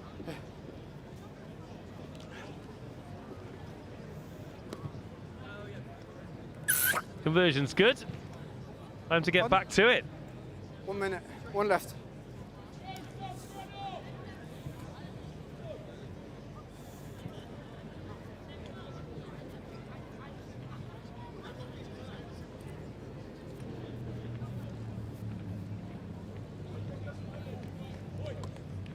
Whenever.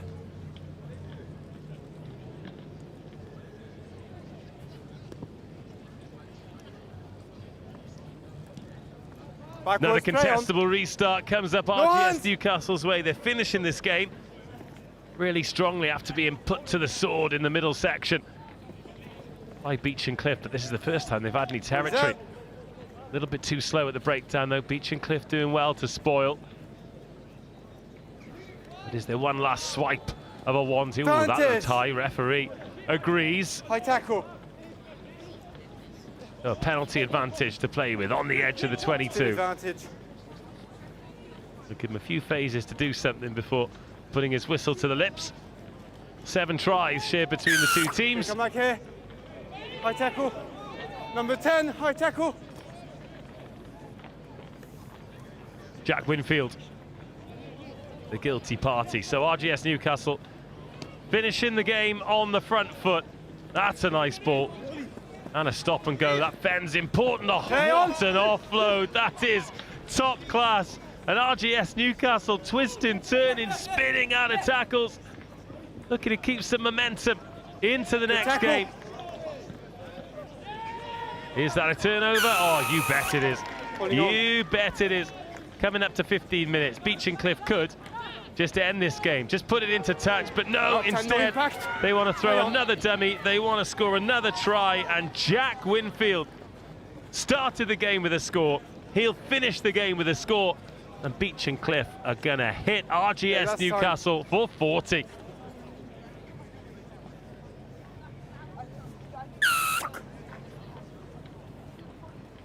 Done and dusted here on RE1. Beechen score 42. RGS Newcastle 12.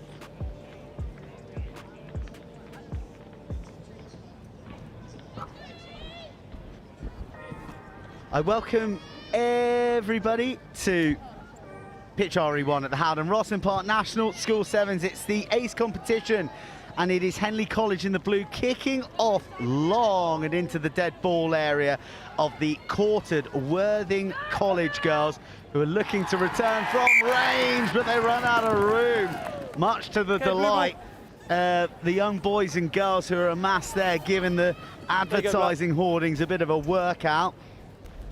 And I'm delighted to say, to join us, is Tamsin Barber, who played who was a former player of the tournament here when Epsom College won it a few moons ago. Now playing Super Rugby in Australia, and we're enjoying what Henley have got there. What a cover tackle coming in from the Quins 14. Put it down safely, please. And now the 10 of Henley has been elevated. Okay, tackle release, And can't quite make it to the line. Tackle release. There's been a bit of burglary gone on there in the clinch, and now the quarters of Quins representing Worthing College are going to let their pace do the talking.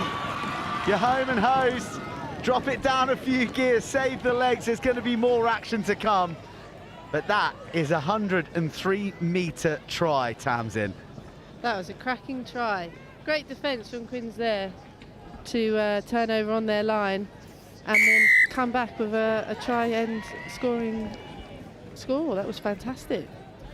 So Tamsin, I alluded to your story, your journey through women's rugby that sees you now south of the equator playing Super Rugby, which is pretty cool. I mean, like, playing Premiership is cool. I think playing Super Rugby is maybe cooler because it's that far distant land that we watch on the telly, and the rugby always seems extraordinary. I would say so. The weather's also particularly nice, so you can't complain over there. What nicer than this? I mean, today is glorious. We've got some fantastic weather for the Sevens this week. It's been a bit like being back in Australia, to be honest, so a bit familiar, and the girls are back underway. Well, Worthing have got a handy lead here, 7-0 against Henley. That is flat-ish on the long stretch, but it's play on, and that's what we like to see. Tackle release! Oh, tackle release. That's so tough, isn't it? Just about prizing it from the grasp.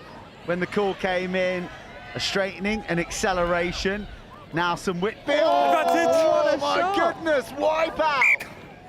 Okay, no, that's cracking that was a forward tackle. pass. Come from the blind Come side, up she had to no the idea it was advantage coming. Scrum, blue. A bone rattler arriving from Henley 7. Oh, yes. Brilliant, love to see it, especially at this level Okay, too. crouch. Throwing their bodies on the line, Point. putting everything out there. Set. Oh, that scrum is pretty fierce. You don't see that kind of contest at Sevens usually. Worthing aren't hanging around on the drift, on the glide, getting in behind that last defender. It was patient. It was fabulously executed, and it's Solana Shaw, who's the only name that I have because she joined us at co-commentary last year up here, just like you, Tamsin. Fantastic, got the wheels on, so she's got her yellow boots out there, always easy to pick when she's running on that outside wing. Yeah, so Tamsin, tell us about your first time at the HOWDEN ROSSLYN Park National School Sevens. So I'll show my age here slightly, but it was back in 2009, a long time ago it seems. Very, very different to what it is now. There definitely wasn't all these marquees and televised games, so this is fantastic to see, but it was definitely a wet and muddy one. First ever game, scored a try, and as soon as I got that under my belt, I couldn't stop playing, so it was where my rugby all started, to be honest. Pretty cool, and then it's taken you on quite a journey as well from that point. How old were you back then? Gosh, I was 15 back then. 15? Yeah. And then came back a few more times? Came back a couple more times, three more times I think we came back. And then, yeah, I went off to university, played at Bath Ladies, down at Bath, and then took my travels over to Australia. Here's what, ladies. And the rest is history. Back out playing in the Super W now. Was playing for Melbourne Rebels Crouch. last year, which was great. Set. You missed a key lily pad on that, Jen. You played at the mighty Mond. You played at Richmond as well. I did, yes. That was my first Premiership team back in London when I came back from university. Had to find a squad, and Richmond were the one, and it was a great first couple of seasons into the Premiership. Well, Richmond certainly been usurped by their A316 neighbours in the following years, Harlequins. Have had a resurgence season this year. They couldn't quite overcome their North London rivals Saracens in the semi-final of the PWR, but we're seeing right here through Worthing College that the future is potentially quite bright.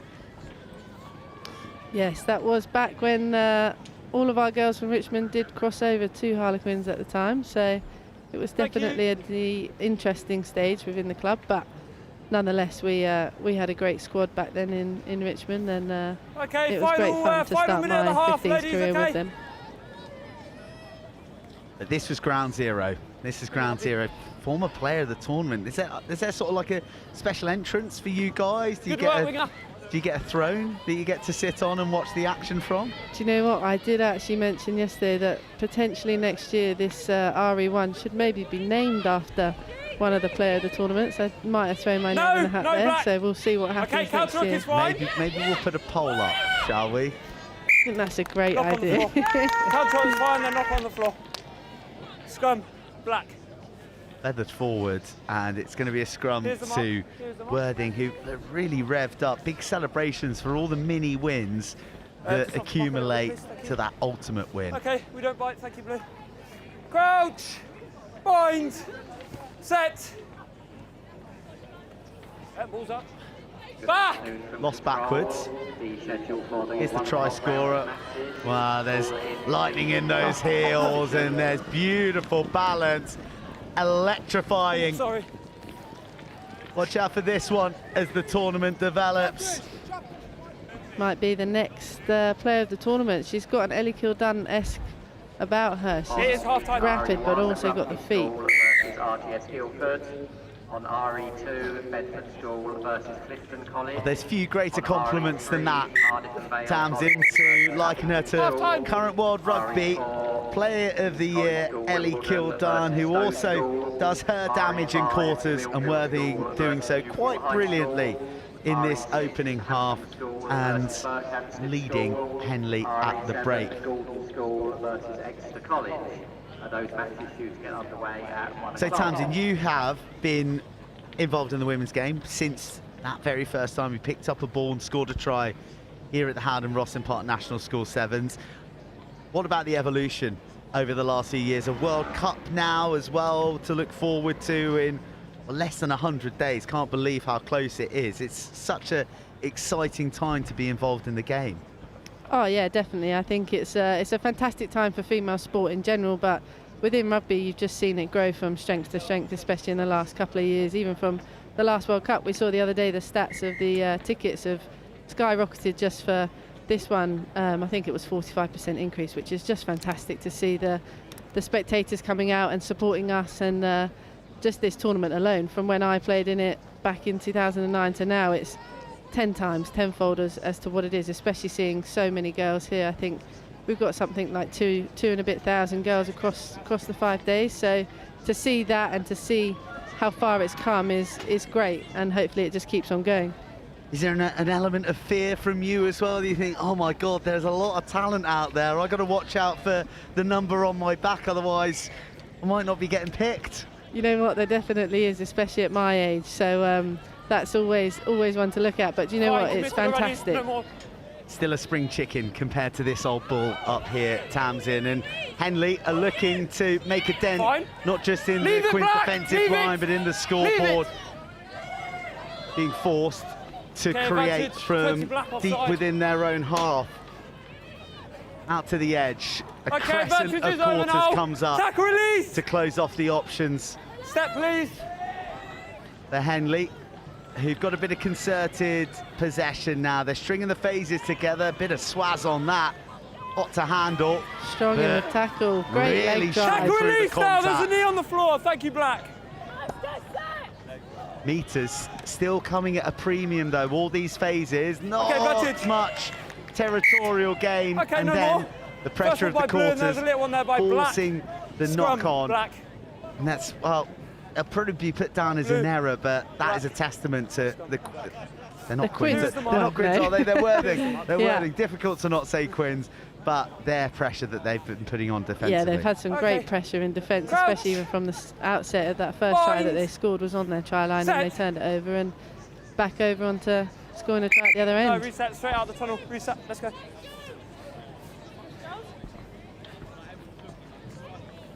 Okay, crouch. Point. Set. Right, prime bit of attacking real estate here. Big juicy blindside to work with, but Worthing go open, and wow, they test the stretch of the fingertips of their centre, and she tests the tackling technique of the Henley defence in front of her. A slaloming run, then an explosion from the base. They've got an overlap on the left. Oh, first person. Great defence. 15, first person. Well, it's noisy out there on the far touchline, which is what we love to hear. A double pump and a delay. Abrasive stuff out in the wide 5 metre channel. Trading penalties at the moment. I know, going in friend. Henley a bit depleted out here. That is a deletion in the midfield with the right shoulder. No impact on play. Still no way through for Quins, who might have to go the long way round and try and pierce their way through the heart. You slide in. A handful of jersey, still not there. First person. Henley, heroic on their try line, and they come away with the turnover. Can they go the length? Well, she shot Tackle release. Thank you, Black. Counter ruck. Yeah, lifted. Explosive. Put it down, tooth and nail, lungs burning, lactic filling. No, Black. But still, Good they work. go. Thank you, 11. Hold, Fantastic grip from the girls. I Use love it, to see please. it. They're both going at it, not giving up and giving it their all. Committed, no more. Just one missed tackle, one drop of the hammer. Well, that is just begging ball to is be out. counteracted, Exposed isn't by it? But I think that everyone is goosed. They are absolutely on their feet out there, and I do not blame them. They have really gone for it to each other. When was the last time the ball was there? This is epic from both Henley and Worthing. The player needs to be out there first. Now they've got an overload, Thank you. working in confined spaces, out wide. The touchline doesn't save the lungs still. Got a punch. Henley operating No more, exclusively in the 15-metre channel out there wide. No clear lift. Short ball, why not? She's on her own. Take the battering Knock on ram the floor there out, by Blue. feathered forward, and everybody gets Black. an opportunity to okay? suck in some much-needed oxygen. You need physio? You know what? I do not miss sevens. This is one part of it okay, we've got an that injury on the lace. is definitely hard on the lungs. You're number 4, I think. That's not what you're meant to say up here, Same Tamsin. idea. You're here to big up rugby sevens. Oh, these girls are doing fantastically, but my old lungs definitely couldn't do it anymore. Well, you're seeing the collateral damage there. There's cramp, there's palms on knees, doubled over, just sucking in the diesel.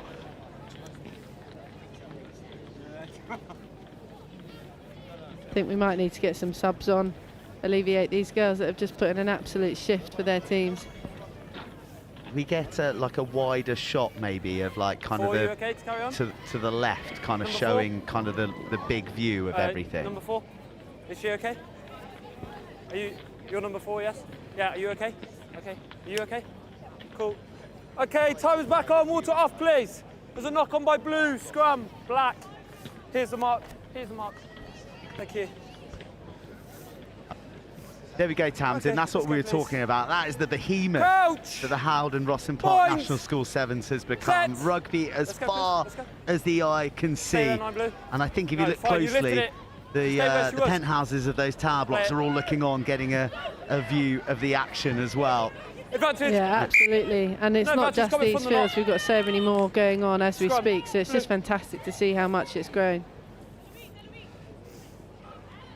And now, Tamsin, as well, ladies. you're giving back to the tournament in an operational capacity Final as 2 well. minutes of the game, okay? I am. I've been very fortunate to have been that side, given please, a role this week and Crouch. helping out the guys down here for Bind. RE1 and Set. RE2, and I'm absolutely loving it. It's been a No, great experience, reset. and everyone Okay, here has been tunnel left, fantastic. reset and go again.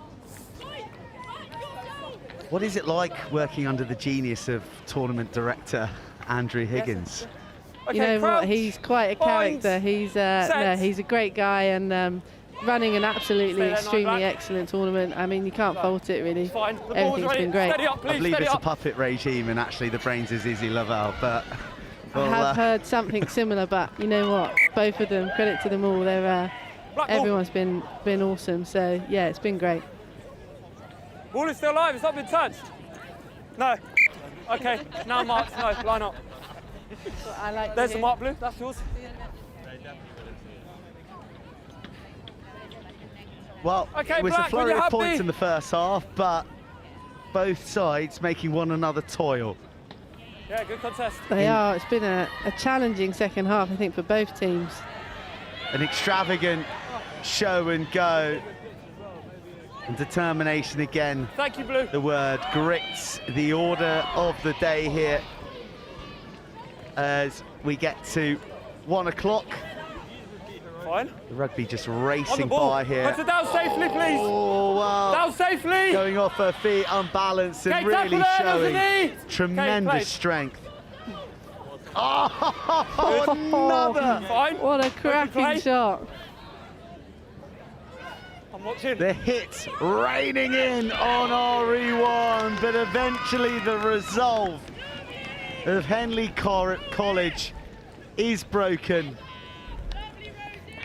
by the women of Worthing. Credit to them though, they absolutely stayed in it for as full long as time they after the could, and I kick. think just Full some time tired after the legs kick. gave up there, and holes opened up, and in Back in, please. through they went.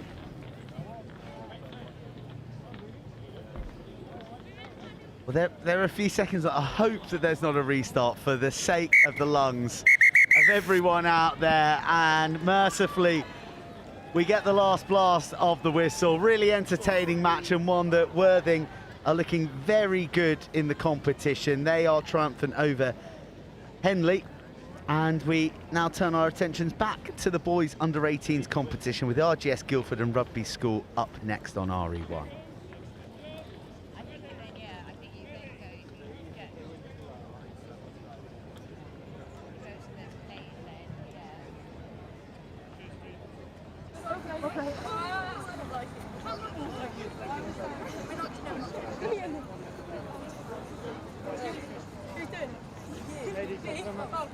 Three cheers for Henley! Hooray! Hooray! Hooray! One place nice and clean on the ref. Hooray! Three cheers for Worthing. Hip hip. Hooray! Hip hip. Hooray! Hooray! One place nice and clean on the ref. Hip hip. Hooray!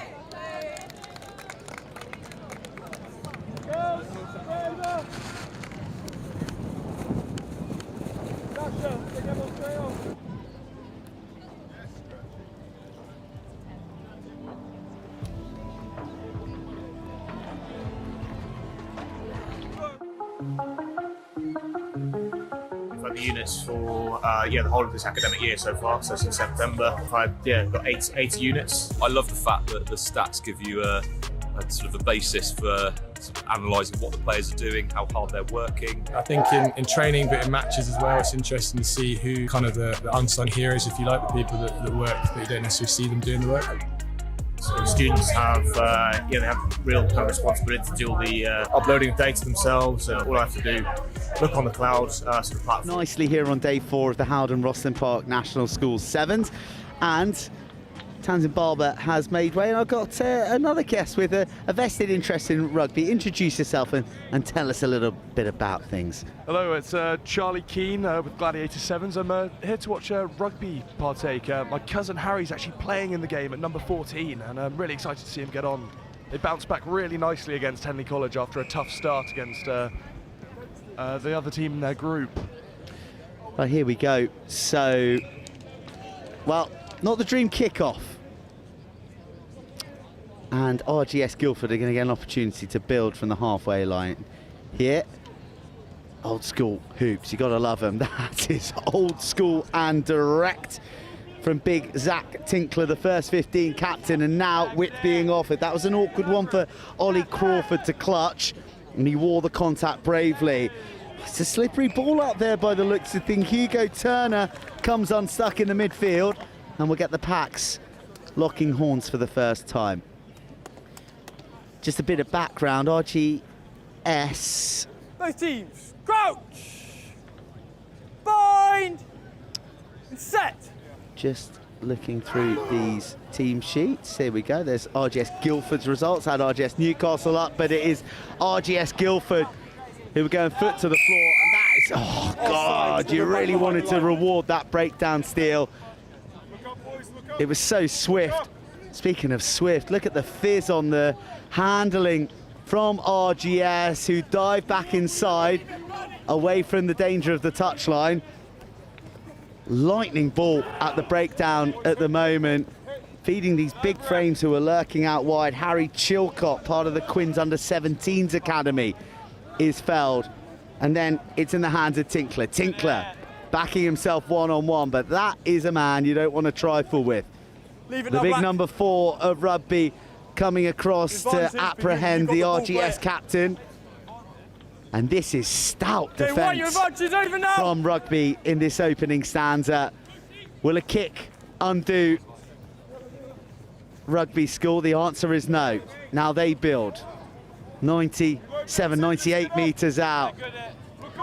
Exploding through the tackles. Pop off the floor. But a penalty to RGS. Charlie, you're going to have to do some talking. This is breathless stuff.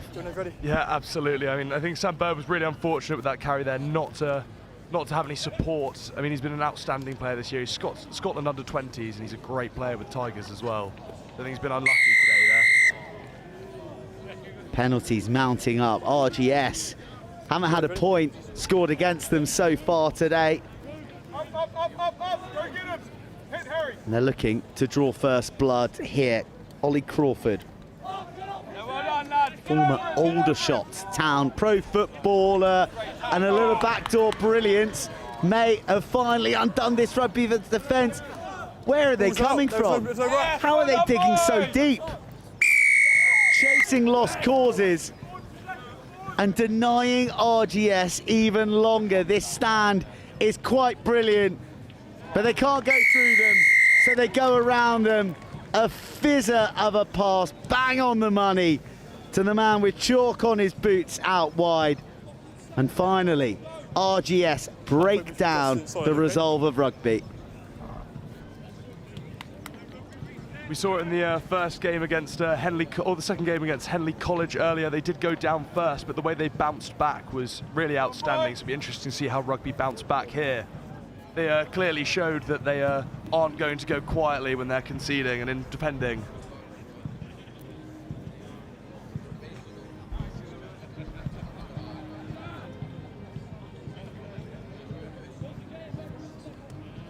Time is on, you can go ready. Right, Charlie, we got the Rugby team on your phone here, so we're going to pop it down here so that we can share the information. And Rugby find themselves defending. Well, they're getting to know their 22 rather well here on RE1. Good carry forward by Hayden Amis, part of the Quins Under-18s Academy, and his bust has fashioned just enough room for Zach Tinkler to deliver a captain's try on the showcase pitch here on day 4. RGS Guildford look like a force to be reckoned with. Got to say, it's they've come out incredibly strong these first few minutes, and I think Rugby are really going to have to find some momentum if they want to come back in this game. But Charlie, tell us about Gladiator 7s. Who are Gladiator 7s? Vicky. Not Vidi. Time is on, you can go ready. Oh, Vicky, sorry. And yeah. Yes, so it was founded by myself and one of my oldest friends. We've grown up playing rugby together, and we decided that sevens wasn't done for us after Rosslyn, and so decided to keep it going into a men's level. So, the Rosslyn Park Sevens, sparking your imagination to start your own Tackle, team. release, white! Absolutely. We love to hear that. Rugby looking to spark their first attack of meaning. The big fella takes on 2 pairs of shoulders once again. Light work for the big number 5 of Rugby. Yeah, Sam Bird's been carrying the ball well all day. Really talented player. But they under-resource the breakdown and force a hold on. Rugby are penalised once more on the floor. 90 seconds of the half to go as RGS thrash through the tackles. Hugo Turner back in business in the midfield, zipped across by Ollie Crawford. Now it's Harry Chilcott. Toby Earl just distributing, orchestrating with 10 on his back. Got an enviable Bronco time as Toby Earl, 4:19. Gasps on the gantry when I mentioned that time a moment ago.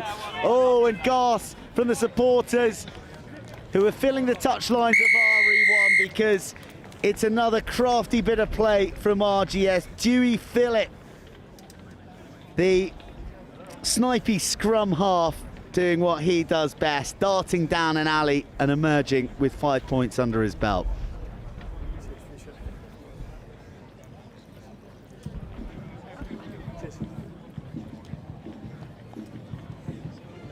Charlie, your grandmother's trying to get a hold of you to tell you that your commentary sucks. No, I'm only joking. Charlie, you're good value, and we're glad to have you and add a bit of colour to the Rugby team, because it's a Rugby team that are really up against the supercharged RGS Guildford, who have been patient, bided their time, and when their talents have been called upon, they've delivered. They lead 17-0 at half-time. And RE7 61 scores versus Whitfield, and those matches are due to get underway at 1:20.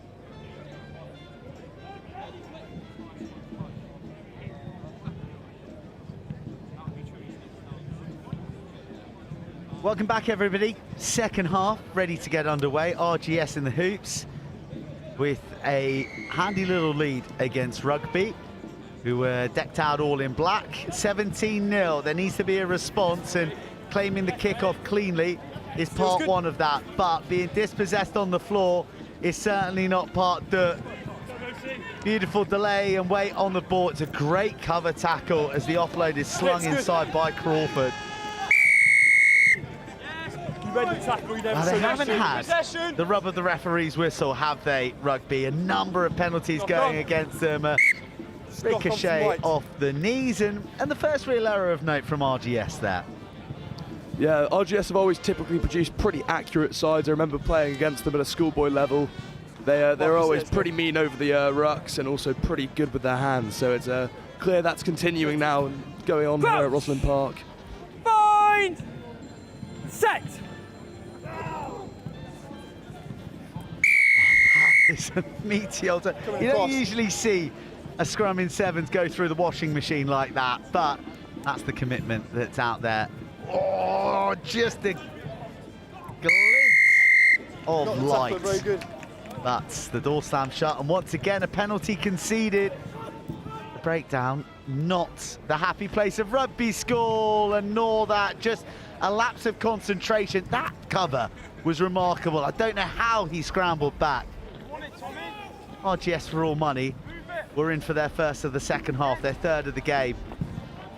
But they're being made to work an awful lot harder by Rugby. Tackle! Maybe they've got a defensive rocket from their coach at the break. Knock on, play advantage. And they've got some advantage here for the knock on from White to the pickup, but then another one comes from them. So we'll come back. They've been throwing punches left, right and centre in defence. And it was black, scrum down.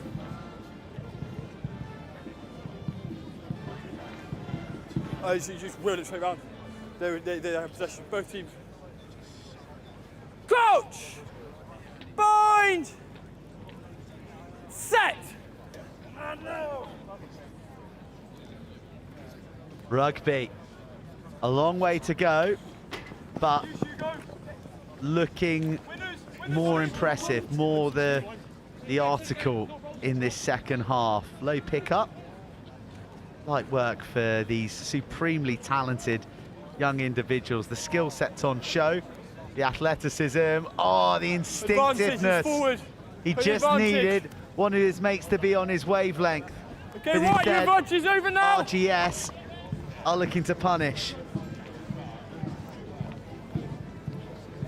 I think Rugby's issues here in this game has been their inability to retain the ball. There's been a lot of real promise in attack, but they're just not quite connecting it phase by phase. There's been a lot of loose passes thrown and a lot of unsupported rucks that's leading to them just giving the ball away to RGS Guildford. Advantage. Play the 9 offside. Move it. Well, it's gritty and obdurate from Rugby, who might find themselves exposed here. There's a lot of room out wide, the cover coming across, and you can just see the intentions of Crawford to try and suck in the second defender and then offload. Like the idea, but maybe a little congested there to execute it. Yeah, absolutely. I mean, Rugby have just been fighting, throwing everything they can in defence. I don't think I've seen this many cover tackles in one game. 22 because you kicked it dead. James, you kicked it dead to 22. Rugby looking to build now. Got the ball in hand on their 22. What can they do here? Good. Yes, Dowie! Leave it, White. Play the ball, Black.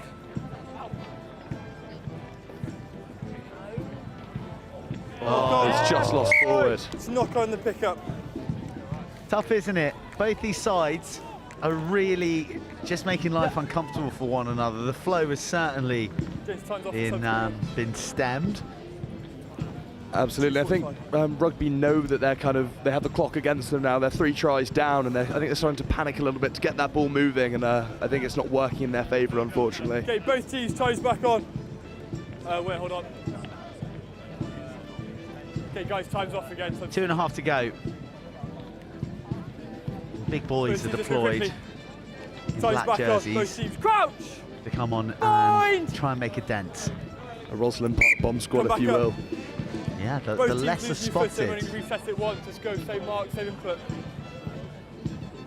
Hold the weight. bind before you do on set. Crouch! Bind! Set! Better.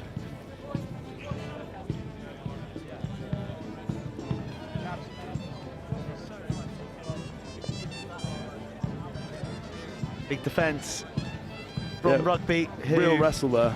You don't want to see RGS cross their line again. Big frame of Hayden Amos is out there. It's always going to attract a bit of interest defensively.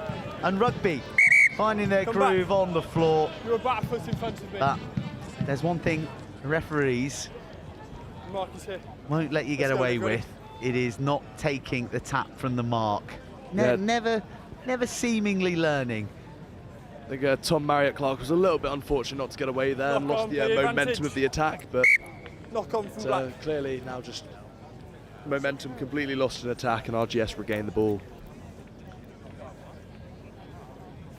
13, let's go. Yes, everyone's sort of forgotten how to catch in the last couple of minutes. Let's go. Maybe there'll be a late rally. Bind! I've got to say, I've got a skin in the game, I have to hope. RGS travelling from the base, drawing in black jerseys. Oh, that is brilliant determination.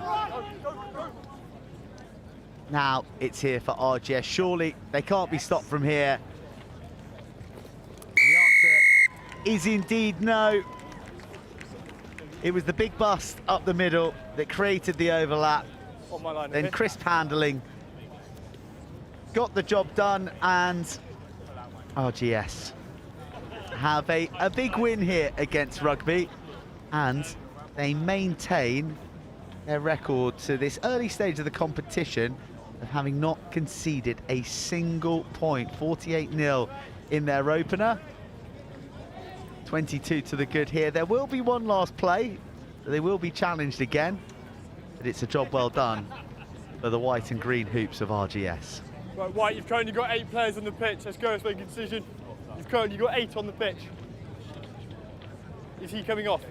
Right, my mistake, okay. Time's back on, let's go whenever you're ready.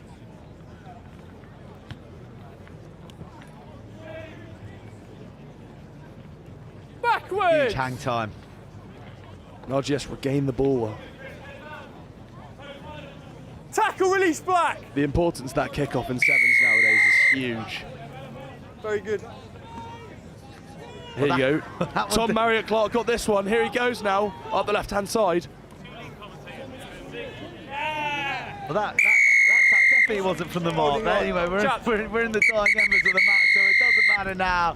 And that will be the last attacking blast of Rugby, who don't manage to break down RGS. They go through another match with their side of the scoreboard unscathed. It's a 22-0 victory, and RGS Guildford looking good for the rest of the comp.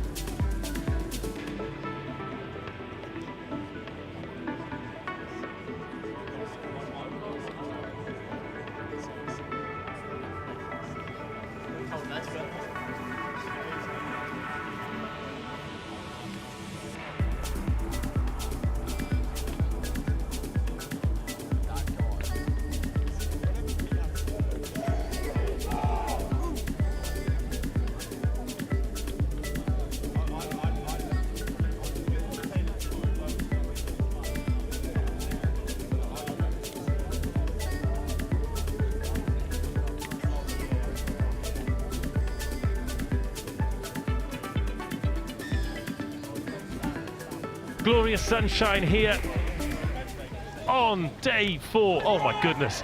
No time to intro the game because Finborough are on the ball already. That second voice you can hear, getting stuck in. No sign of nerves on his commentary debut. England under-19, Sean Sharp, but it is a sharp start from Finborough, who are dancing through over the line, and an opening score for the boys in blue and red.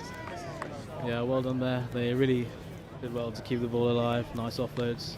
Really attacking the line. I'll give it to them. Fair play. Get that microphone right on your lips so we can. There we go. There we go. Sean, we are going to enjoy this game together, but in between plays, I want to use it as an opportunity to find out a bit about you. We've got loads of people watching around the world. You are still eligible for this tournament. However, you picked up a little injury, so you're not playing, but you've been involved with other things, including a debut for England under-19s. Congratulations. That must have been a very special experience. Yeah, it was really good. Really good opportunity to finally get selected for an England camp. And then taking off with a few boys that I recognise. It was good being with Elliot Williams, also at Queen's, so that was really good. Yeah, it's lost 4. Well, you mentioned Quins there, a very, very, I want to say, successful under-18 academy season, because you only lost one game all season, but somehow didn't find yourself in the final because of points difference. But you were involved in some screaming good games as a group, weren't you? Yeah, it was really successful, we could say that. Bit unfortunate to come against Saracens at their strongest, but really well done from the boys. Like, going into the Academy League, win after win after win. And thrilling win after thrilling win as well. Yeah. Here comes Seaford, great cover tackle. This is the under-18 Boys Cup. There's Elliot Giles. Tell me about him, is he any good? Very good. Very strong flanker. He loves it.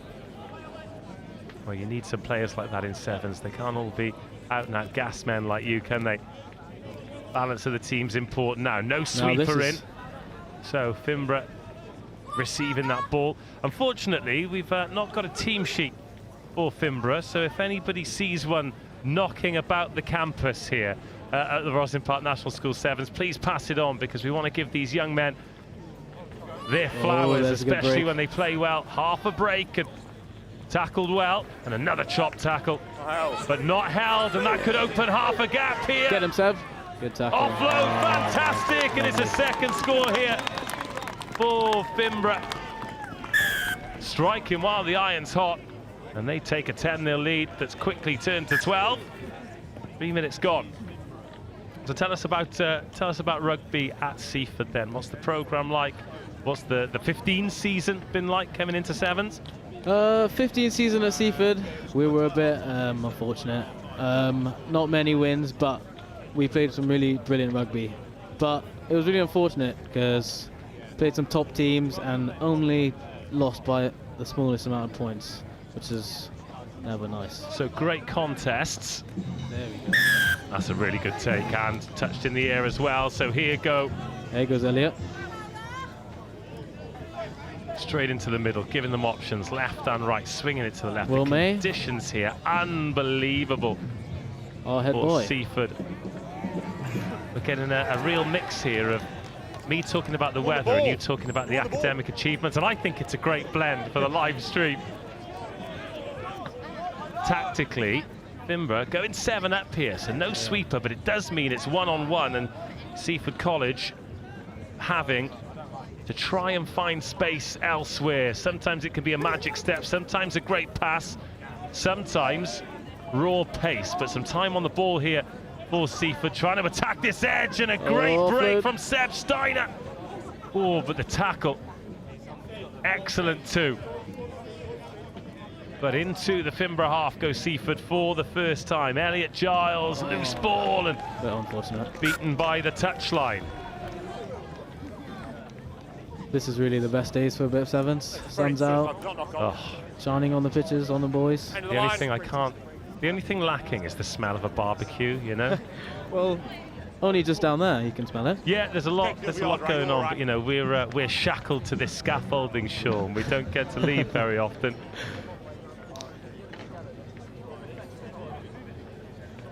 So you're in your final year now at Seaford, but you played in the tournament last year, right? Yes, I did. It was Finborough come again and looked for a third try. Lovely little stop and go, and just about covered, Good but offload. another good offload. They're playing lovely stuff here, Finborough. Oh, backdoor boogie. This is beautiful stuff. The strength to match. Another offload, just lofts forward. That's unlucky. That's really good play from Finborough there. I mean, you can accept that it's good play by Finborough, which it is, but watching against your school must be quite tough. It's a bit, yeah, it's a bit disappointing I can't be out there to help the boys. See people run through us is never nice. But. So what are your memories of playing last year here at Roslyn Park then? Played on this pitch against Bishop Wandsworth. Oh, that yeah. was a brilliant game. Did you get a try? I got 2 actually. Oh, 2, yeah, good man. But they came away in the end and took it from us. But honestly, great experience. Couple for the highlights reel. Now, there's Mr. Pace. Oh, he's quick boy, is he? Yeah. Quick as you? Ethan Carr, he's in the under-17s for the Kings boys. Plenty of depth on this attack. Oh, nice pickup. That is not an easy ball to take. Bounce it end over end. Really good Ben. And the dummy needs the offload, finds it, and in goes Seaford College. It is a foot race. And a foot race that Teddy Henry, is going to win a last-minute step to jink past the last man. And Seaford make it a 1-score game. That was Elliot Giles there showing us what he could do. Big hand, straight to the face, and a lovely offload to go with it off the floor. Was a good offload. Where did that Finborough final defender come from? Absolute wheels to get back in position, but slightly overcommitted. Couldn't make the tackle. Seaford College industriously just before half-time make it 12-7.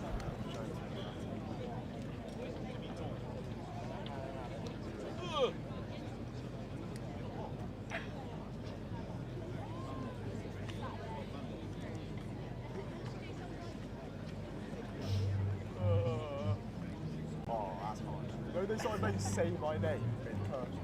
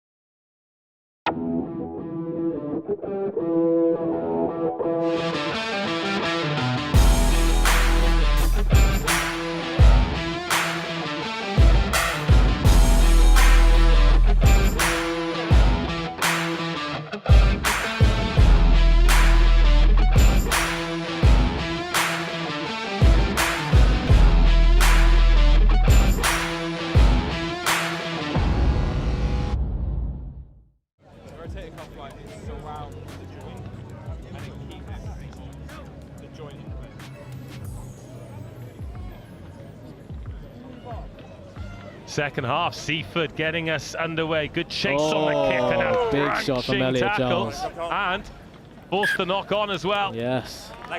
Big opportunity here for Seaford. Speaking of big opportunities, you're involved with the under-19s. You've made your debut. Are there more fixtures for you to perhaps look forward to if selected? Yes, there's loads. We've got France coming up, and straight after that, Scotland. So I'm really looking forward to getting selected, hopefully, and playing with the boys again. Fingers crossed for you as Seaford search for the try that would draw this game level and give them a kick to take the lead. Good offload. Lovely handling. Now is there space around the outside? There's certainly pace around the outside. Oh, it's off the knee. Unlucky. And into the dead ball zone. And the score remains 12-7. So with the 19s program then, are you in a camp? Are there training sessions that you all arrive at? Is there extracurricular stuff that happens off the training paddock as well? Talk to us about what the under-19s looks like for England. Well, before Japan, we had a 3-day camp, Wednesday, Thursday, Friday at Bishop Abbey. Nice. Which was a really good experience. Yeah, I bet it was. Yeah, it was really lovely to see a lot of the other national teams Lovely tap tackle right there. Oh, tap tackles, they're so good, aren't they? Yeah. Unless you're the one on the end of them. Yeah, never fun if you're getting tap tackled. Yeah. Line, with the try line in front of you, oh, that's the worst. What you get, a face full of dirt for you. And it's do you know what? It's a hard track out there as well. We've been really lucky with the weather, because sometimes the rain falls here at the National School Sevens. It becomes a bit of a mud bath, but it is about the best condition I've ever seen it on day 4. Oh, this is pace, serious pace. This could level the game. This will level the game. Great score, Ethan Carr. The Quins under-17 dives over to make it 12-12, and we have got a game on our hands. And now we've got Sean's Grace to try and make it. Tough conversion on the drop goal here, isn't it? I reckon he's got it. Do you? I reckon he's got it. Sean's Gracie. Good strike. Oh. He's giving it a good go. Yes! It's there good. we go. Seaford College lead for the first time, 14-12. Thanks to the sweet left peg of Sean Grace. You gotta love the left footers, don't you? Any conversion on a drop goal from there at any level of sevens is a sweet nudge. I bet he hit a good free kick as well, wouldn't he? Oh, yeah, he definitely does. He'd pop it over the wall from 25 yards, no problem. Oh, Finborough have got that a little bit wrong. And in a game where possession is very important, Seaford find themselves on the ball. Tiny breeze, just cooling. There's Josh Andrews, another Quins under-17s, showing us what he can do. Well, what he can do is go around the pace. outside. He is quick for a big man, but he is bashed into touch. Great tackle from number 7. Wasn't it just? Oh, they take quickly. There we go. Well, they've got to go for it here. Finborough. Oh. There's a little knock on there. You know, we talk about the intricate skills and the pace of sevens, but there is still room for the bit. Definitely. It's a knock-on advantage, so that'll disappear soon enough as Finborough just run out of room. There we go. And that is a good turnover at the breakdown, and away goes Seaford College, seeking another try that would take this away from Finborough. And it was a lead that looked unlikely at the start of the game when they trailed by 12 points to 0. Right to left, Freddie Richardson taking him around the outside, and that is why. Quicksilver heels, and that is a big finish. Didn't have much space to work with. Sometimes you just have to back yourself. Right, odds on this one, what do we reckon? I'm not playing this game with you. You seem to know all the answers. I reckon he's got it again. Well, if he has, it's a really important kick, so it makes it a 2-score game. He's given it a good go. And he has! He cannot miss!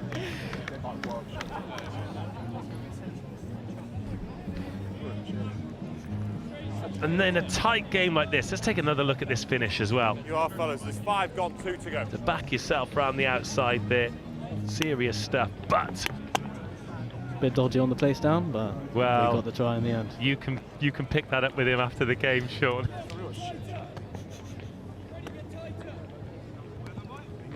Now Finborough need 2 scores, tough on them. 21 unanswered points for Seaford College. Ooh, decent shot. That breeze picking up might blow your bacon sandwich away, Sean. He hasn't got a bacon sandwich, everyone. He takes his nutrition very seriously. That's a nice snaffle.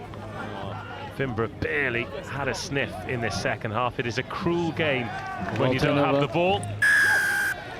And then it was played off the feet by Finborough after another good turnover at the breakdown. That's something that Seaford have really got right in the second half, isn't it? Yeah, definitely. We've got some really good jacklers. Elliot Giles on the ball right now. How do you feel about jackling? Is it a part of the game that you enjoy? I think it's important to have a jackler on your side. It really helps you. It definitely helps a team. That is you saying absolutely not. I am not putting my head and hands in that. And I don't blame you either. Good feet, let's get the offload. Freddie Richardson, 1 try already, just keeps the ball alive this time. It's congested there. And a good tackle by Finborough. Tackle now! Just to stop the offload. Another little snipe, great strength in the close quarters. Keep working. Another try here would well and truly bury it, although Finborough, he's managed to get that ball back. Elliot Giles. Oh, the clear out, fantastic. That'll create some space. Let's go, jump, please. Here goes Los Angeles. Let's see what he can do. Oh, quick. Here we go. Stop and go, and all the joy has come in the left corner. Josh Andrews. Quins on the 17s boy, showing us what he can do. Plays a bit of everywhere as well. Blanker, 8, hooker, everywhere. He's got that little burst of pace off the mark as well. Fast boy. Right. Oh, change of kicker. Oh. What are we saying about Adam here? Oh, that's not making the highlights real. But it's a great win. Great win. For Seaford, 26-12 it finishes. Sean, good luck with the England under-19s. Thanks for your company. It's been a pleasure.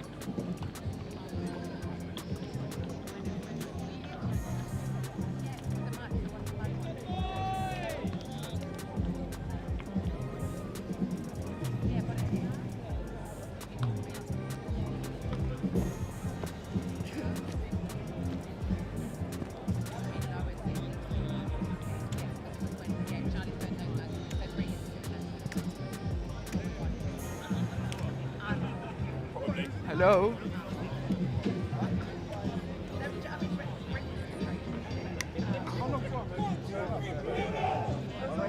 It's funny.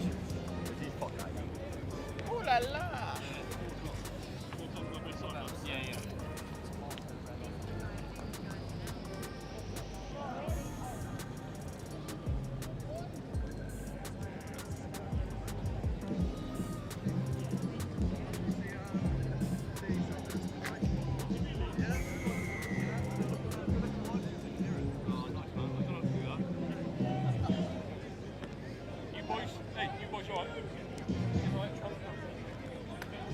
Cardinal Newman, the Myerscough is where we head next in the boys under 18s. A couple of serious teams here, playing a pretty serious game as well. Perfect conditions here for one of the great competitions in rugby sevens in the United Kingdom. On mate, please.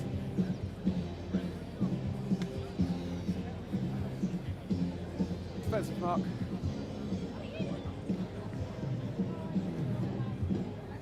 Step for me, 14. Step out. That's it, perfect, thank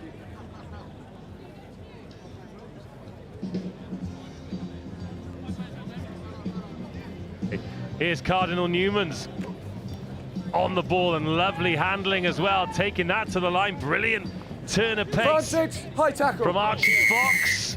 12, high tackle. High tackle. Not 10, play. Josh Warhurst, the captain, the guilty party. Oh, footwork. Fancy. Willems. Big man with a light step. And Newman College at the races.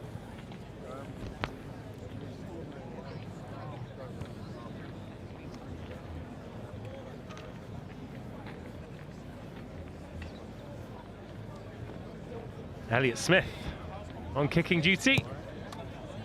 Trying to draw that one in, but just misses out. So Myerscough lost to Bishop Burton first up, lost to Denston second up. As for Cardinal Newman, the Sussex boys, well, they beat Harrow in their first game. And if you beat Harrow, you are no joke. That is for sure.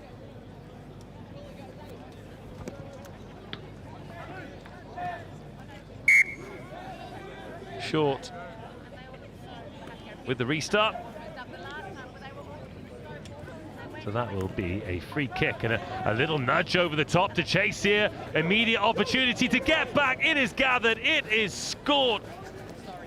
At the second time of asking, Joe Marsh, the Sale Sharks boy, creating the space and the offload. What a response from Myerscough. Sometimes when it isn't on, that is when it's the most fun, and that is a lovely meat pie. So Myerscough hit the front. Fantastic response. Just proves how important it is not to make mistakes. Little nudge into space. Looked like he could go all the way himself, but the chase back was good. The offload, even better. Myerscough respond immediately. Newman take that to Finn Caldwell. He's up outside the 22. Oh, wow. Holding on. Decent turnover here, and Myerscough. Drop. Joshua Hurst, and now out to Joe Marsh, the tricky playmaker. Directly forward. Oh, the rip. Brilliant. Hands on that from Jaden King. He's captain in the team today.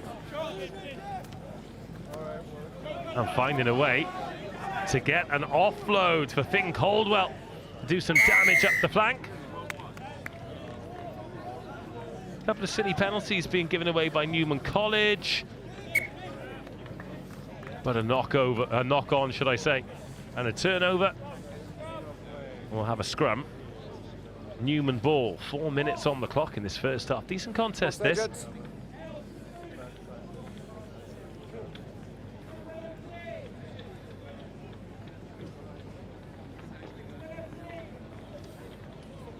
Crouch. Bind.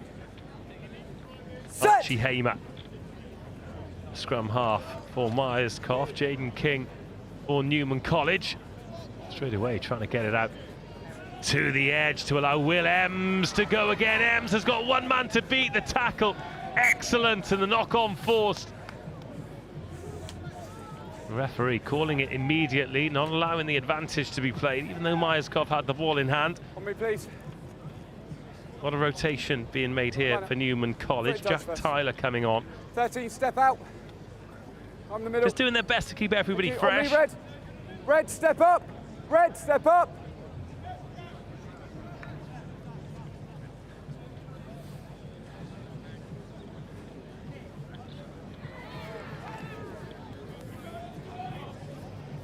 Backwards play. Right then, Newman trailing.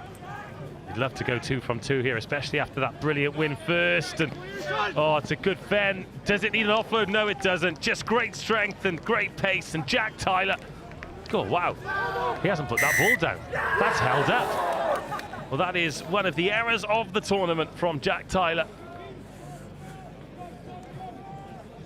Held up, Ingham. But it's held up in goal, so it will be a Newman College scrum, not a goal line dropout like it would be in 15s.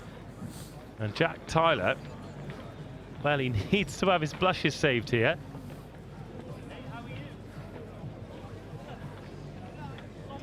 Crouch. Bind. Set. Here come Newman College then, straight from the base. They have scored this time, and it is the captain, Jaden King, who spares Jack Tyler's blushes. But I think that's something they'll be talking about in the coach on the way home, because as funny errors go, that was pretty funny.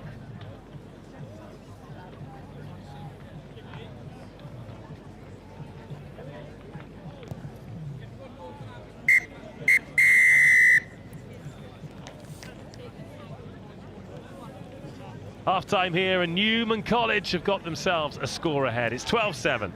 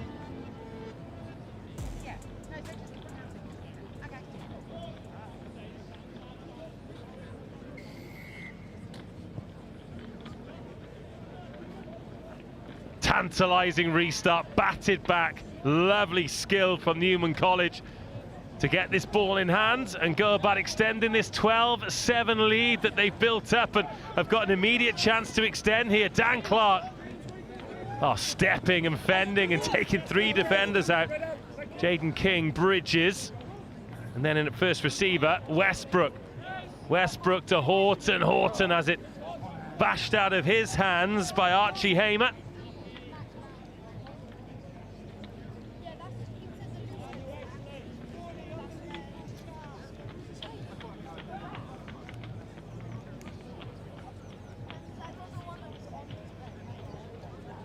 And Myerscough survive. The scrum here in an interesting position, bang in the middle of the pitch. Not an obvious way to go. Newman College, well, they've won the free kick, so not having the defence stretched at all. Instead, they tap and go on the edge of the 22. It's direct from Jaden King, straight out to the right-hand side, but one loose pass. It was the deadly combo then of the loose pass and the edge player slightly overrunning it, and here come Myerscough, dropping it on the toe straight away, backing the pace, and you can see why. Lovely pickup. The chase was good from Tio Kapakas. And a loose ball hacked forward. Referee hasn't called anything there, and Myerscough have turned it over. Turns out the kick was a good decision. Spin out of the tackle, nearly losing his shorts there was Josh Warhurst. But a try here for Myerscough does make it interesting, but thought they had one more player on the outside than they actually did. 2 minutes of the second half gone, 12-7. Myerscough, after losing their first game pretty heavily, are looking more than a match for Newman College here, who, remember, opened their Under-18s Cup with a victory over Harrow.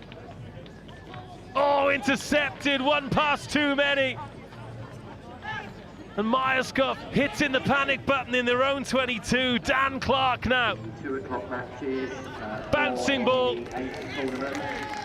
Gathered by Sam Ward. On RE1, Loughborough College. And Cardinal Newman College score a key try in this second half. Errors punished. On RE3, Oaklands College versus Worthing College. On RE4, and 17-7. versus City of Oxford College. Wee. Oh, that's hit the post and stayed down.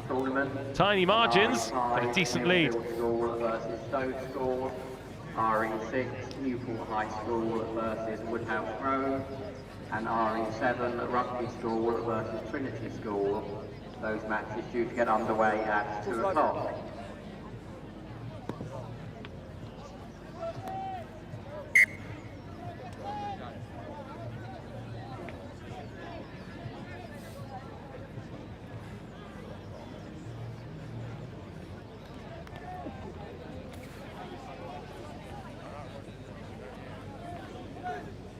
Myerscough need the next score. Tough work if you're 3 down. Tackle, roll black, release, get out, thank you. Ball's available. Oh, that's a nice nudge in behind. It's turned Newman, but where's the pressure coming from on the chaser? There's never much time, but there's a little time for Lewis Reed to get away from the tackle, to survive the ankle tap and create the 2-on-1. Oh, Myerscough staying strong, but the offloading is immaculate. And Tom Aldridge, the third pair of hands in a sweeping move. Sam score. 22-7 and a bit of breathing space as Newman looked to go 2 from 2.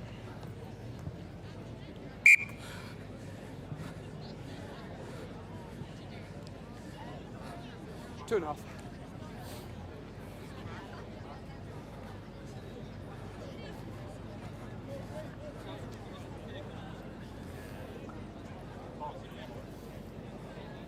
Ball's alive.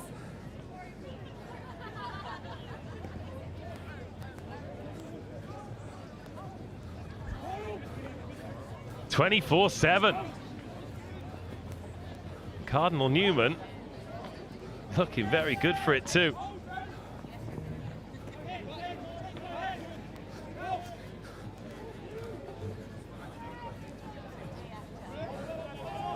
Tackle, release! Right, Myerscough running out of time. Oh. And running out of options as that one goes forward.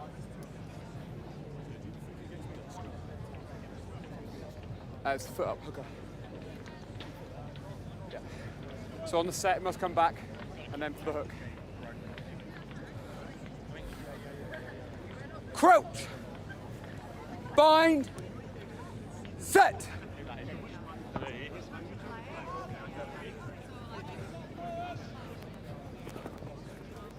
24-7. Last minute of this game. And Myerscough, after getting themselves back into it at 7-5, looking for a strong finish. But Cardinal Newman. 1 minute.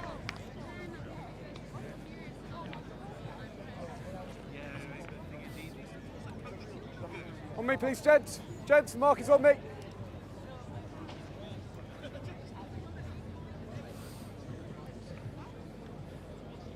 Red step, red.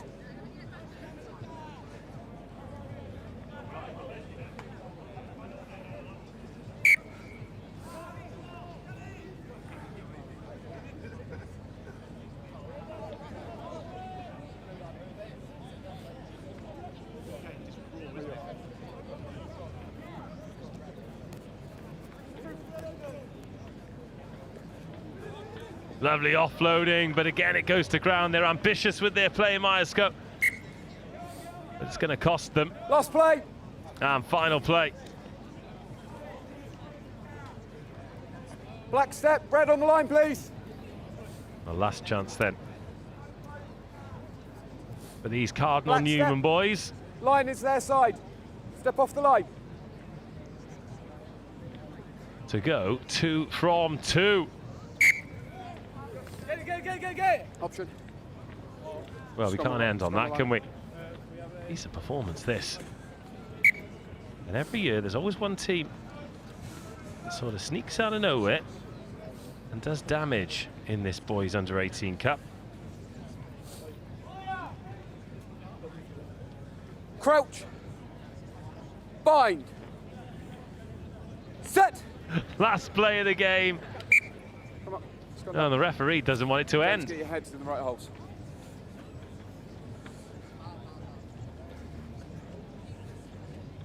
Crouch. Bind. Set. Myerscough, that's another loose pass. A little bit of breeze out there now that'll be affecting the flight of the ball. 15 minutes of this one gone. And is there a Myerscough try to finish with? Oh, good nudge, asking a lot of the ball receiver. But it's bounced up and they've gathered it, and he has wriggled away. But the offload into the hands of a willing recipient. And Cardinal Newman win it 24-7.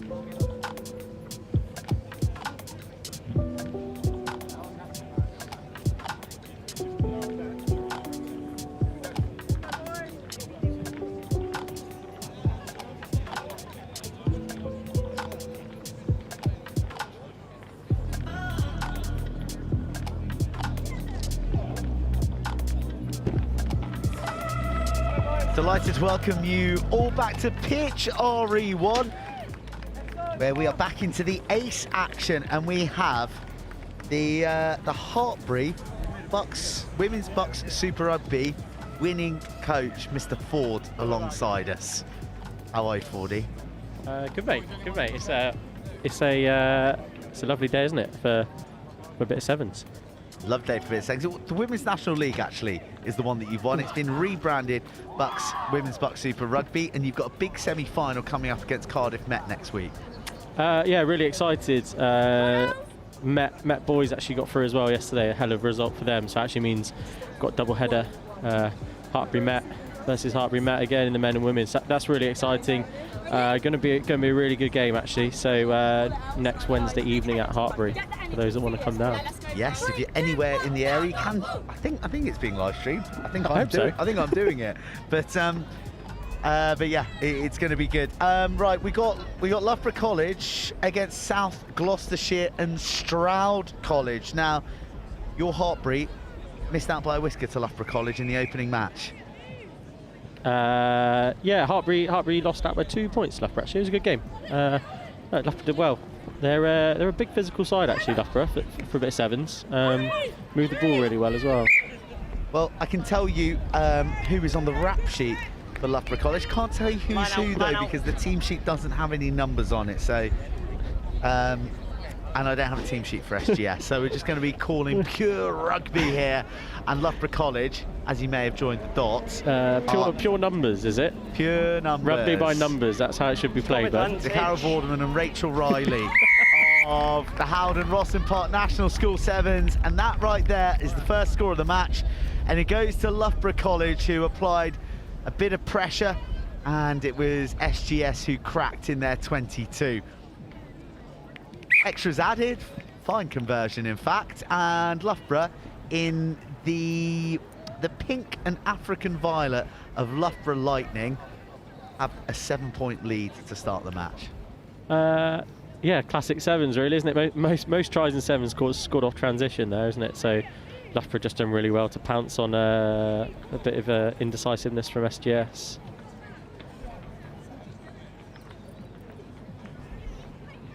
South Gloucestershire and Stroud College, not too far from your neck of the woods. No, Filton based they are, I believe. Not too far. Well, they're slinging it through the hands and then getting swung to the deck. Muscular defence from Loughborough, who are penalised to the tune of a penalty, and a tap and a go. And this girl ain't messing around. Hurried offload has put her teammate under pressure. There you go. The Harry transition. And then the bouncing off the feet. Old Snake Hips out there on the left. Leaves SGS for dead.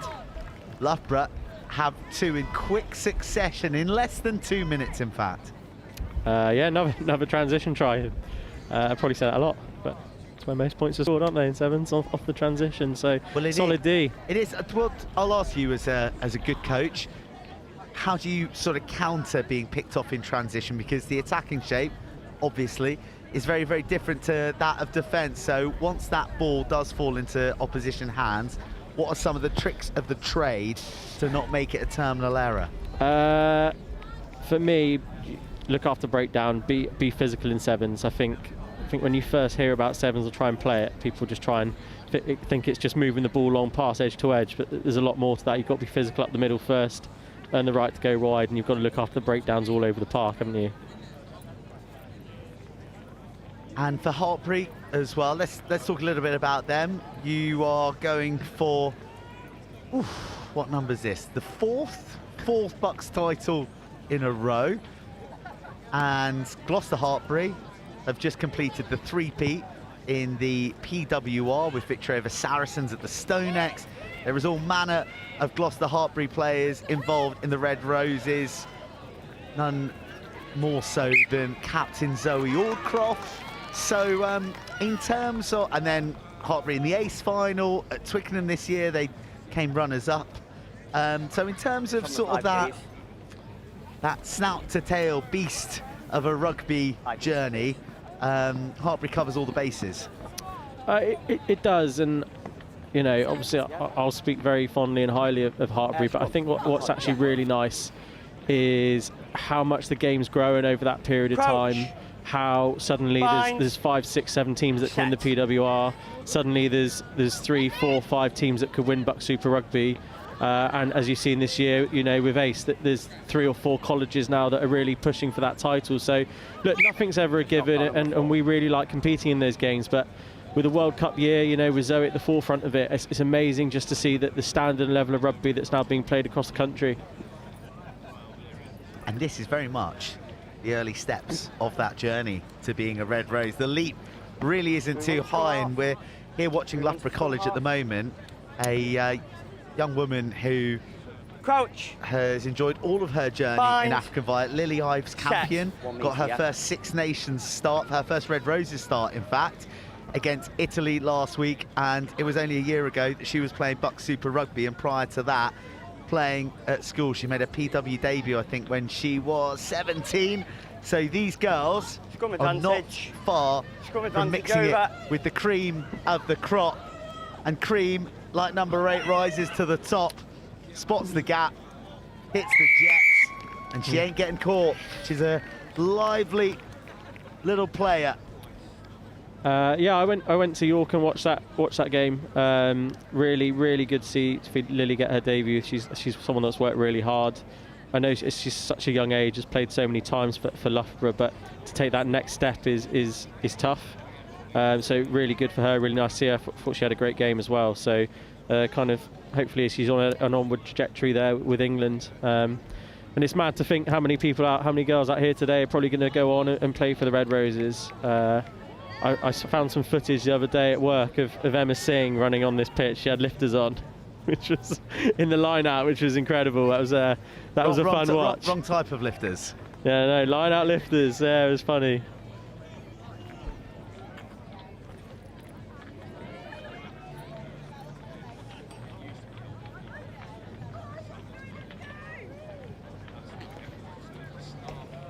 That is, great restart. Awfully tough restart to claim, and kind of buried in the heart of the sun as well, which is high up to the top right as well, just behind us from the position we're commentating on. So that high-hanging restart, not just contesting with the altitude, but also the rays of sun in the lens.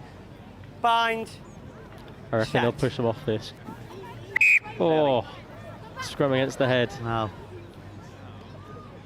Like you, they went too soon on that. They did. SGS struggling to preserve possession at the moment. It's well defended. I wonder if there was an opportunity out wide there. They go open. The handling not quite as crisp as they'd like. Move now. College set upon SGS again with this 17-point lead. Nice option. Good option. Yeah, good option. Get the wingers after this one. It's untidy, and it may just be the last action of the half, and it's one that Loughborough College are in control of. 17 points to 0 up at the break.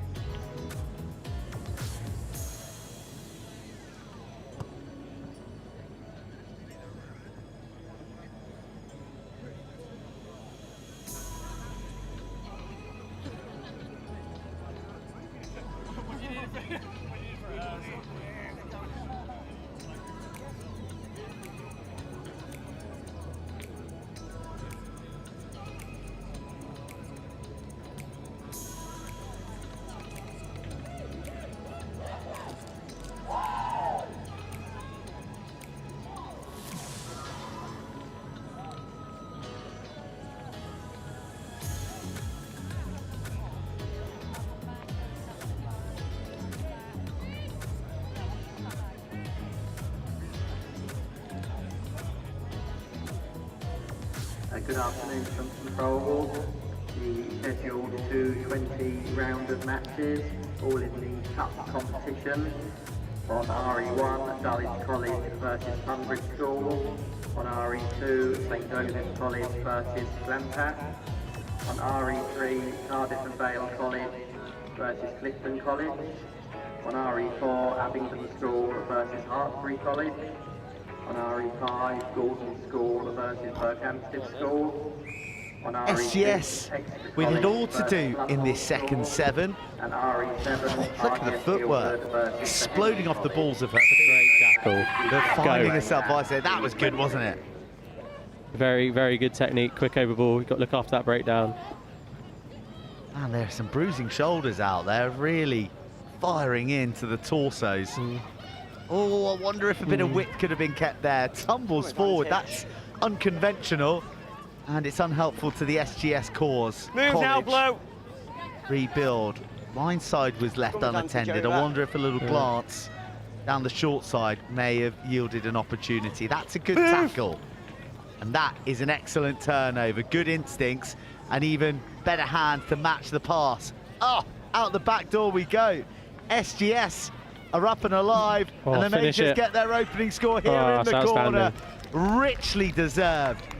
Both sides of the ball. Oh, finish it. Oh, my goodness. Oh, let's see a replay on that. TMO? Well, the referee was right there. Gosh, she absolutely wore one, didn't she? She's got that down, fair play. I think she was still smarting from the last-minute challenge. So the conversion was by the bite. We're having to shelter here because the sun is so bright we can barely hear us. Let's talk through this, Fordy. Again, really good work at the breakdown, good jackal, and then just wide and good fend on the outside. Ball transfer really good on the outside, and then, yeah, fair play. Good finish. Coasting home. Invites a body slam onto her. Like nothing ever happened, though. Very casual. Right, SGS, back in the fight. 12 points the difference. Loughborough for all of their dominance and their possession. Will 17 points be enough? Good kick. Very good kick. It was a bullet, wasn't it? And Loughborough are pretty fortunate to get away with it this time. The space down the blind side is spotted. And guess who? It's the Great Eight of Loughborough College. Just trying to think of something then, number 8. We haven't got any names, have we? After 8, something like that. Well, they're getting after 8? I don't know. Maybe that's why you're a coach and I'm a commentator. There we go. Yeah, I agree. No team sheets, sadly. Well, we do have a Loughborough team sheet, but no numbers to tally against the names.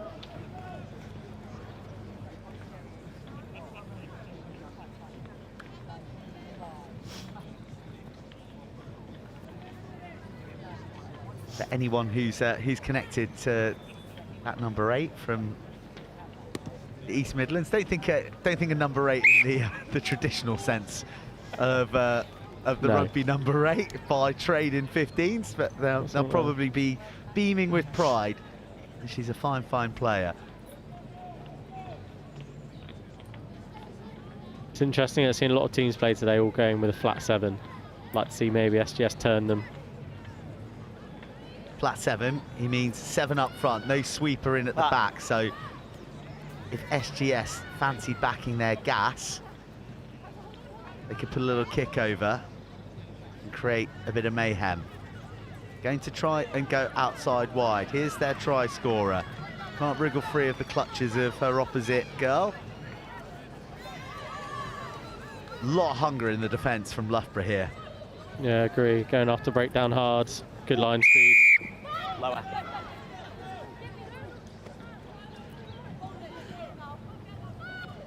SGS a little out on their feet at the moment, so they're trying to do it alone.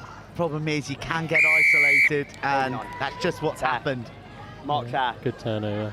There. Here we go. This is where you find, isn't it, in 7s, you've just defended really hard, teams attacked, and you just catch them on. Bit of transition ball now. They're tired after all that attack, looking after breakdowns. Find some soft edges. Well, that's a lovely catch and pass, and the width held with discipline, trusting those inside her to carve out the opportunity. A little bump on the way over, but it's another touchdown for Loughborough College. Still 2 minutes and a bit of change on the clock as well. You know, you hear promoting Hartpury, obviously you're selling the DNA Red Dream, but you know, looking out around these players, what are the sort of traits in players that you're particularly looking for? Because the same is said for girls and boys, that you know, physical development, that happens on a different timescale a lot of the time. So it's really, are you zeroing in on the skill set of players? You can go after loads of different things, can't you? I think that it's tough when so if we use SGS as an example now, a team that's probably on the back foot, but you can probably define a player for their kind of character when they are behind. I think sometimes it's really easy when you're in a winning team and you're on the front foot. Actually, sometimes you can learn a lot from players that aren't doing as well in teams, and learn a lot about characters. I think we've got a lot of belief in our programme at Hartpury, and we really, you know, yes, you have to have some talent idea around skill sets or physical physique, but a lot of the time as well, it's getting the right person in and learning a lot about that character, which is hard to do from watching rugby, but you know, maybe pick up the odd chat here and there with them and learn a bit about them from other girls, and try and get the right people into the right environment, and I think that kind of helps grow the product you're trying to produce. Back. And if they come and see you as well, they can see something pretty cool, can't they? A couple of pretty cool things. Yeah, so we've brought into the marquee today. We've got the PWR trophy down there, and the Bucks University trophy as well. So anyone that wants to come down and get a photo of it, go into the tent, more than welcome. I've got some bodyguards on it because I'd be in trouble if I lost them. Well, that is a very strong and purposeful line cut by Loughborough's number 13. She'll have dreams of hoisting a PWR trophy in years to come. And a fine finish. And yeah, well, nice to have the trophy here, because it's basically on permanent holiday in Gloucester at the moment. Yeah, wouldn't say that. I think the World Cup one's here as well, isn't it? So it's pretty cool. It's pretty cool. We've got some major trophies in the women's game going into a massive year for women's rugby, which I think we're really excited about. And you look at the tickets that are being sold and the Six Nations at the moment. You know, for all countries, seem to be topping record crowds, which is really exciting. Exciting times as well for Loughborough College. They've strung together a very complete performance here to back up their victory that they got in the opener against Hartpury, and certainly want to keep one's eye on as the tournament progresses. Victorious over SGS.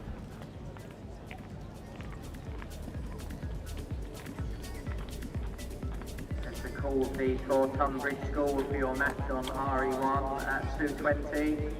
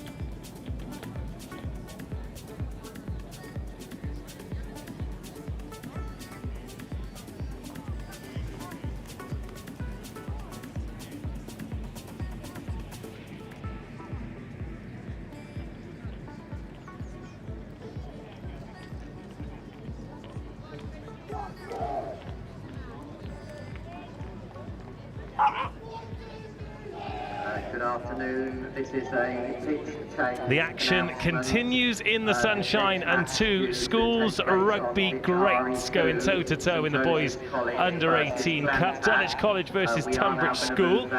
Speaking of schools rugby greats, I'll make him blush. Sam, hello.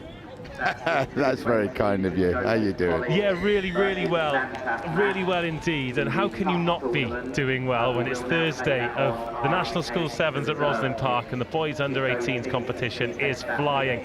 Tonbridge in the black and white, Dulwich in the I want to say blue and black hoops, but I'm never sure. Is it a black hoop? Yeah, blue and black Dulwich. Black and blue army. Black and blue army. Well, these ones look like they've been around the wash a bit because the black's faded. But still, of course, a team that had tremendous success when you were in charge, and a Tonbridge school that are no joke, because there are some wheels around the outside.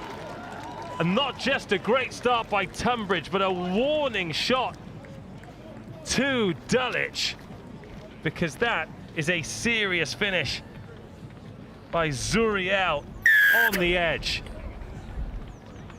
Ridiculous wheels from Zuriel. This is actually a little bit weird for me, because I spent a year coaching at Tonbridge, and I know these Tonbridge boys quite well. I took them as like year 9s. It was that COVID year, and they were exceptional then. It was a shame they didn't actually get to play, but they've come through. Zuriel back then was rapid, and we've just seen his wheels then.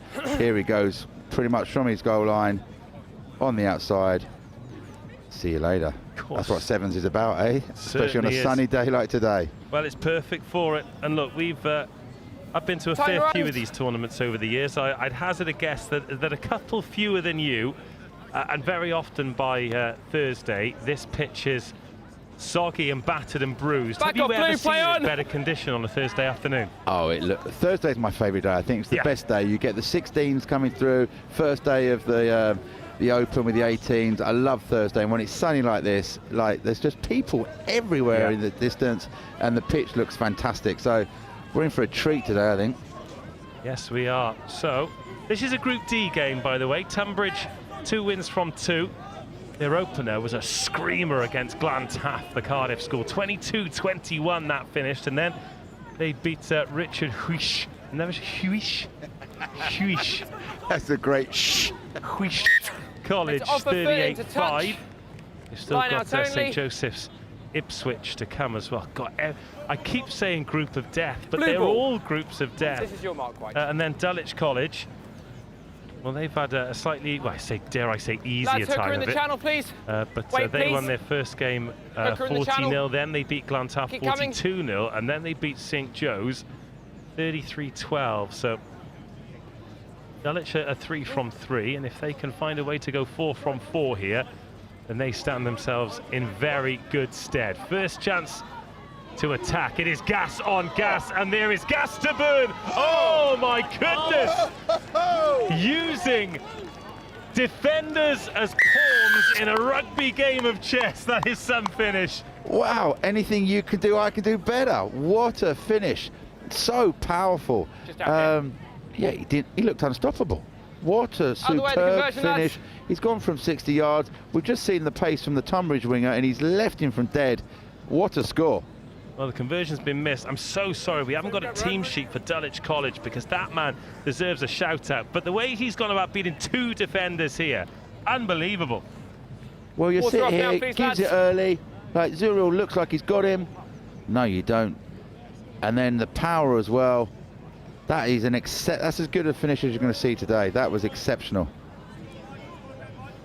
Sometimes you have to remind yourself that these are schoolboys and they're 18, because the skill set there is that one. Back off, Blue, play on! The sky by Rowan Brown. Okay, you're on the side there, but we've got a knock on first. Knock on first. He's thinking, if I tap this, the referee might forget what he's awarded and let us play on. Come on, sir, let the boys play. They're intelligent boys, aren't they, these Tonbridge boys? They're always looking for an advantage. Crouch!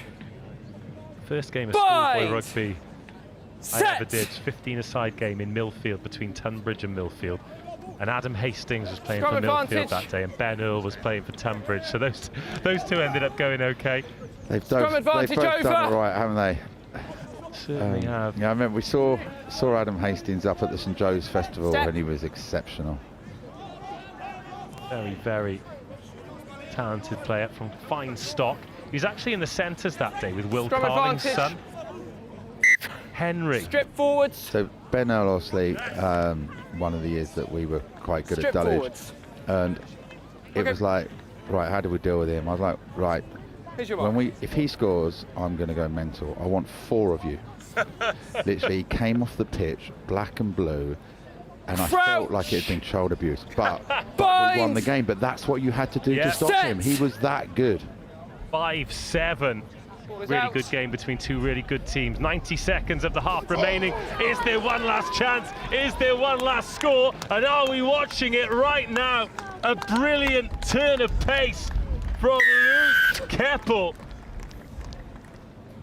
And Tonbridge School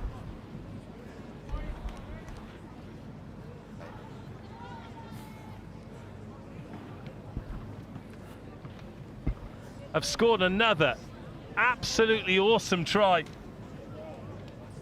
And I've done Luke Claymore out of a score there.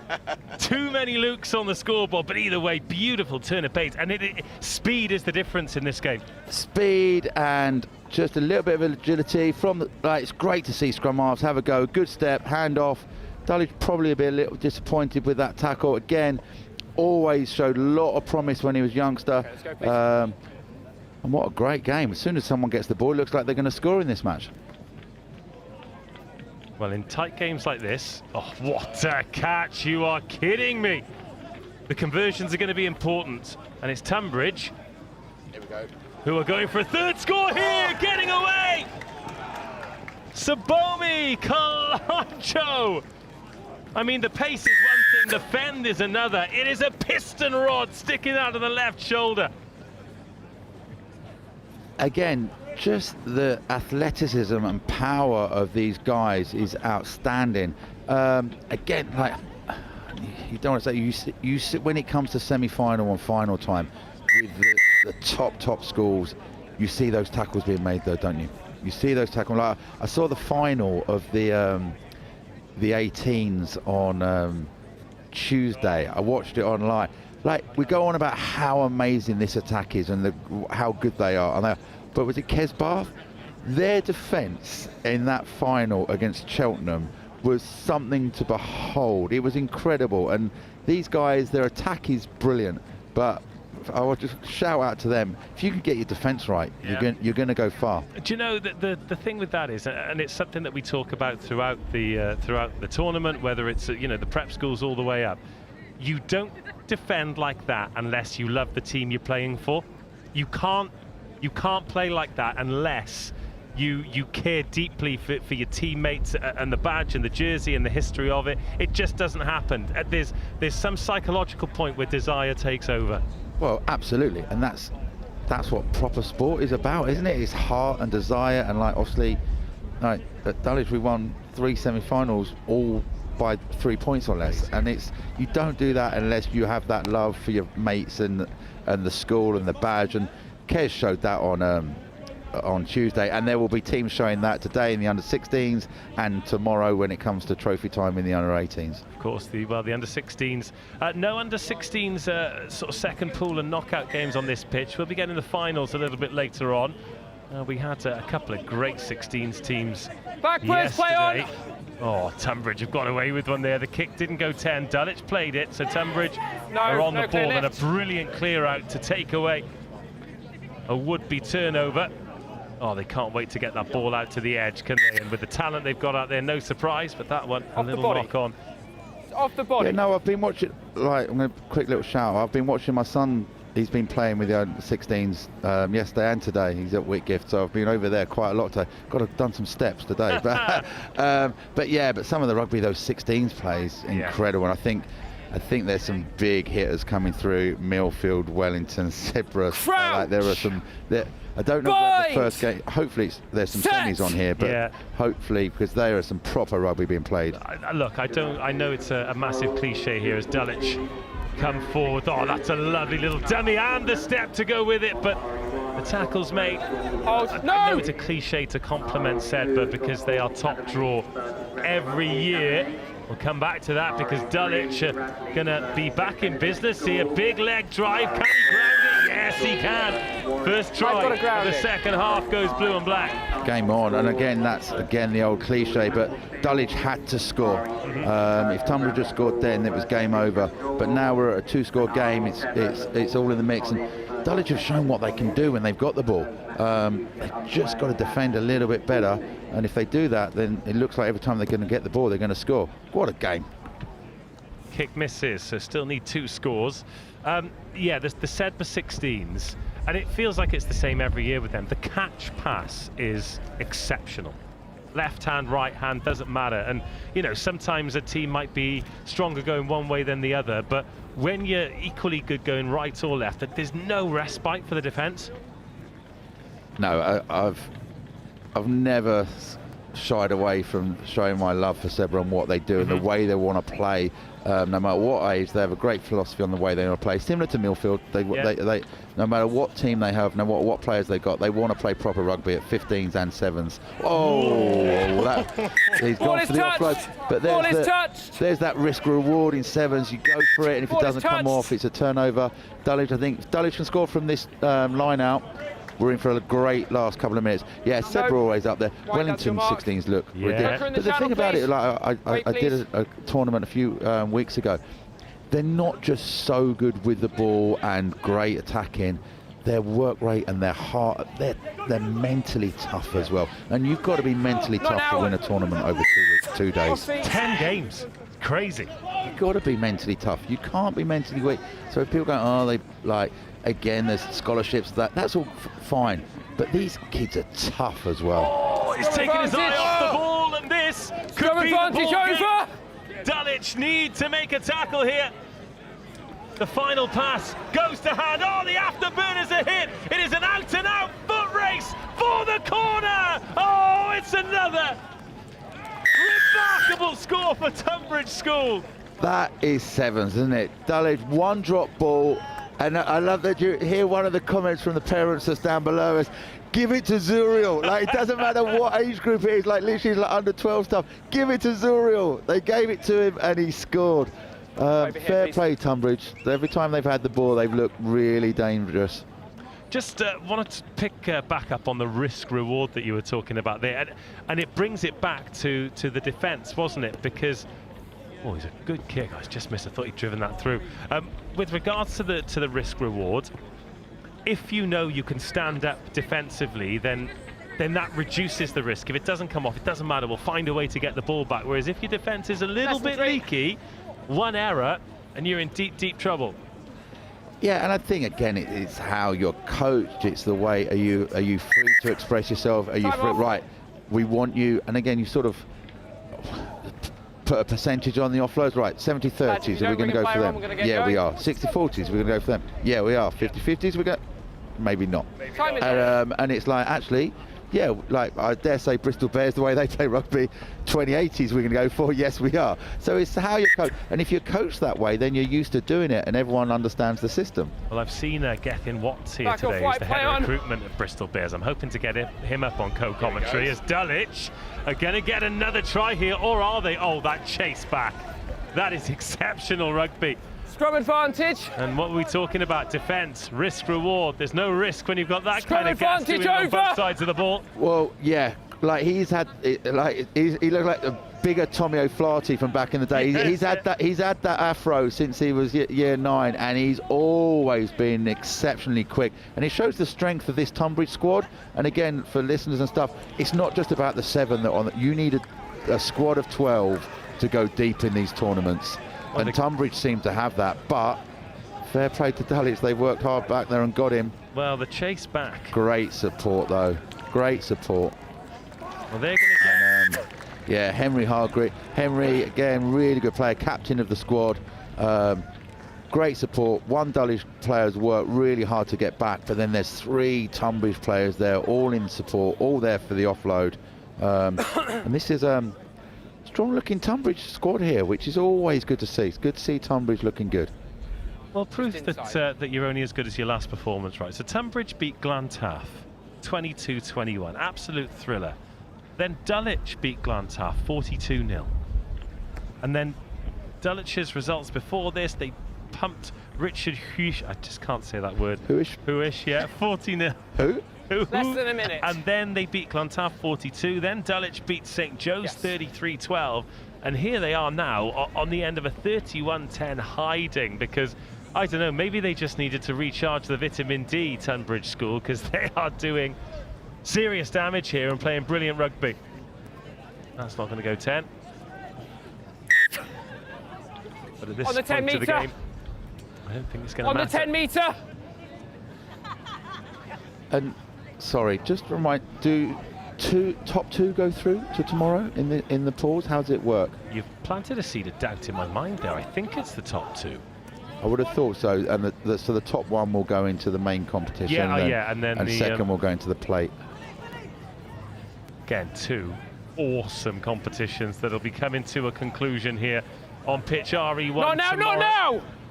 Have you seen the Rebels play, the American team? No, but I just saw a couple of the lads from Ipswich. Saw them in the Vale competition, and they've got a bit about them.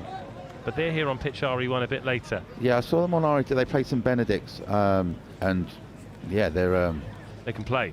Yeah, going to be interesting. They could cause a few upsets. Well, great to see them here for the first time from Colorado as Tonbridge. They're sensing gaps again. Manny Tamaza. Well, it's looking a little one-sided now, and that is largely because Tonbridge have been very clinical, and they played some rugby. I think that is the perfect word to describe Tonbridge today. They've been so clinical. I think they've scored almost every time they've had the ball. They've got playmakers, they've got wheels. They've just been too good for this Dulwich side, who have put up a bit of a valiant performance. But Tonbridge, I think a few schools will be worried about coming up against this Tonbridge side, who I presume their name has been on the cup in the past, maybe not that recently, but are always an exceptional sevens side, and they've got 12 players here that are going to compete. I saw Chris Morgan earlier. He was quietly confident, and now I can see why. It finishes Tonbridge 36, Dulwich 10.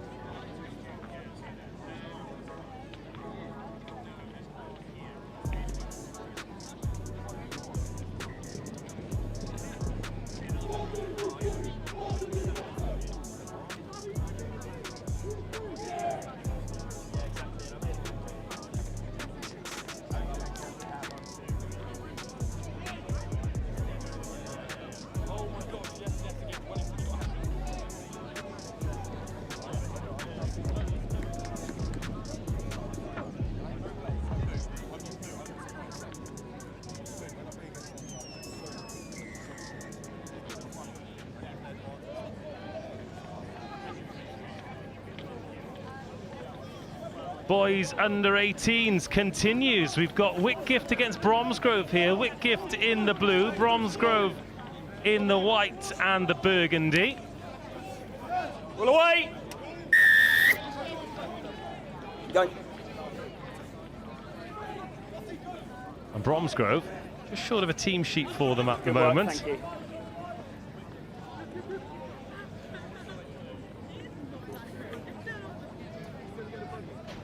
But with a decent fend.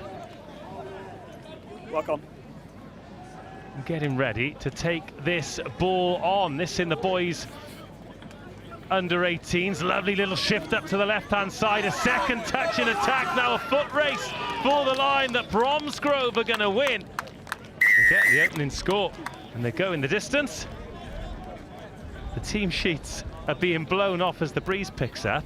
And we can say that we've been celeb spotting the entire time, and the latest in. Got to make sure I get the job title right here, Geth. What's it? Head of recruitment at Bristol Bears, is that? That's correct, Dave. Lovely. So I'd imagine you've had a pretty busy couple of days, have you? Well, it's been a brilliant couple of days, and the sun has been shining, but you walk around these fields and it's like a reunion. I'm seeing so many coaches, so many players that you've worked with or seen coming through the pathway, but what it does show, Dave, is how much talent there is in the country. Oh, I know. So I'm gonna be relying on you to vaguely offer some expertise on the play in this game, but also use it as an opportunity to catch up on what's happening rugby-wise as Bromsgrove are rampant left to right, striding in on the right-hand side, and another really tidy score. Fantastic. A little turnover.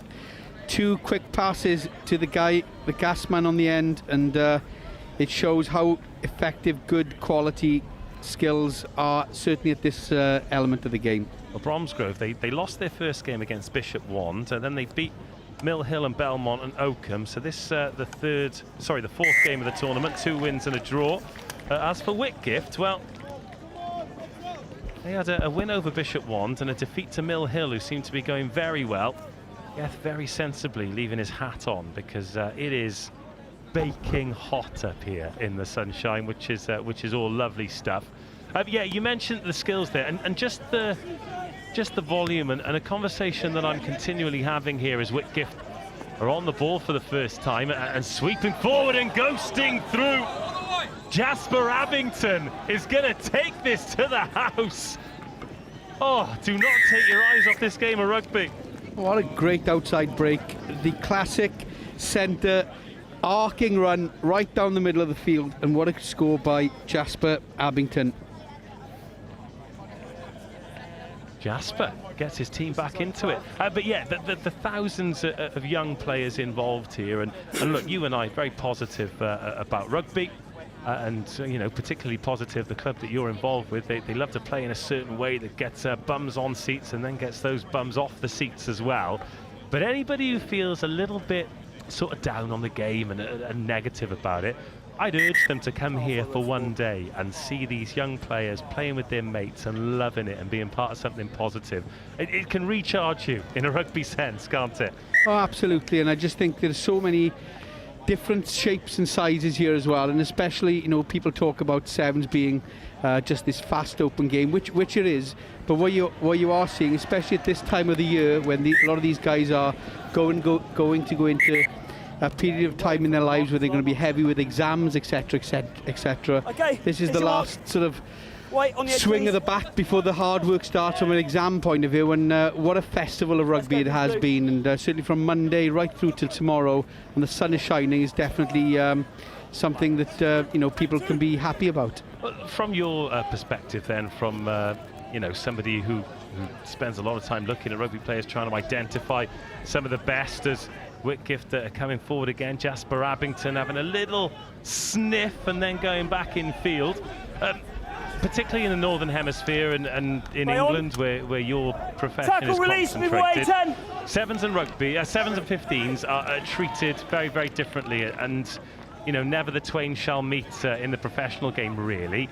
But from a young player's perspective, seeing them sharpen their toolkits here, passing off both hands, jackling, tackling, covering big spaces, really does help them improve as overall rugby players, doesn't it? Yeah, it certainly does, and you know, of course I'm going to be biased because, you know, we at the Bears believe that the game should be played in a certain way, and the skills that we're seeing here now, the guys, you know, quick rucks, being able to offload, everybody needing to play as a scrum half to get the ball away from rucks. Quick speed of ball, quick transfer of ball. It's definitely the way that the Bears play. And outside of set piece, whether or not you've got a number 2 on your back or a number 3 on your back, there are basic skills of rugby that we will depend on, and hopefully you see that in our play. And this game of 7 certainly teaches you those skills. Well, it's interesting. As soon as you said getting in at scrum half there, as Bromsgrove had a 3-on-2, but the pass just in behind. This is where you can reset, regroup, re-go again. Advantage over. That's something that someone like Gabs Ibatoy does really well for you, isn't it? Absolutely. You look at, roll away, Blue! I remember, Guys like Max Laheath when he came to us, and Pat tells the story of when Max Laheath came and when he had a recommendation about Max. Max is a great player, but don't ask him to pass the ball. But if you see him in periods of play now, he's developed that skill. But guys like Harry Thacker, Gabs Ibatoy, Gabs O'Gray, they're masters of those skills, and we know we need guys with number 1s on their back, number 15 on their back, and they need all of those skills, and you certainly see that in the game of 7s. You know what Max Laheath could do with, don't you?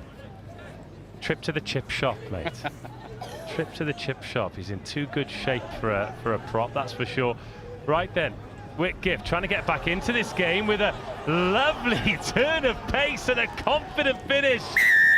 Sebastian Thurlow gets Whitgift second. It's a tough conversion to come, but a chance to level things. Yeah, that try has really brought Whitgift back into the game, and this conversion could be critical, but they've certainly come back into the game, and it's a lovely finish. And what a kick this will be! He's giving it a good go. No, close. But that'll take us through to half-time. Let's continue the conversation about Bristol then, because there'll be young men and women playing together. Less so with the women, because the Ace colleges, most of them are associated with Premiership women's rugby clubs, but there'll be school boys here who, you know, perhaps missed out on academy contracts or things like that, and they think that's the end for them. But I think a club like Bristol Bears is a great example of how that's not the case, because you've got a lot of talent from university rugby, from in the championship. Obviously, you've got your stars that you've brought over from international, countries. But really, if you are talented enough, some people mature a little later than others. The journey's not over, is the point that I'm trying to make. Oh, there are players up and down the land that have bucked the trend. The academy system is such an important system for every country, and there are so many players that have gone through the traditional pathways from 15, 16, 17, and it's been almost a linear journey for them.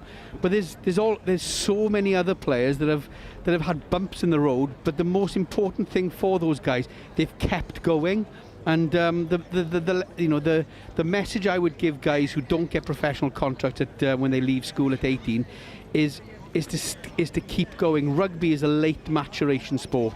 People grow at different periods of time, but they've got to keep going. And the beneficiaries, we've been a beneficiary of that. When you look at people like Fitzharding, for example, wasn't part of an academy, went to Durham University, and is now the captain of our club at 24 years of age, and is a great example of somebody who's a late developer.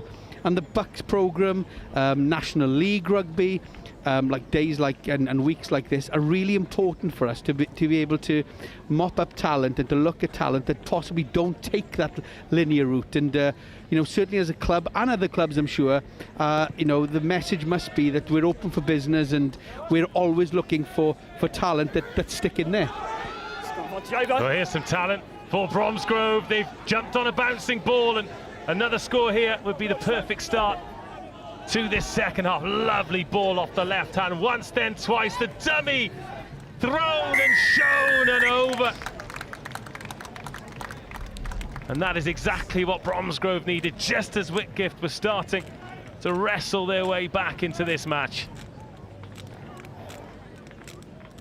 Just thinking about that squad of yours, you mentioned Fitz there, but even players like, as this drop goal goes wide, like Rich Lane and Jimmy Williams, who have had to kind of go there to come back. And Rich was with Bedford for a long time, and Jimmy went and played for Hartpury, and And now they're kind of an integral part of your squad, and we see them a lot of weeks in Premiership. Yeah, absolutely, and again, great examples of late developers that kept sticking in there. The Championship was a great nursery for them to hone their skills, but more importantly, they played lots and lots of minutes. And you know, we're great believers at the club that the biggest teacher is playing games, and I think the biggest thing I would advocate for young players is to make sure that they're playing lots of rugby, and again, the Championship or the national leagues is making sure that they get minutes in their legs, and in order to learn the game, because as we keep on saying, good players play the game, great players know the game, and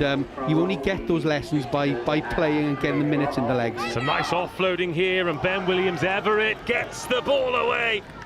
Finished by Orlando Moore, and this game is alive. And this conversion could level it. Well, it's nip and tuck, Dave, and the fact that he just plummeted over there for that score, and it's also, more importantly, he's near the stick, so this is going to be a chance to level the scores. He's got to take his time over this. As George Faulkon, arm goes up, 17-17, game on. The thing is, you mentioned all these things here, like you know, national leagues, playing sevens, Buck Super Rugby. Keeps you busy, doesn't it? Well, tell my wife that. I think the big thing for us is that, you know, we've got lots of people all over the country doing lots of work to make sure that they're trying to spot that talent for us, feed all of that information in, and again, making sure that we can give opportunities to young players. And you know, we're looking at innovative ways as well of making sure that talent can be recognised, and we're looking at things like open trials, because again, the big thing for us is making sure that the opinions that we trust is the one with our own eyes, and by coming for festivals of rugby like this, you can see the talent in its own environment, and hopefully we can pick up a gem. Well, the arm's out here from the referee. It was holding on for a little bit too long. Whitgift, having never led in this game, have pegged Bromsgrove back to 17s, and now have got an excellent field position to work with. Still plenty of time in this game, 3.5 minutes. Sucking out 4-away, release! Doesn't sound like a lot in 15s. It is an eternity in 7s, especially when the game is in the balance. Any defenders over there for Bromsgrove. One's going to have to make the tackle, though. And that's a little bit high. No surprise, given the volume and the pace that these boys are having to play at. And a few high tackles sneak in. Now, another race for the corner. Brilliant tackle. And CJ White stifled. Yeah, we talk about how important the passing is in the running, but also how important is the defensive capabilities of these players, the one-on-one skills, being able to stay low, make those tackles, the leg driving contact, and there was no better example than that tackle in the corner. But you can develop those individual skills, both sides of the ball, and what a great example there. 17-17, big moments, tough exit here for Bromsgrove as well. Oh, the line out, just about going over that number 1 jumper. Good fed. Oh, couldn't quite free the hand if that's gone. It is a dogfight for the try line. And you're talking about the tackling. Just look at the space that every defender's got to cover. Brilliant strength and the pace. Oh, just ran out of ground. Hands away, please! Might have been a foot in touch. Hopefully that won't lead to too much controversy. Well, it won't at all, because it's a penalty to the Whitgift boys. Well, they're going into a crucial part of the game now. Could the next score be the critical one? Well, it feels that way, doesn't it? 90 seconds of the game to go. One try each in the second half that Whitgift won converted, which allowed them to draw level. Showing some great patience here, holding on to the ball, recycling the ball without going into contact. Where can they find the hole? Bromsgrove, they're 7 up in defence, so it is man on man. It's going to have to be something to unpick the lock. No overlap anywhere yet. Nice little jink in and out. They've got that pace man on the edge, loitering with intent. He's got to check back infield. Now Clapperton. Clapperton finds Faulkon. Faulkon's got a try already. Callington, the captain. But it is patient, and are they managing to create a 3-on-2 here? Around the outside, will Hands do it? No, it's still Bromsgrove standing firm in defence, but they're creeping closer here, Whitgift. Oh, it's forward. Big moment for Bromsgrove. And now it's Whitgift having to defend. It's getting intense. You'll find no advantage. Oh, that last critical pass. As you said, Dave, they were making the odd yard here and there, and they were making those little inroads into that 22, but that last little pass, that knock on, Inside the last minute. I think possession now is absolutely key in these last 30 seconds or so. And this scrum is going to be a bun fight as well, isn't it? It certainly is, but I think as in all games of sevens, possession is absolutely key now. Okay. Wait. Two, over here, please. Come over here. We're inside the last minute, so we'll see how it Referee goes. confirming we're inside the last minute. Crouch. So the next score will win. This is pool phase, though. Set. So if it does finish a draw, it will be a draw. Oh, they've turned it over. This is massive for Whitgift. The opportunity to win it at the death, to come from behind to do so. Oh, what a turnover. Exceptional. Keep going, 7. And they're not done with the tie, are they, Bromsgrove? Oh, what a tackle. What a tackle. And this has become a titanic tussle. Reload, you guys. Yours, reload. Bromsgrove, one mistake away from coughing the ball up and potentially losing. Whitgift, one missed tackle away. Not in there, 8, no! From all of their hard work to come back, counting for nothing. Oh, loose ball, decent pick up, and the cap flaps opened. Knock on, no good to Whitgift, but they turn the ball over. This really is nip and tuck. And again, we keep talking play on. about the attacking intent of both teams, but both defences have to take credit. They've kept each other, cancelled each other out. No quarter asked or given in this last 30 seconds, and is there going to be a score? No, out there, 8. Ball in play time in these last phases as well. They might not have been sprinting the whole time, but it is emotionally and mentally exhausting, as well as the physicality. It's only going to take half a gap. They're not looking at that kick. There's no sweeper, and the fact that they've not made a clean break is the space behind that defensive line. Now they're going to stretch the legs. Now it's a foot race. Now the tackle needs to be made. Oh, let it go. My goodness me! What a tap tackle, a game saver. Now this is the chance. It's broken field.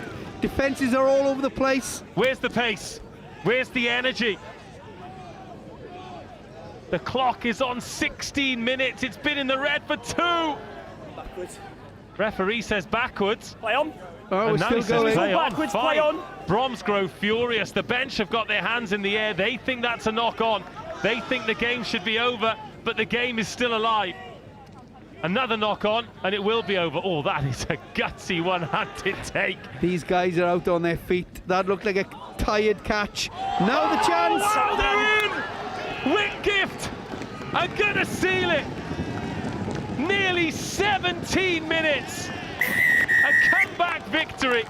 14 exhausted young players.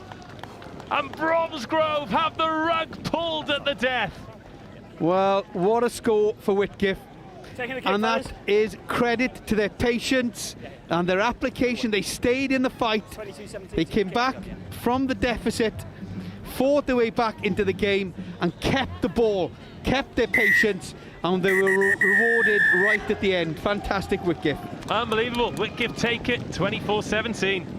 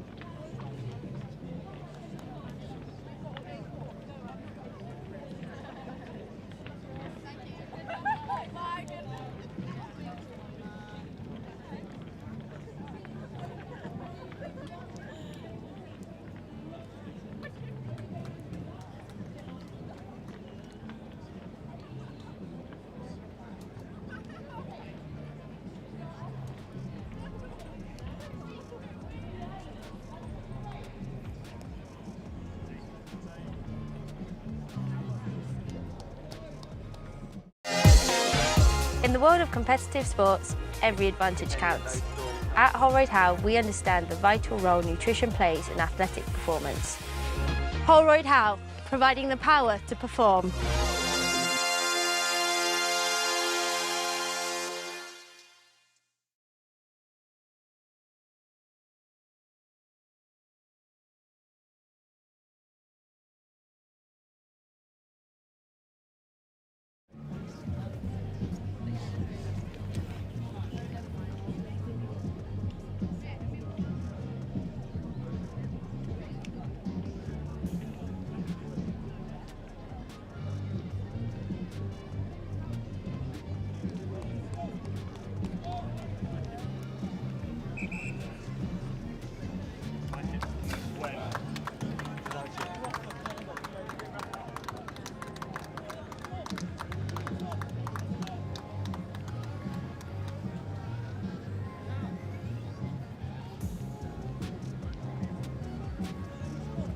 Well, just when you thought there was going to be some respite, I've got news for you. It is Sedbergh in brown versus Llandovery College in white with the red trim.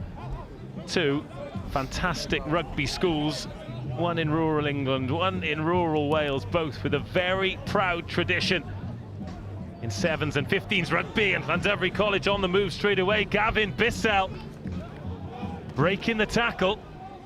Already seen some really good performances from Welsh teams here on RE1. Cardiff and Vale College getting a brilliant victory over Bedford School. But Sedbergh in limited numbers rugby, very much a different kettle of fish though. Decent start this on the ball though for Llandovery. And you feel in these games at this level, you need to threaten pretty much with every possession you've got. Gethin Watts is still with us, and he's a little quieter at the moment because he's nervously watching his alma mater. Llandovery College old boy, here's Brian Kamanga.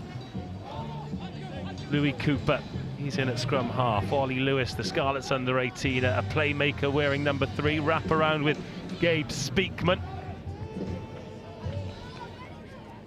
And a little knock on.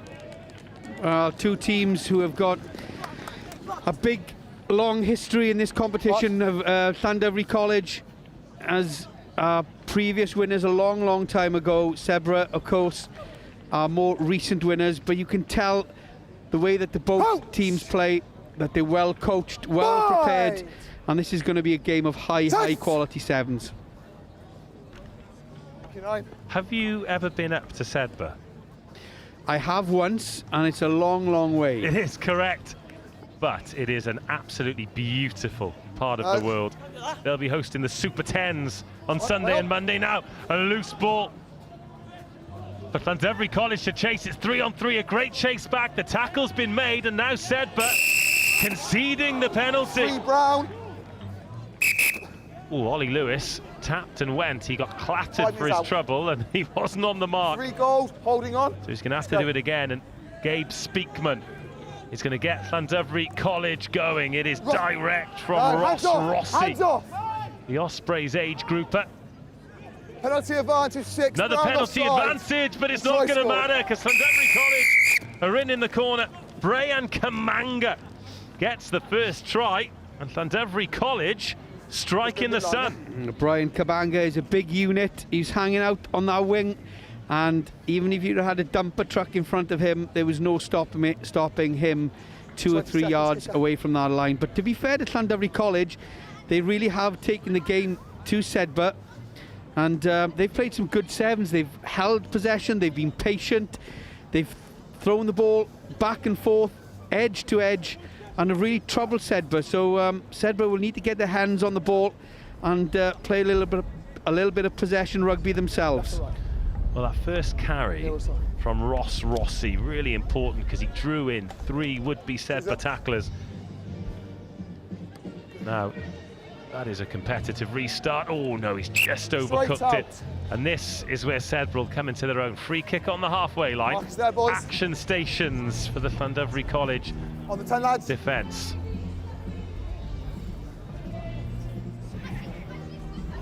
Llandovery synonymous with rugby in Wales. Use it please, boys. The senior team, not the college team, the town senior team. on the Super Rugby Cymru Cup. Ooh, referee's going to play advantage there. He's got to make... Oh, it's only a knock on. I think Llandudno College a little bit lucky there. That was batted down.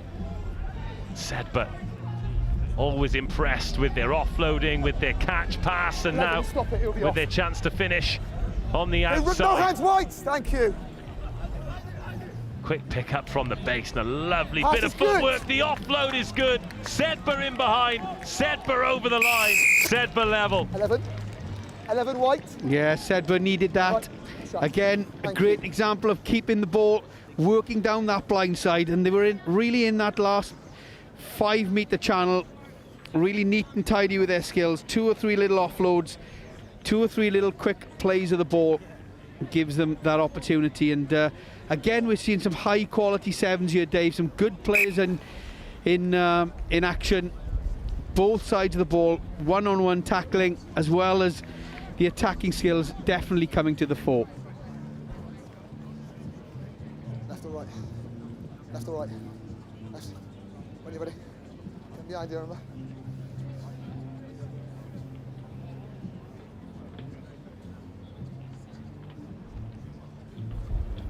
Good. Conversion was good, so Sedbergh hit the front. Good tackle. No, hands off, Elliot Marshall wearing number 6. Yeah, I'm keeping an eye on Jeek Bullinacker as well. 13 for Sedbergh. Has played a lot for us in the Academy League and on the wing. And Brad Barnes has done a fantastic job to keep in touch with him while he's so far away. His parents, his dad lives in Bristol, Fijian heritage. And there he is, putting that big Fijian hit in, putting pressure on. But Jeek really can motor. He's a great athlete, great off the floor, great aerial skills. And hopefully we'll get a chance to see him gallop down this touchline. Hell of a commute to train in that. Sedbergh to Bristol. Hopefully you're paying his mileage, Kev. But of course, it gets to the point, doesn't it? Particularly with Academy Rugby, when clubs have gone high. You've already mentioned Bucks Super Rugby as well. There are opportunities beyond rugby for these young men, whether it's to go to a great school, a great university, which is why you need to be in touch with coaches, trusting them to do the job, and keep a good eye on him. And certainly he is in very, very good hands at Sedbergh in terms of his development in the game. Yeah, we talked about pathways, the importance of alternative pathways, and as I said earlier, we've been beneficiaries of the Bucks Super Rugby pathway. A great couple of games last night, the quarterfinals last night. But again, these guys, there are some brilliant Bucks Super Rugby programs that are almost like professional rugby clubs in their own right, with some good coaching, good S&C, giving those guys legitimate opportunities to really test their skills. Oh, it's a lovely little bounce to see where the defence is. And Sedbergh lead, extend their lead. And it is a one-man job. Leo Williamson, the captain. I'm concerned about Llandudno at the moment, Dave. Some of their players, hands on their knees, hands on hips. Not sure if their engines have blown, but Sedbergh certainly with a stronger team going into that late part of that first half, and who knows, I'm not sure if Llandudno have blown a gasket. I hope not. Well, 7 minutes gone, 7 to go. Sedbergh 14, Llandudno 5.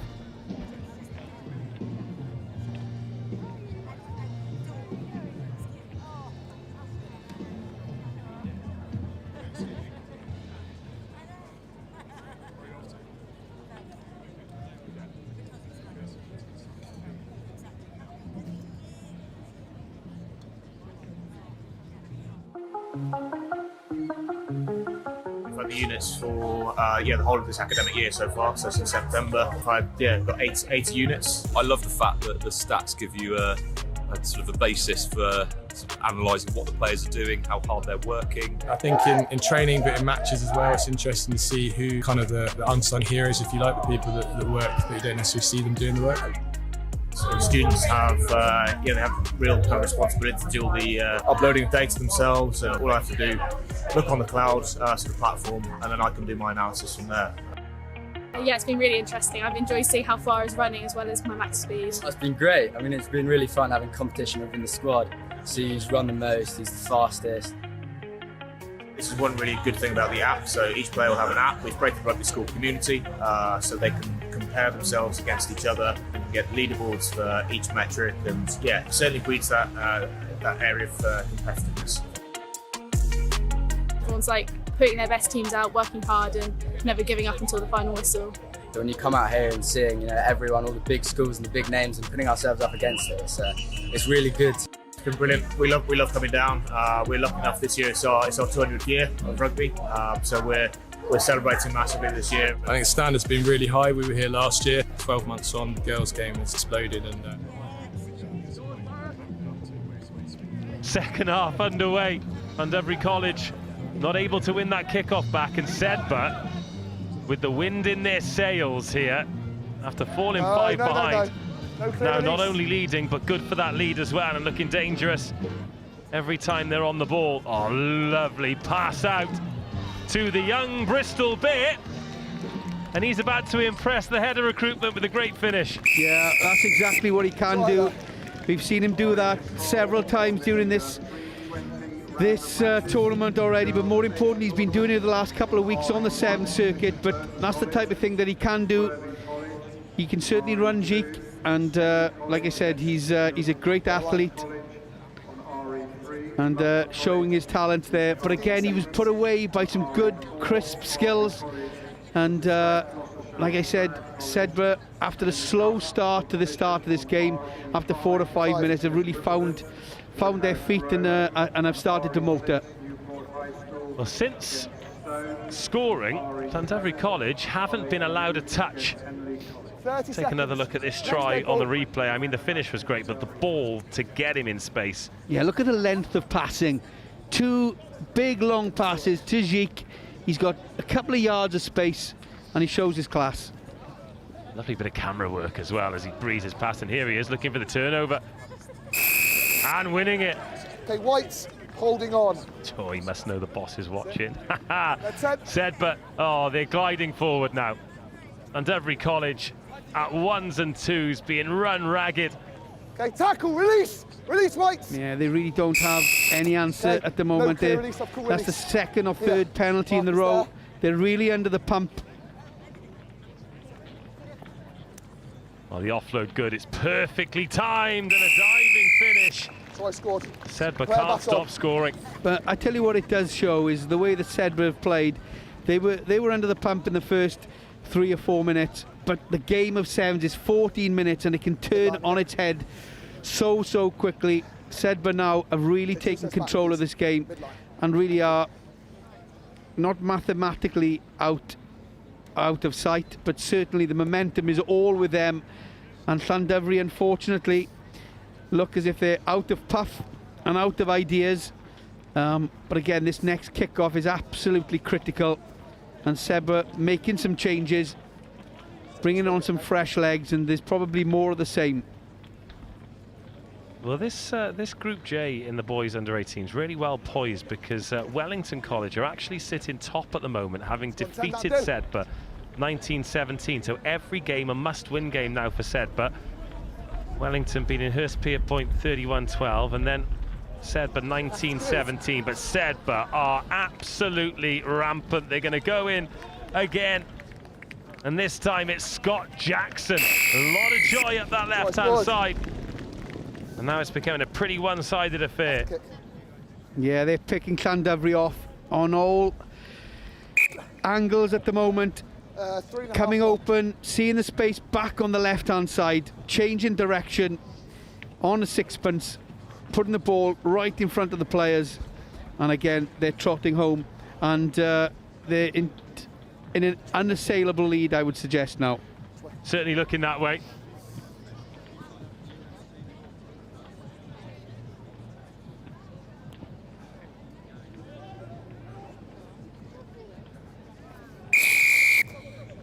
Off your head, players in front of the ball.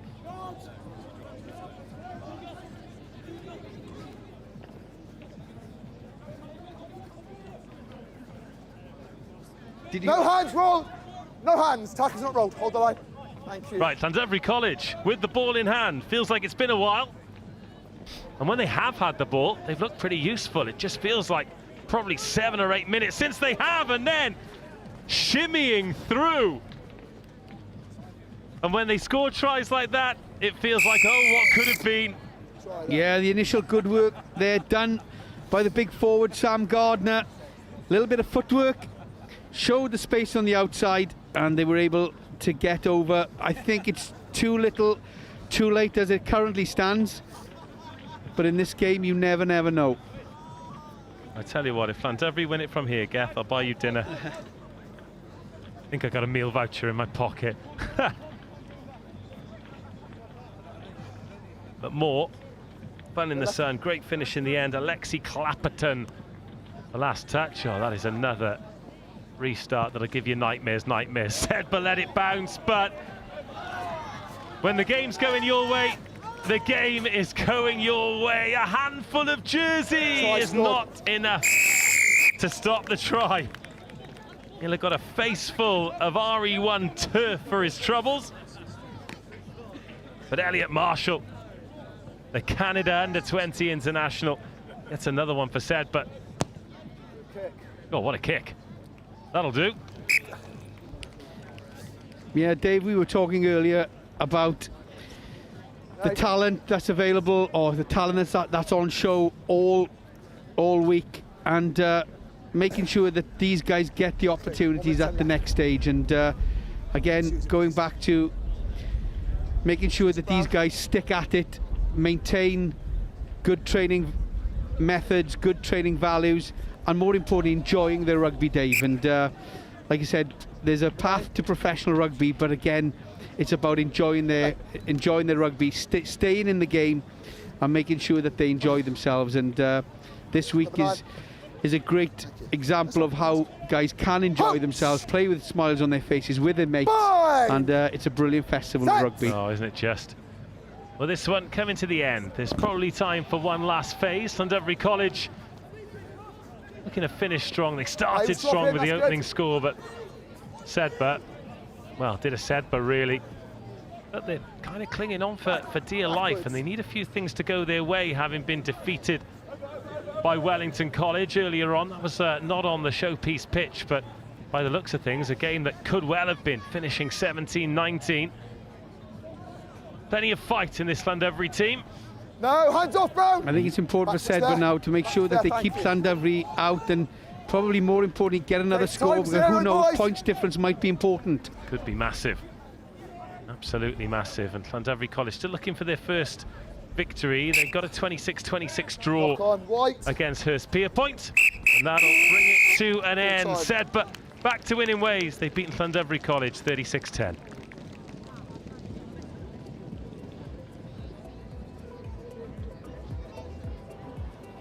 Dave, I am here pitchside by the Edwin Doran tent, and the reason for that is I'm having a very special conversation with the headmaster of Sedbergh School, Dan Harrison. Dan, that was a fantastic performance from Sedbergh. Tough start to the day, that late loss against Wellington College, but the boys, as ever, resilient. Yeah, it's important we don't give up. Noxie will have got the boys up for it. We're not going to go through, and Wellington deservedly are going to go through. They pipped us, and that's life, and that's sevens. Perhaps not going to be the send-off for Noxie we were hoping for here at Rosslyn Park. However, we've got a big weekend coming up, the Sedbergh 10s. There's a big question I'm going to ask you, but before that, a little tribute to Noxie, because he is a legend not just of Sedbergh School, but a legend of school rugby, and in particular this place, the HOWDEN ROSSLYN Park National School Sevens. Oh, absolutely. We couldn't have employed a better person for the last 12 years. He's kept us right at the forefront of the game. His record's fantastic. He's produced numerous Premiership players, numerous internationals, but more importantly, he's kept our values, which is so important to us. And I believe you've got a combination coming to Sedbergh that is going to continue those values. Absolutely. So Sam Moore, who is an old Sedberghian, went away into the professional game, has come back to work for us, will be our new head of rugby. We're just about to announce that. And John Fletcher will be the technical advisor alongside him to work with our team of experienced coaches. We're really excited. John's got huge experience in the Premiership game, the England 20s and 18s, and works very high up in the SRU. He's been a friend of the school for a long time. And actually Sam's knowledge of Sedbergh, and again going back to our values, are so important. It certainly is. And thinking back then to the Sedbergh 10s, or thinking ahead to the Sedbergh 10s, that's always a special weekend. But with the news of Sam and of Fletch coming in, and obviously with the emotion of Noxie leaving, feels all the more poignant this year. I think it does, and it's also for all the 16 teams there. It's the last opportunity for so many upper sixth form boys to pull on their school shirt. So it's always got a great atmosphere. Both staff and pupils get on really well. There's a bit of emotion. It's always played in the best possible spirit, and it's the end of the season for so many players. We're hugely looking forward to it, as we always are. Right, well, as you know, the rugby always comes first, so we better throw back up to Burnsy and Dave, I believe, who are in commentary for Bishop Burton College against Worthing College in the girls' ACE under-18s. He says he believes we're in commentary. He knows we're in commentary, Burnsy. What's I he can't see playing him. I can't see him. I'm looking for the reflection shining into the light, but I can't see him. He's in the shade, mate. Vampires don't like direct sunlight. Anyway. Bishop Burton on the ball, up against Worthing College in the quarters of Quins, who impressed earlier today on the field of play, but come up against some stiffer opposition as things have continued.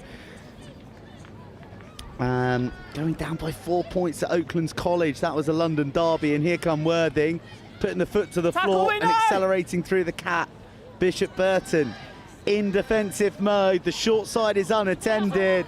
And there is a hair pull that is going to be a yellow card, a penalty try, and, well, a rather grim moment, actually, on RE1. Yeah, that's not great. It wasn't just the hair pull. I think she went head first in the aftermath, too.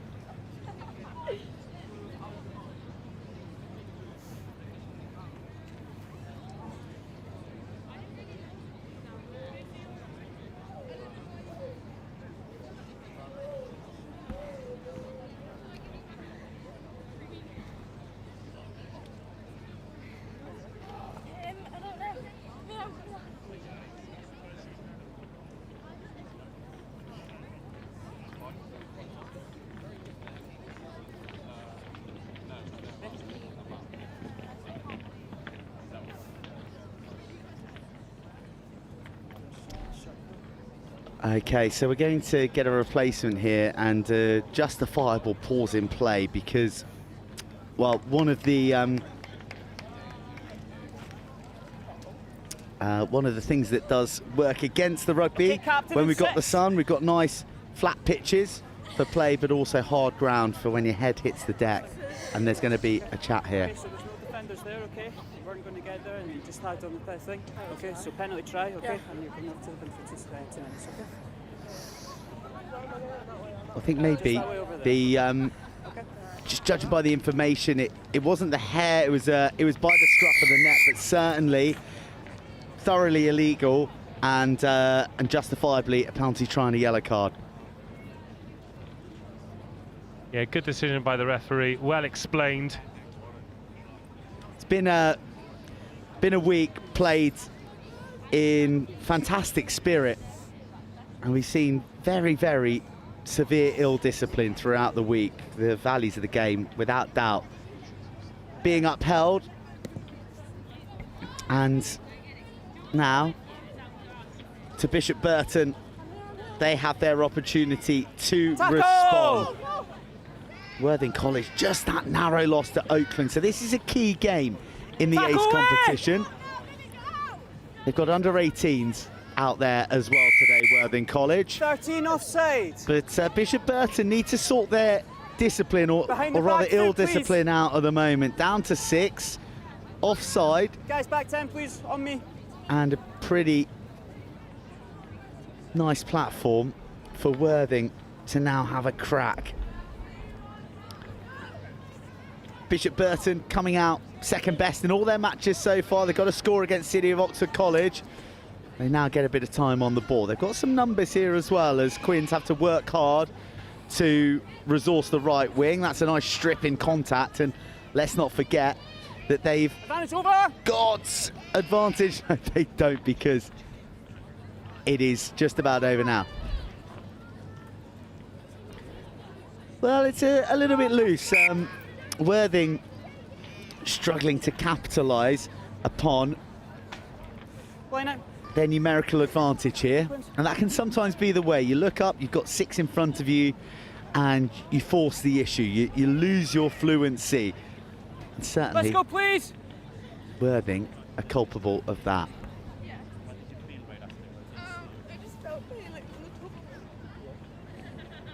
Nice line out drill, well worked for Bishop Burton. We've got real zip in the heels there. That's a lovely snaking run. Love the late straightening there to challenge the shoulders and the onrushing arms of Worthing. Tackle, release! Good leg drive. Carries Bishop Burton up to the 10-metre line, and, well, she can't resist but playing on the floor as her support is wiped out. Well, I beg your pardon. My interpretation of that ruck, markedly different to that of the referee in the middle. Feathered forward, Worthing, freeing up the arms, Worthing with plain sailing to Bishop Burton's try line. There's a chase across, slams down the anchors, scoots back inside, and that is a tidy finish with a busy defender breezing by. Behind, please, if you don't mind.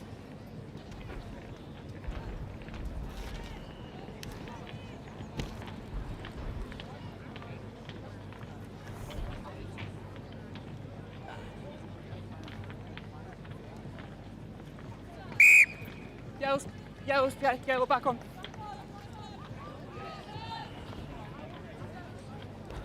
Two minutes.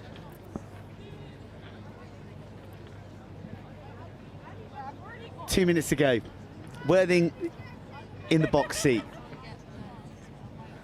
2 converted tries to the good. And I've just been handed a hurriedly scrawled team sheet, which only has first names on. I'm pretty sure is Worthing. In goes the hit. It's a little bit high from Eloise Powell. Bishop Burton with a chance to strike, with time elapsing in the opening 7 minutes of the contest. Real good jackal instinct. That is fabulous from number 20, Faye. And she'll finish the job as well. Wow. Swiss Army knife try from Worthing's number 20.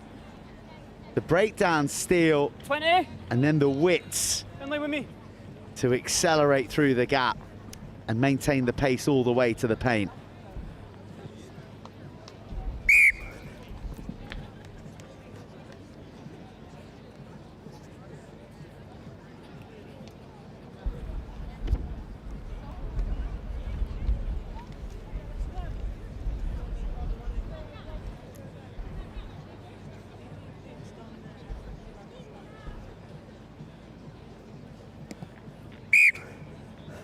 Worthing in front of the kicker. Kick behind the line. Been really hot on that this week, and I'm glad to see it. I feel that teams regularly push the envelope and they don't face retribution. Certainly not in the professional ranks, so it's nice to see it being enforced down here at the grassroots in the soul of the game at the Howden Roslyn Park National Schools Sevens. Bishop Burton on the quest for a second try of their day here all legal there, just a small at this mighty tournament. Last action of the half, and it's one that is looking good for Worthing College. In control at the break.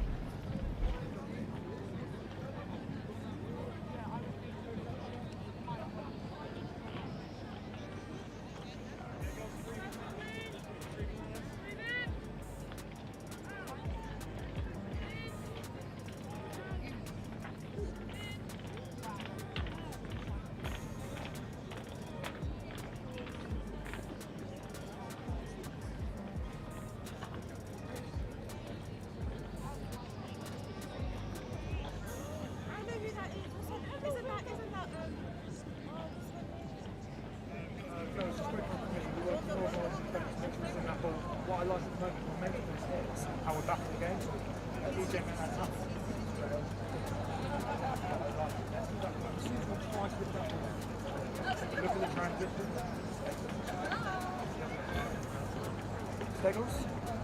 Same thing, like, good chat. Keeping that defence. Don't be scared to take it in. Like, some of you guys are a little scared to take it. Just if it's going to crap, just run straight in. And then someone will be run it. And then support. Like, all back. Break down civilian as well, like, as a bit to do it about it.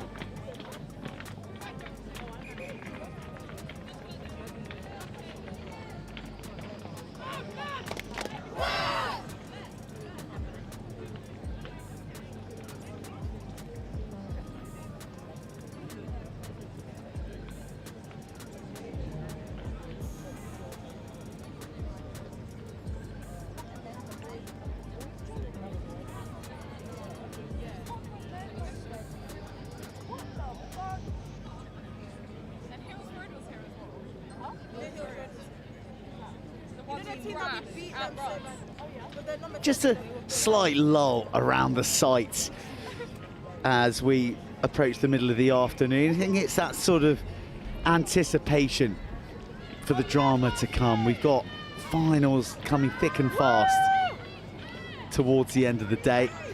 The climax of the under-16 boys competition, which we haven't seen a huge amount of on RE1 today. It's been developing elsewhere.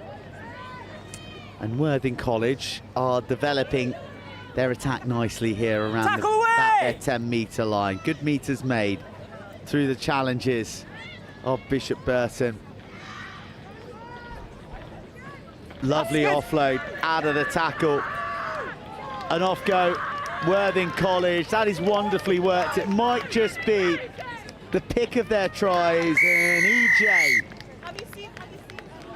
slips it into fast forward, and the pace of the rangy right winger does the rest.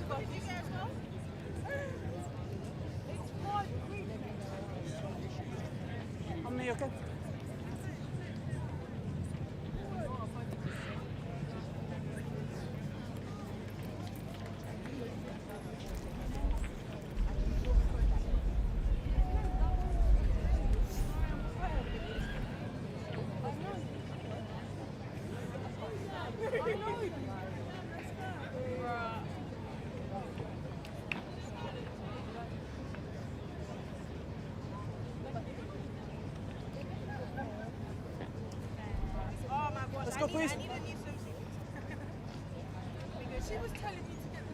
Back, behind.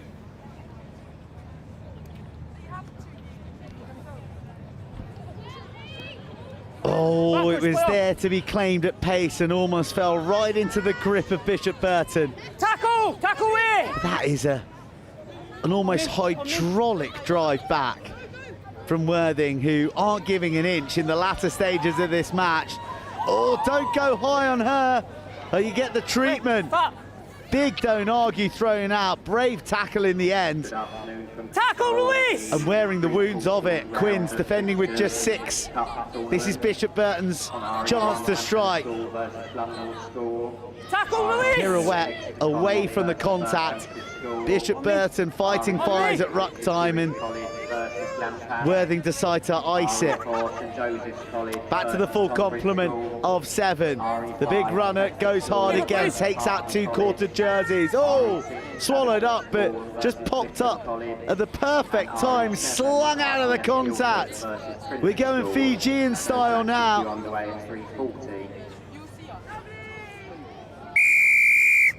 No clear release, knee was on the ground. Back 10. And you can see the exhaustion just beginning to pour over these girls with 4 minutes left to play. Bishop Burton fighting for an avenue back into the contest. The ball spilled backwards. Tackle! 3/4 jackalers. One hand on the ball, no jackal. Oh, that's interesting. The bounce awkward once more. Cannoning off the shins. It's a tricky one, but at long last gathered in. Tackle, release! release! by Worthing College. Turnover comes, but tackle, you need to get back and retreat. it's managed illegally.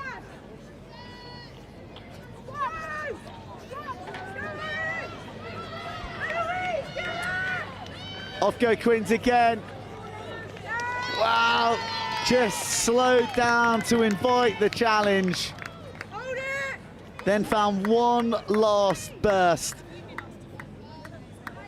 And Worthing will be in no hurry to dot this down. They'll eventually be made to do so. Game, set and match officially now. Sorry, who? Bailey, who?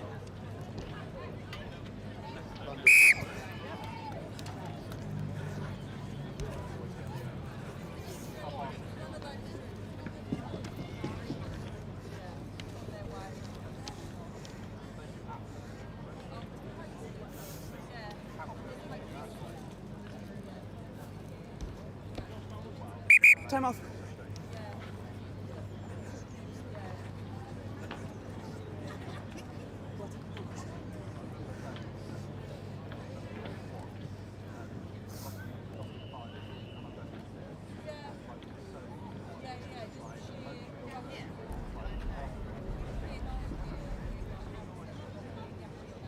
Bit of attention demanded now. Really has been a full-blooded affair. Following on from this, we are turning our attentions to the boys under 18s competition again. Blundell's School against Hampton. Hampton, who, wow, what an interesting day they've had. Victorious over Gordon's, 22-all draw with Exeter College, and then going down to Berkhamsted. Blundell's, 4 points they lost to Berkhamsted. Lost pretty handsomely to Exeter in a bit of a southwest derby. Let's go, please. But they smashed Gordon, so interesting to see what will happen there. It's going to be a key match too, as well, in terms of the shakedown That's good. of Group E. Bishop Burton popping some beautiful balls off the floor. How about that? The net ball spin. And again, just releasing the pill. Tackle away! But holding on long enough to invite the contact. That is an outstanding jackal. Prized from the deck. Worthing will go the length in response. It was some enterprising play from Bishop Burton, but they have been made to pay ruthlessly from an act of beautiful breakdown burglary.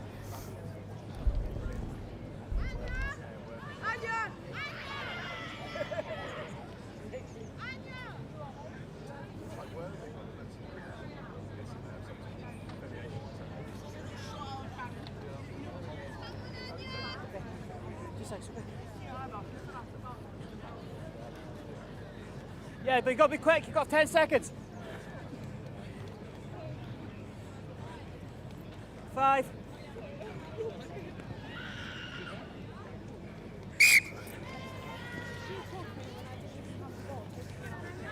No, she was committed to start off with, and then you passed it on, okay? That's what I saw. Yeah, but she couldn't do that because she was already committed into the tackle, okay?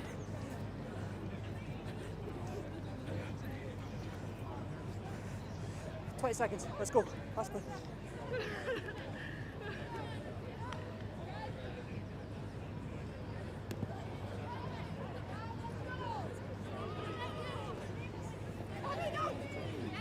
Backwards, off the foot.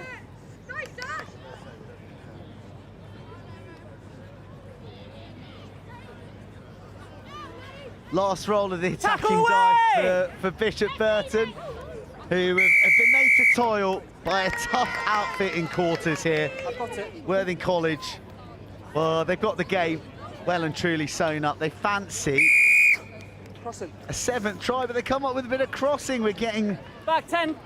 Bit of bonus rugby here. Bishop Burton, oh, that is a brutal fend. She's been so abrasive in her carrying out there today. It went flat. I certainly wouldn't like to be trying to tackle her. You say. But as it stands, Worthing had the ball again. There's some fancy feet, really elusive stuff, just asking too much of her teammate to gather that in. And that'll be the last action of the match. And it is a resounding victory for Worthing College.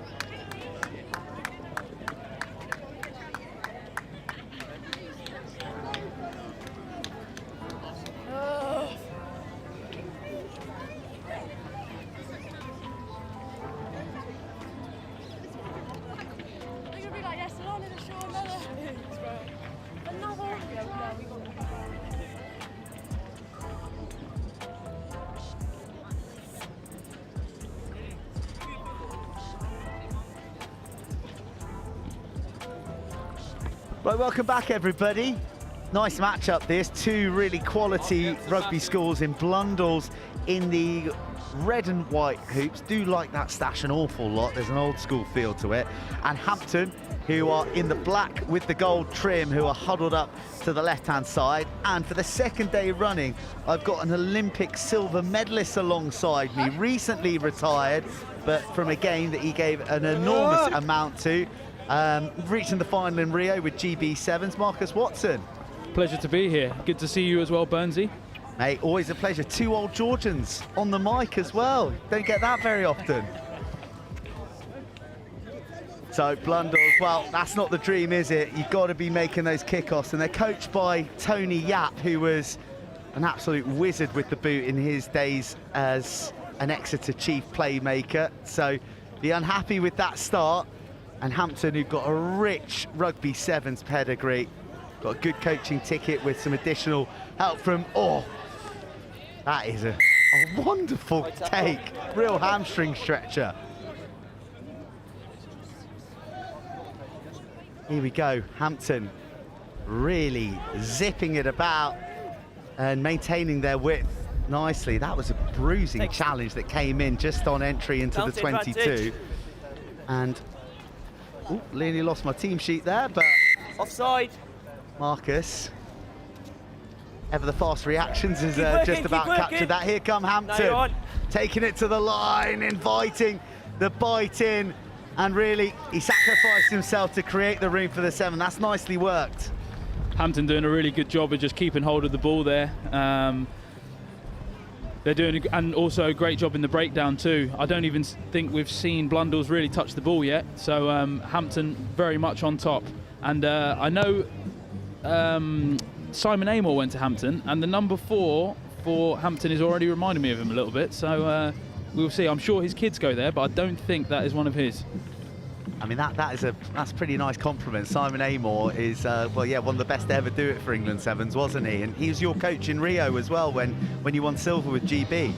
That's right. I'd say he's probably my favourite coach I've had. A quality coach, good operator, and yeah, went to Hamptons.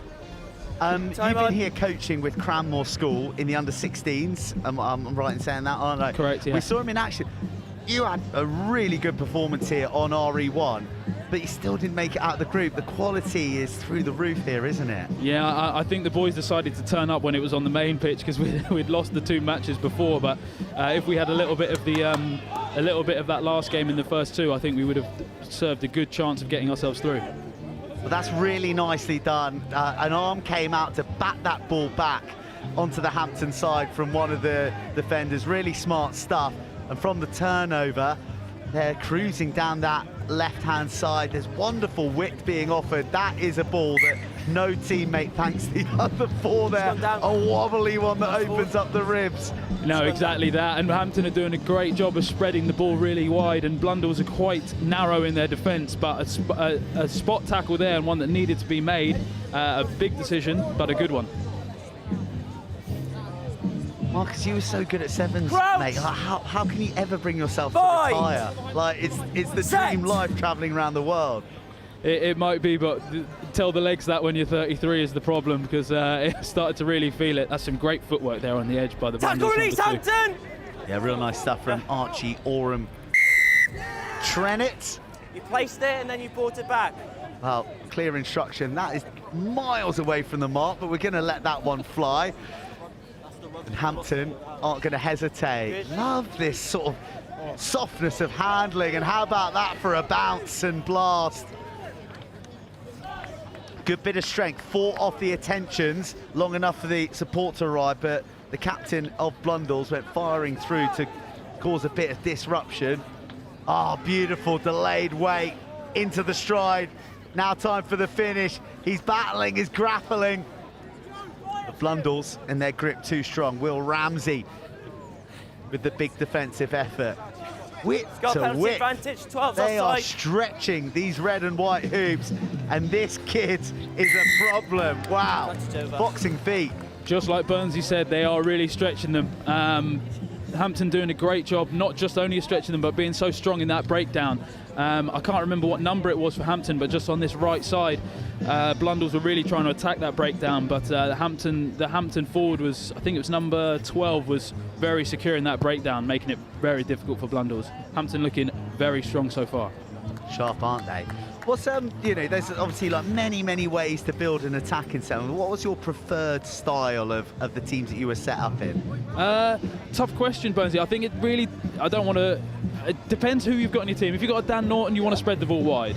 If you've got maybe a bigger winger, you might want to crash into the 1-2 channels. What I probably preferred, I like playing with North, so let's just say I like playing wide.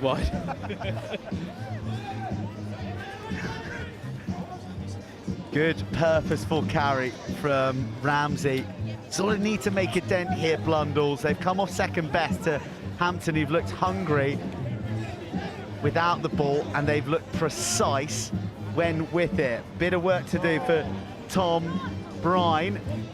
Written Brine, I've got a feeling it's Byrne because it's spelt, because that's my surname. So, and people get it mixed up the whole time. So, over. Anyway, he does cough the ball up. Oh, sit down. Oh, the venom not rewarded because his teammate drops the ball, but it's mean out there at times. It is. Hampton very much on top in quite a lot of different facets at the moment because they're looking incredibly physical too. Blundell's going to find it pretty difficult to get back into this, I reckon. Crouch. Bind. Get in the channel. Set. Good news is we've got over a minute left.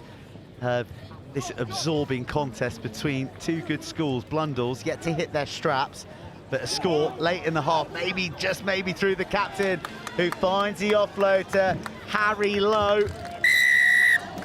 Is going to open things up. All that dominance for Hampton, but a try underneath the sticks, a conversion to come. It's going to be a 3-point game. Yeah, an interesting one there as well. You see their captain, Arthur Guillot, I think, maybe. You see him giving a bit of chat after that as well, looking very physical. He must have heard what I said and he decided to give it out to some of the Hampton players there. You've learnt a commentary lesson there, Marcus. That's why I've been calling him the captain, because I can't read the handwriting of his surname from whoever's scrawled the team sheet out. Smart decision. You live and learn. The captain, number 8, we'll go with. Yeah. The great 8. The great 8 we'll stick with.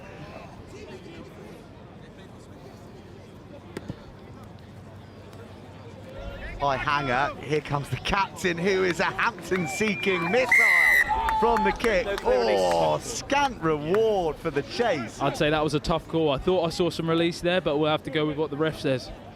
He's a big old rooster, isn't he? That number 8. Oh, Hampton piercing the defensive line of Blundell's. That's a brave challenge. Or a forearm to the face in the process. Maybe Blundell's go the length here. That'll change the complexion of the half-time huddles. They've got to fight hard to get behind the ball because Hampton have oh no, that's a howler. Play to the whistle. Oh no. Advantage over. Unforgivable. A gift for the men in black from the captain, who'd worked so hard to get his team back into it. Just like Burnsy said there, you got to play to the whistle. A big mistake, you know, right at the end of the half. It's not what you want, especially considering their captain has done such a good job the last two phases, showing some physicality, but maybe let the side down slightly there. The small mercy is there's no extras to add from the boot, but we said that the score from Blundell's might change the complexion of the half-time huddles. In fact, it's Hampton who get the extras, and they lead 7 points to 15 at the break. Usually we give our voice a rest here, but Marcus, seeing as you're up, we'll have a little bit of a chat and talk about your time playing here, because you would have come here with St George's Weybridge and probably done some awful things to some defenders with your footwork. It's safe to say I tried when I was here, but we never made it to day two, which was always the dream when you were at school, to try and miss some more lessons.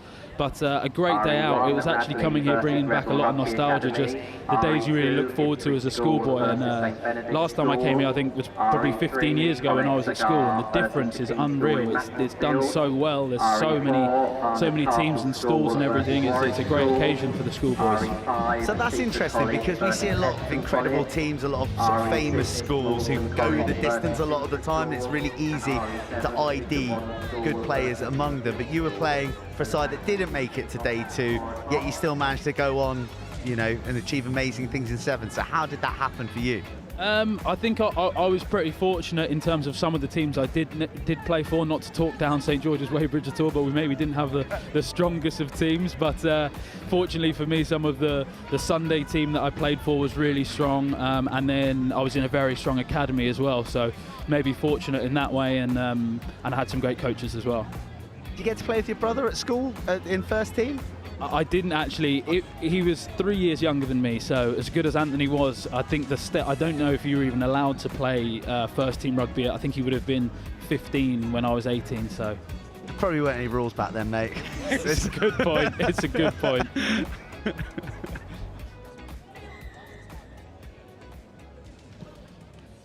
Here we go. This is an interesting game, because it's there for Blundell's if they can make it click, but Hampton have been excellent. So it's a testament to them to not allow Blundell's to play their game, but just a little flash of what they're about with that spun offload. Nice distribution from Nick to Jaeger. And the captain, well, he's got to be in his bonnet, hasn't he, after that error? For sure. And one thing Blundell's I've noticed, and hopefully they carry it on, is it looks like they're trying to keep the ball slightly away from contact, minus their number 8, who's clearly a bit of a physical unit. Other than that, as you can see there, a couple of offloads, maybe not going to hand, but I feel like their tactic might be trying to avoid the contact. Oh, like a matador in the ball ring. Just putting Blundell's players through the revolving door there. Nice stutter stop, a wrap around, targeting the gap. He's so strong here on RE1. Really got to bring your A game in attack to break these defences. Oh, bit of invention. Doesn't quite pay off for Hampton. You know, one thing I think Hampton are doing so well, which after watching quite a few teams that there's different ways to try and spread the ball wide, and what Hampton are doing so well is their first receiver is pretty much just standing and giving, and then they're catching the ball at pace outside. Outside of that, because quite a few of the times you're seeing boys, first receivers taking steps and eating up that space and then trying to throw the ball wide, and then the defence is in their face. So what they're doing really well is, I call it pivot. So at first receivers just standing and giving, creating lots of space for their wingers, and Hampton have got some footwork and pace out there that we've seen in abundance today. Up really a lot quickly. of subtle little ploys in sevens, isn't there? You know, so you're employing that pivot as a little subtle strategy, or you can just go really route one, get the ball to Dan Norton and let him do the rest. Exactly that. And if I was Blundell's as well, I'd probably do similar with their captain. If he's got the ball, I'll tell him to carry, because that looks like it's a strong point. Looks like he likes to give out some chat as well, because I keep seeing him do it. Oh, that was almost an uncomfortable ride to the deck for Tom Byrne. I am going with Byrne. I'm going to commit to it. Apologies to the Brines family if I have got that around. Here is the captain. Oh, just lifted delicately over the top, and not sure the telepathy was quite there with his winger Wickham. I'll go with Wickham. Wickham or Witcham? Fletcher Wickham. I was struggling with the first name as well. See, their captain there was going route one, which I think is a great ploy for him, considering he seems like a good physical athlete. Maybe just a bit more conviction with just carrying on with that carry, a bit of leg drive, and maybe not trying to force that offload. Hampton, with time elapsing, have worked it. Really, oh, desperate defence, dislodges the ball. Those kind of things are game changers, and as much as I'm talking about how good Hampton have been, you look at the scoreline, and actually they're only 8 points in the lead. The Blundells are well and truly in this game, and things like that are big momentum shifters. Hey, we've got a nice little focus into the corner there. You can just see their boots in the background, and I mean boots. British Army Brass Band have been playing banging tunes, absolute bangers, all week.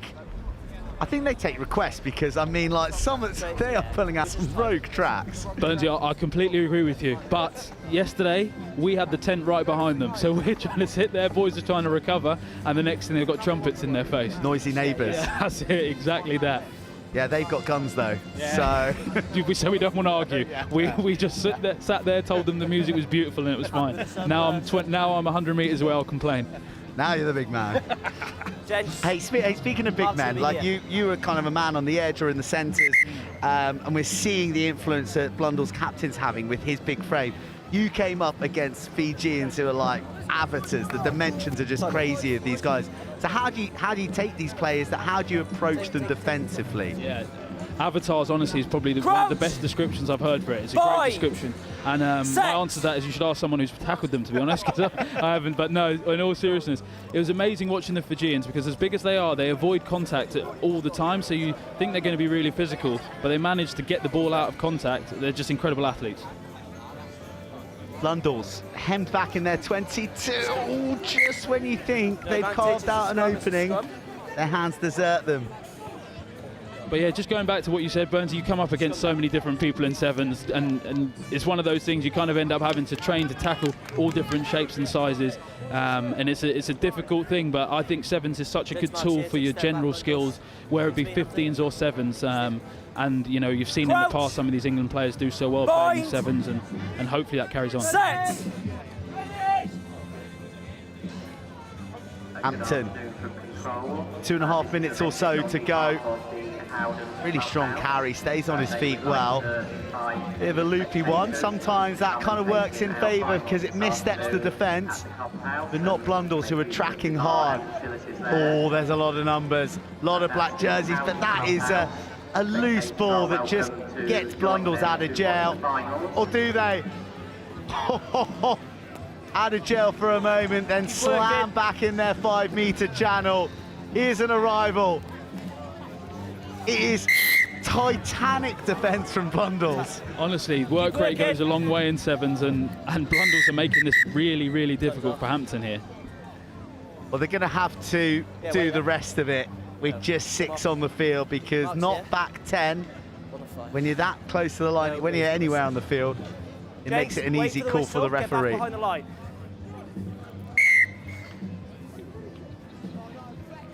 And will simply unlock this tired defence of Blundell's, who are depleted by 1, and Hampton may just have got the try that puts them out of sight. Yeah, I think when you talk about the pressure cooker in some environments or some games, I think that sums it up pretty well. Blundell's were doing a great job just holding on, some really solid last-ditch defence, but eventually there's a breaking point, and I think that was found there with their captain getting a yellow card. And when you're attacking and there's just 6 men on your feet, it makes a huge difference.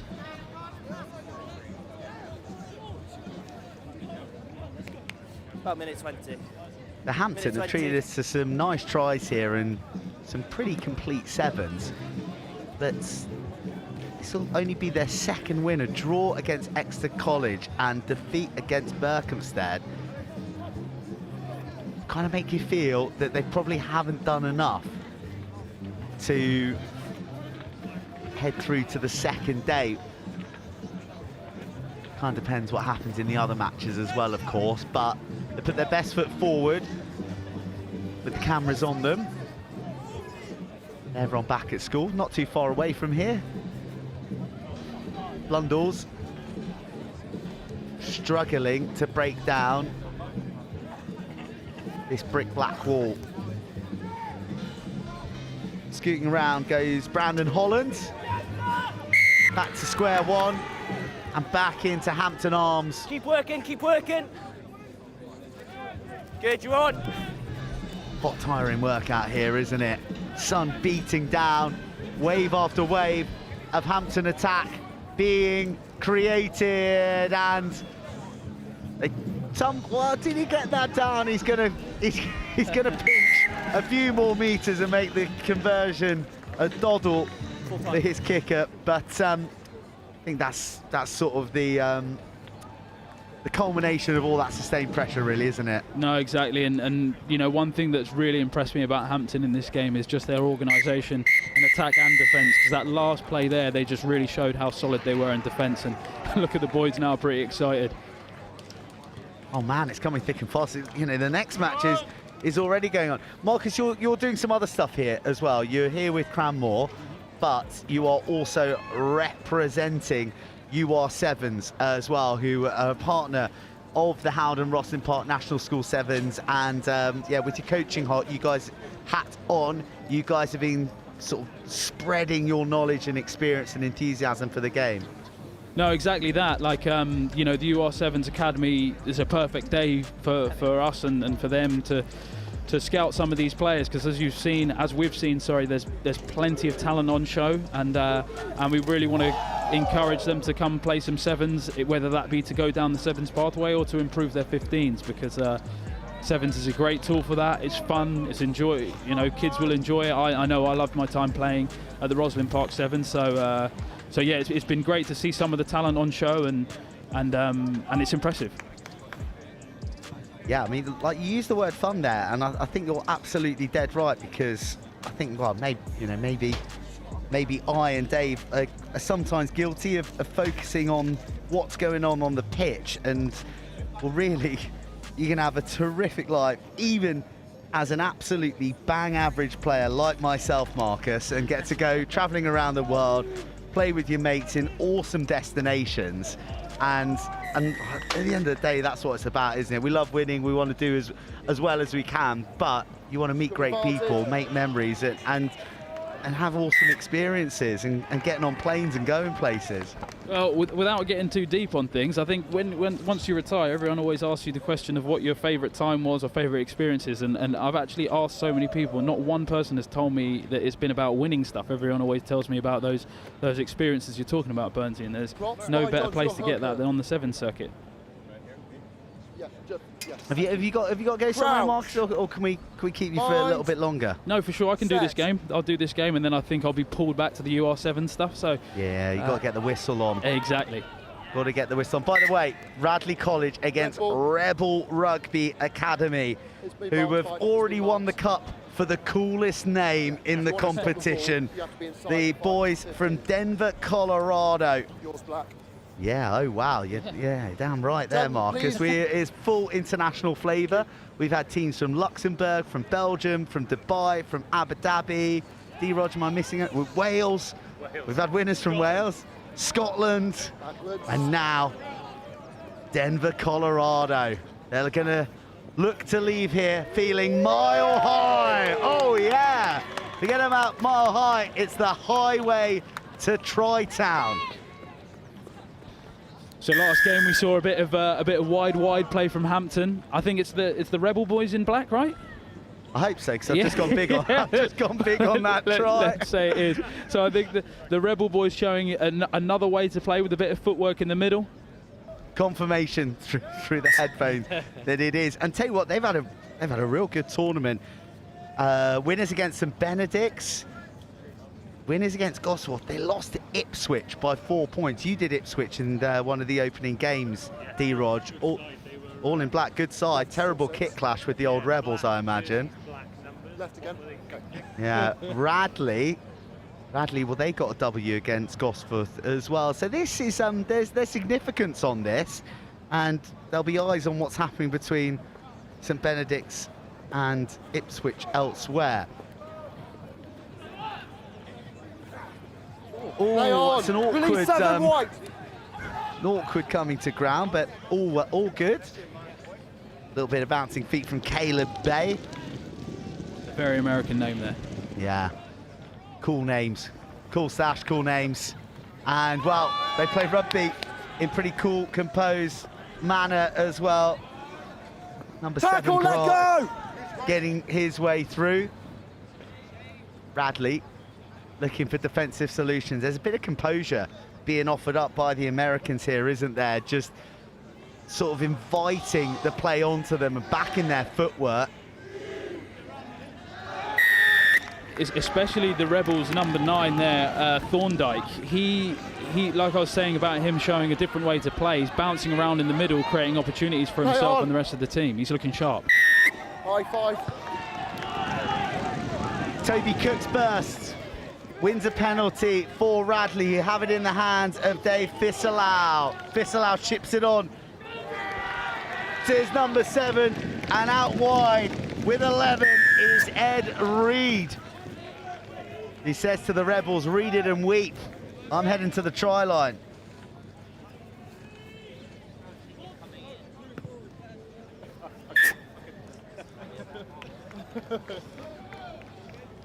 Time off, move ball away. Ball's gone over the 10, Jets, we'll wait for a new one. Well, first real attacking foray by Radley, and maybe a bit easy. You'd expect a bit of sterner stuff from the Rebels. Yeah, the one thing I've noticed, and I don't know whether it was just a few niggles or whatever, but the Rebels team looked like they were flagging a little bit, so that's definitely something that Radley could target. Big claim high in the skies, and it was a tricky one as well. The sun is high and right in the eye line of those receiving out wide when the ball's travelling right to left. They talk about in sevens how the kickoff is another set piece, and it was seen in full action there how important it is to get that ball back, because you know, if you have the ball in sevens, it's much more difficult to defend for a start, and then also obviously it's the way to put points on the board. Good afternoon. For those not in the know who are tuning in, I know loads of you are. Loads of my mates are not doing anything at work because they keep on messaging me, tuning in.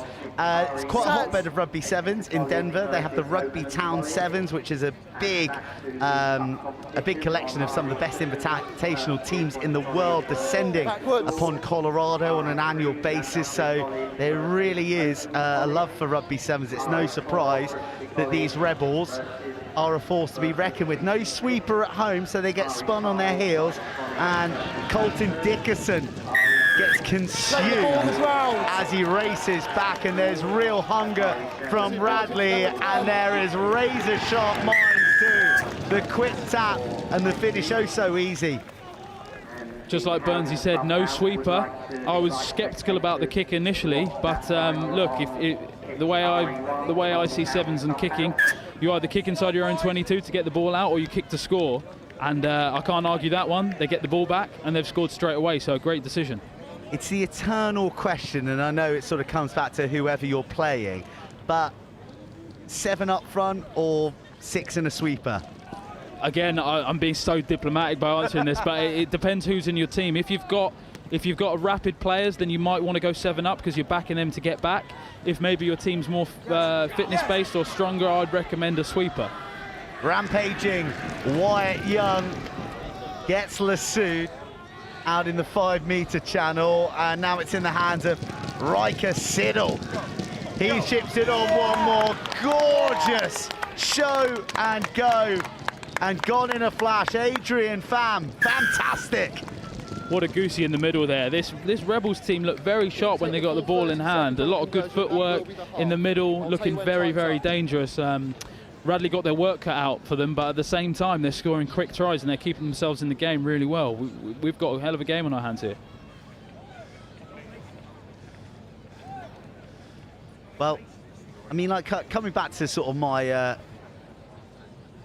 my area of expertise in the game, which is touring.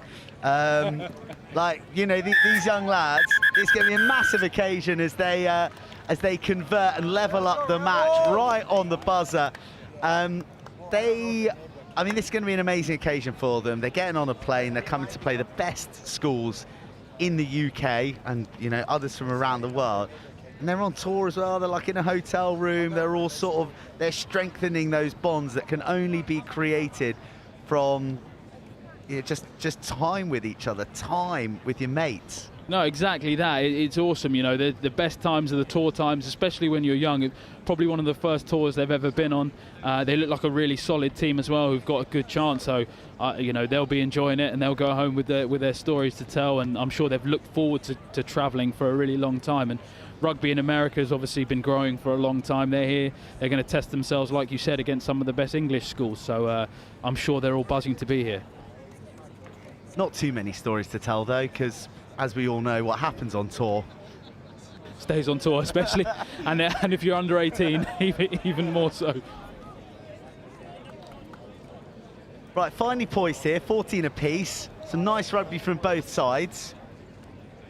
Who do you feel's got the edge, Marcus? Who needs to do what? So the only analogy I can kind of put it to is it's a bit of a boxing analogy here, and we've got Rebels who are looking to attack, and very much the Floyd Mayweather in terms of Radley who are defending and doing some quick counters. Very nicely put. Very nicely put. Got a future in this co-coms game, Marcus. I have just recently retired, so I'll put my name up. Okay. And presumably you can speak Italian from your time over there, yeah? Yeah, put myself on Italian commentary would be very interesting. Obstruction, preventing access. Right, Radley, get a bit of possession. They tap and go. George Barton advances it to the line. Wow, Rebels are backing off and they're inviting the likes of Jamie Fletcher to just race into them. Very congested out there in the 15-metre channel, so why not throw out the big fend? Bully your way across. There's Paddy Hall. Paddy Hall. Release! Keeping defenders at bay, looking to free up that offloading right hand. That wasn't the pass, it needed to go one on. There's so many Radley players out there. They are contriving in weird and wonderful ways to not score at the moment. Short line, no thank you. I'll get caught behind the gain line. Just a sort of a lack of composure from Radley, and they paid the price. That's all led by Rebels number 7 there, just showing their physicality. I was thinking, as good as the Rebels have been in attack, some of their defence has been a little bit flaky, but their number 7 is showing some serious physicality and wins them back the ball there.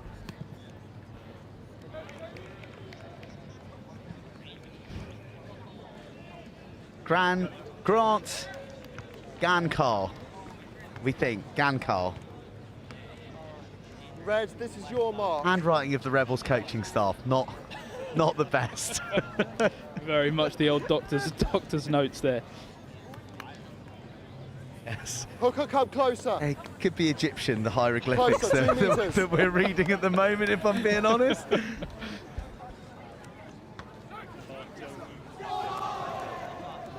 Oh, that's one of those ones that you know, if you're first to, it's a big win, but you're going to get clattered for the privilege. From there.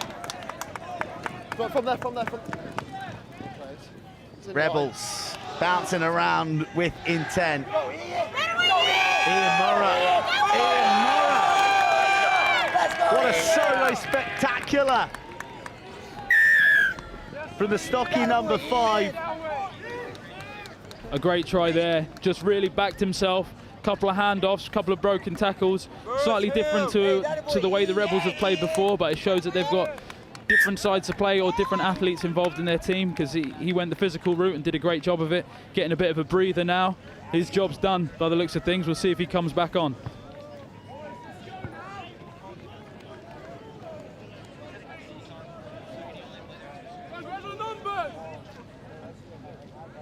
This is this is a key game for the Rebels, just to reiterate, after those 2 victories and the narrow defeat to Ipswich, can they put a bit of pressure on?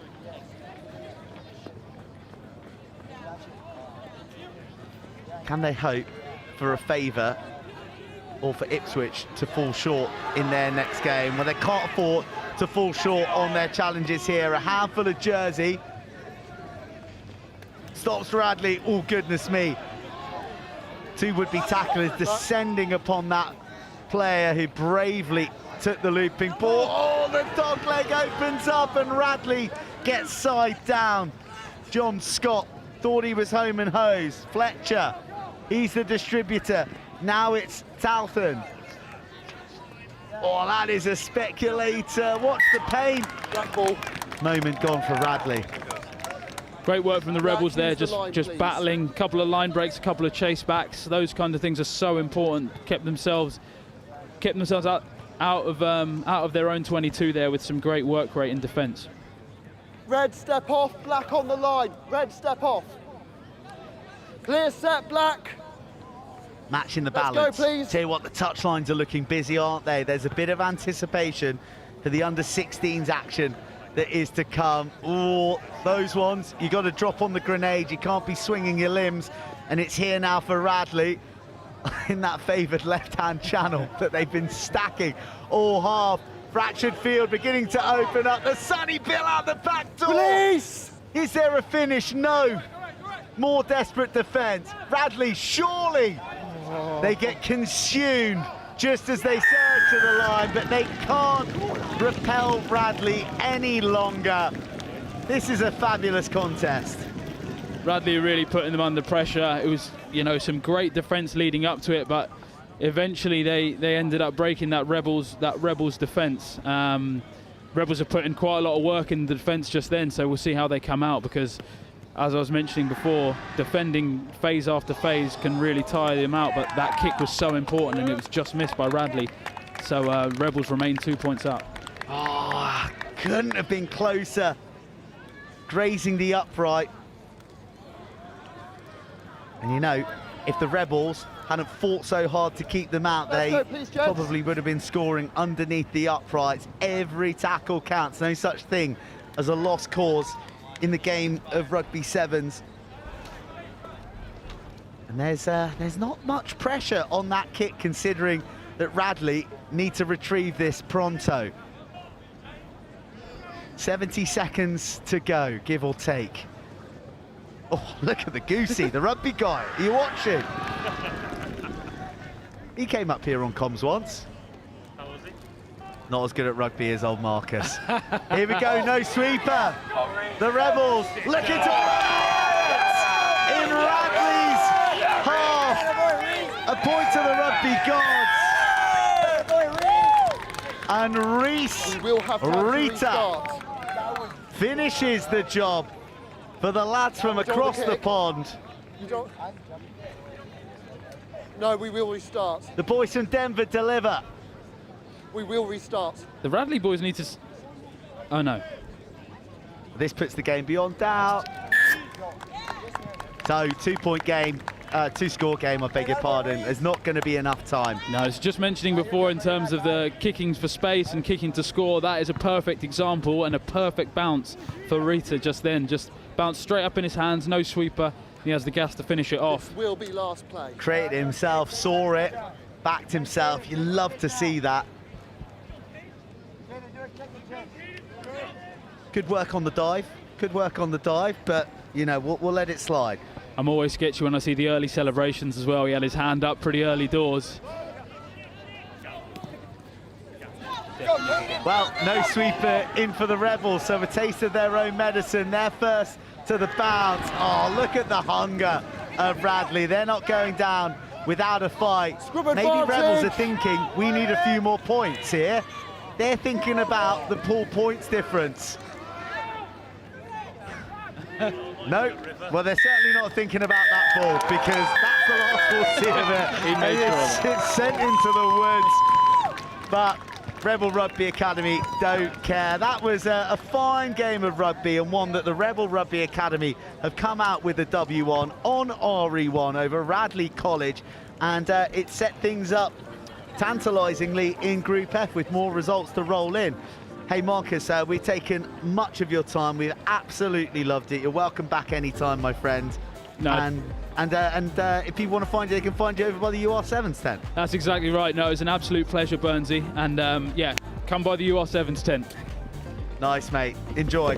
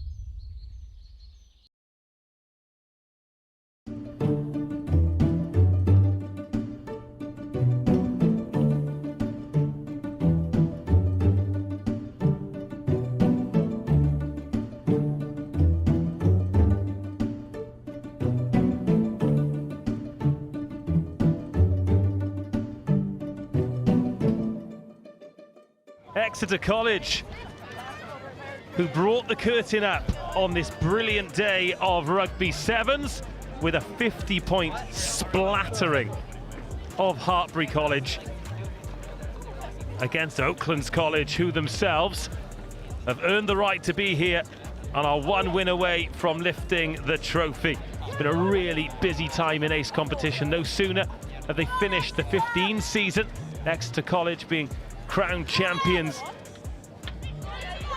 at Allianz Stadium, formerly known as Twickenham, just down the road from here. And then Oaklands College themselves picking up a victory in the playoffs. So those were played in Bristol at Dings Crusaders, but here they are, Oaklands College with the first opportunity to score, getting that ball into space. It's off the shins, so play on, says the referee, Erin DeLea.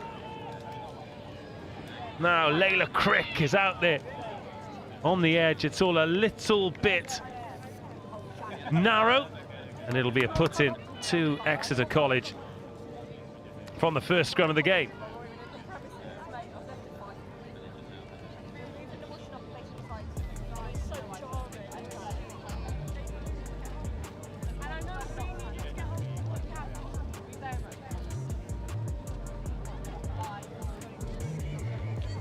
Oh, a little snipe up the short side, but just running out of room. Let's go. Crouch. Oh, take it in. Right. Bind.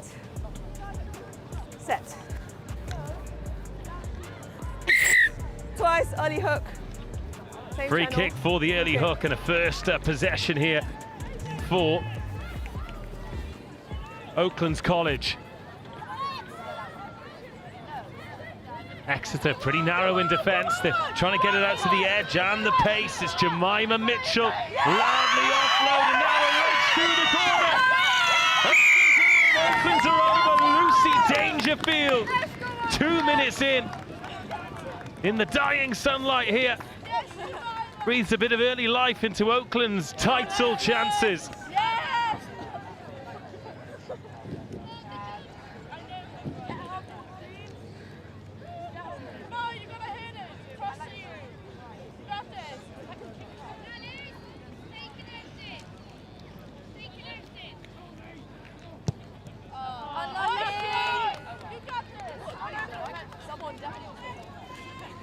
What a start then for Oaklands College in their trophy quest. Exeter yet to get a touch on the ball. It all came from this quick tap. Decent hands. They knew the space and the pace was on the left. Jemima Mitchell thought about going, but as soon as she got in behind, little roll of the fingers, Lucy Dangerfield is on hand. And a deep kick-off. They're going to make Exeter College attack. Oh, and Exeter College have knocked that on. A little wobble at the start of the final here for Exeter. Oakland's making a change. Alex Ahad coming in. We're in number 10. Okay, don't kick the ball out. Crouch. Oh, it's so sunny. Bind. Set. It's fine. Oakland's coming again. And again, it's Jemima Mitchell. But Exeter College have got her measure. Holding on.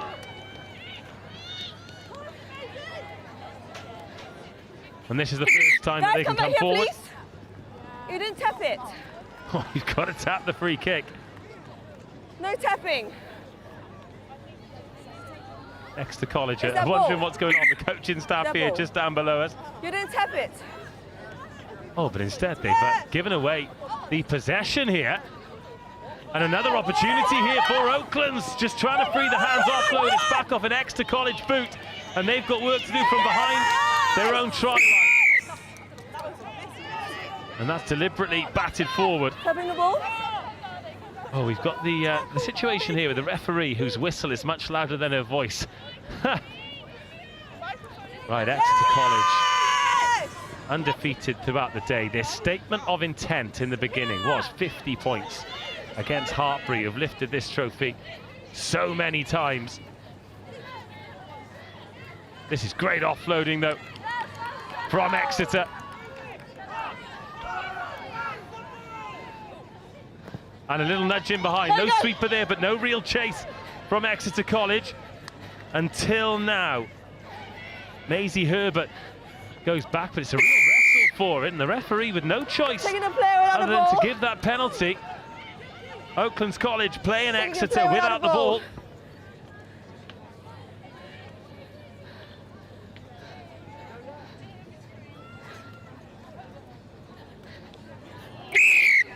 Hi. 16. Another high tackle. Come on, and Exeter College short ball. Tackle release. 20 roll. Good. And the attack coming here, Alice Constable. Exeter College into the 22 for the first time. Looking to strike back after that brilliant early. Oakland's ball are holding it one-handed.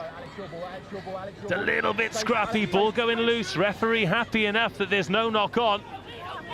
Roll away, White. Okay, ball there.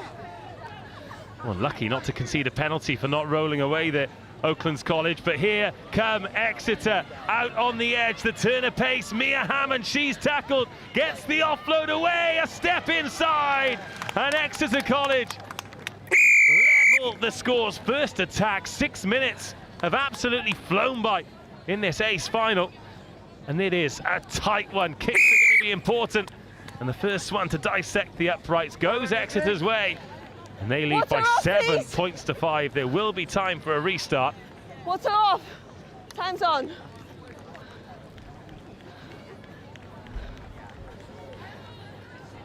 So as well as this final, boys under 16s. Let's go. We'll follow this game in this relentless rugby here. It's Millfield 10 seconds versus Wellington College. You want powerhouse schools, we'll give you powerhouse schools. A couple of powerhouse colleges here. Exeter with their noses in front, looking to go the day undefeated. Let go, let go. And another trophy to add to their collection. But Oaklands College look a different proposition here, don't they? But what a turnover. In over that ball, clamping down. It was Alice Constable who turned it over. Now 3-on-2 on the outside. Oh, in that passing channel, but it just pops up to the brilliant speed of Scarlett Murgatroyd. Holding on. But Oaklands College saved the day with the turnover. Poppy Murray. She might fancy this. Oh, nice dummy by Poppy Murray, and then Murray went back. Has her lunch money stolen. And this could really work out for Exeter. And it will. Well, how quickly could a game of rugby sevens change momentum? Oaklands College looking like they're in behind. All of a sudden, the ball is on the deck. And the only thing they're in behind on is the scoreboard. That is 8 minutes. The first half gone, and it's Exeter College 12. Oaklands College 5. Yeah, it was really industrious. Izzy Firth. She's had a great day today. Maybe even greater if she leaves with a trophy.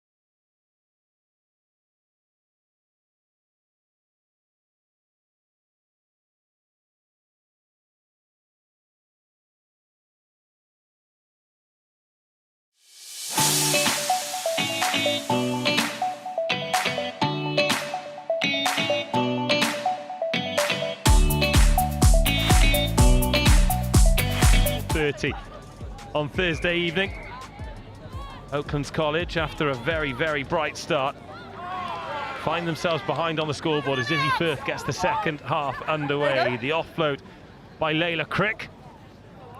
Oaklands College feel like they've got to make every possession count. They haven't made that one count. Little knock on.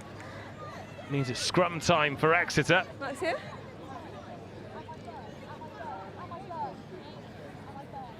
Okay.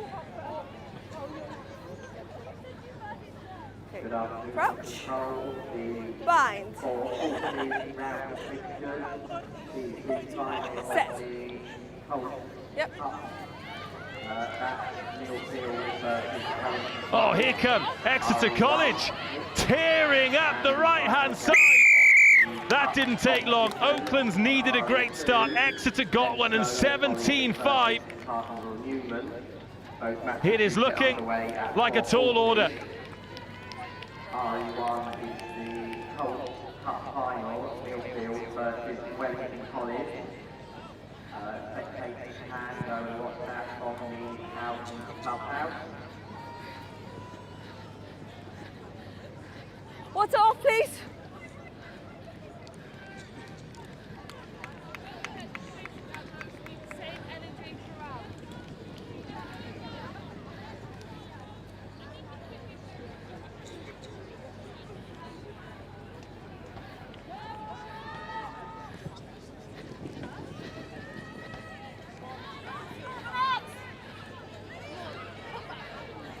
Forward pass.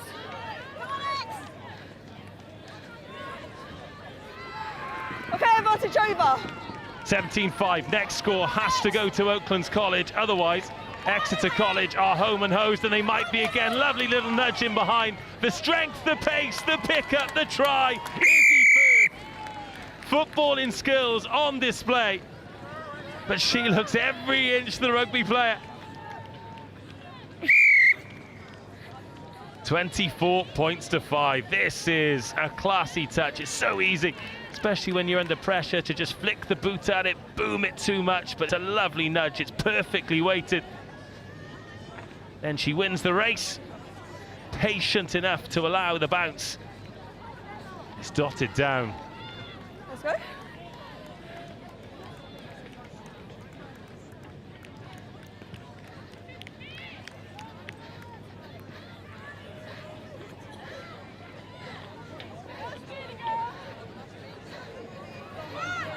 This is a turn of pace, needs some support though. Oaklands College, 24 unanswered points they've now conceded as Exeter turn the screw. 10 minutes gone, 4 minutes for them to find the 4 scores they need to win this final and stop Exeter College continuing their dominance at all levels in Ace Rugby. Oh, it's a good turnover. Oh, it is a good turnover. Pure class.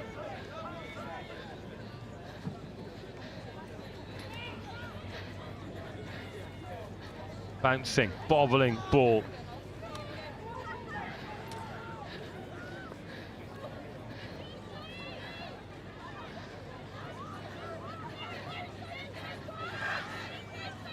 That's good defensively, but can't stop the offload and can't stop the pace of Scarlett Murgatroyd.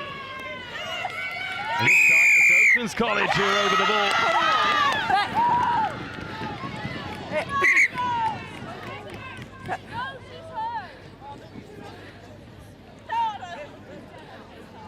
Time off.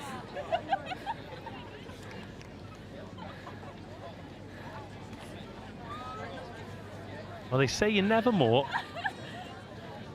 than 3 handshakes away in rugby union. And for those of you that tuned in throughout the day yesterday, you'll not only have heard myself and Joe Burns on commentary. There was a guest appearance by the brilliant Johnny Hammond, who got to commentate on his son. He's tuning in at home, watching his niece, Mia Hammond, who's in Exeter College colours.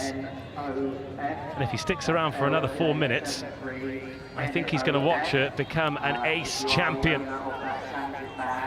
The Super Bowl season, won that final at the Allianz Stadium, beat Hartpury there as well. They have really done a number on their West Country rivals. This is a smart kick though, turning this Exeter defence, but they are wise to it. There was a tackle without the ball there. Taking the player without the ball. And Exeter College can come again.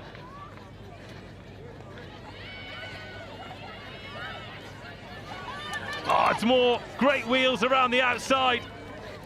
And another score. They just can't stop. 2 minutes to go. Exeter putting on a show. Winning it and winning it in style.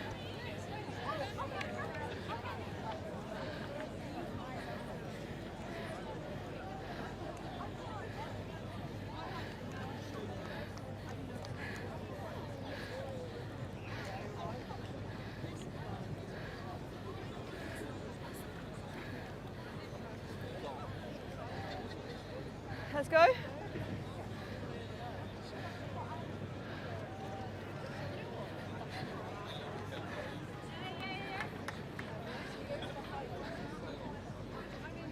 Let's take another look at this. They've done it from all over the park all day.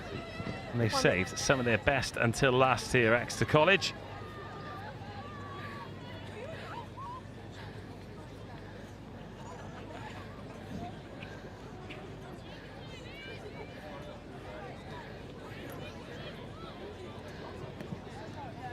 And a high-hanging restart as well. It's not going to get any easier for Oakland. Knock on my white and knock on my blue. Into the last minute Scrum. of a victory dance here for Exeter College. They fell 5-0 behind, and Oaklands College looked as though they might be readying themselves for an upset. Alas, Ready? Exeter were in no mood to be bettered. Set. Lost. There's a lovely bit of footwork though from Oaklands, who are looking to finish with a flourish. Alex Ahad, can they get another try here?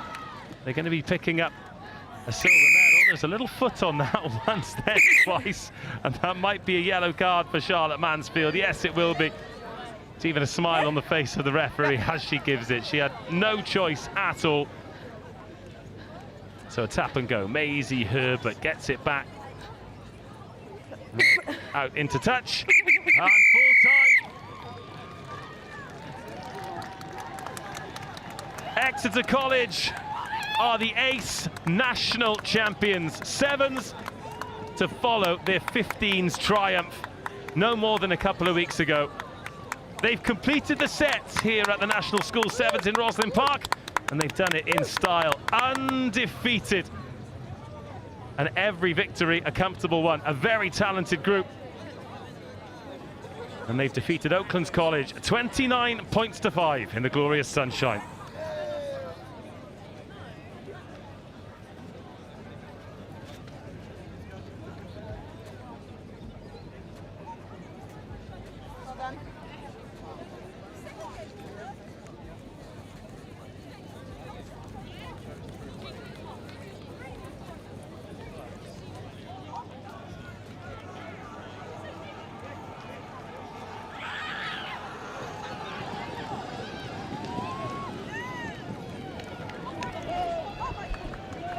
And now to turn our attention to the climax of the under-16 boys competition, the Colts Cup Final, and a rivalry that echoes back through the ages. Wellington College in black with the gold trim, and Millfield in the green and red hoops gather as one, brothers in arms, hunting history here at the HOWDEN ROSSLYN Park National School Sevens.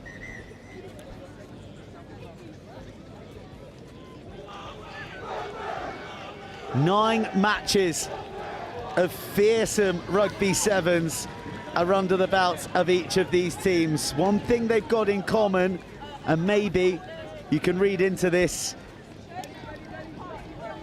is this a determining factor? They both face Stowe. Millfield are all wins apart from a 17-all draw against them earlier today.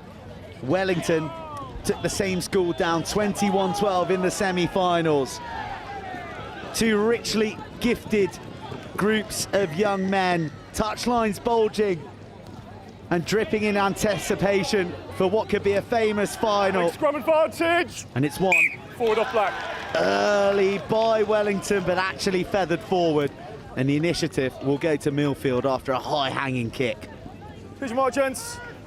Square and stable, really clear gap on bind for me, please. Happy there, black. Crouch. Binds. Set. Millfield, get off and away. Out to their 10, Connor Donoghue. Not now, no lift. It's there for Millfield. No one really put an authoritative name on the ball. It's shipped out to Matt Bowler. Goes one-on-one in the 5-metre channel and gets Alford out across the line.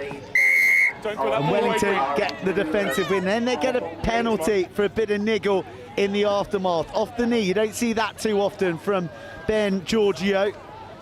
Wellington targeting the 15-metre channel, thrashing through the tackles. Tom Chapman demonstrating his strength.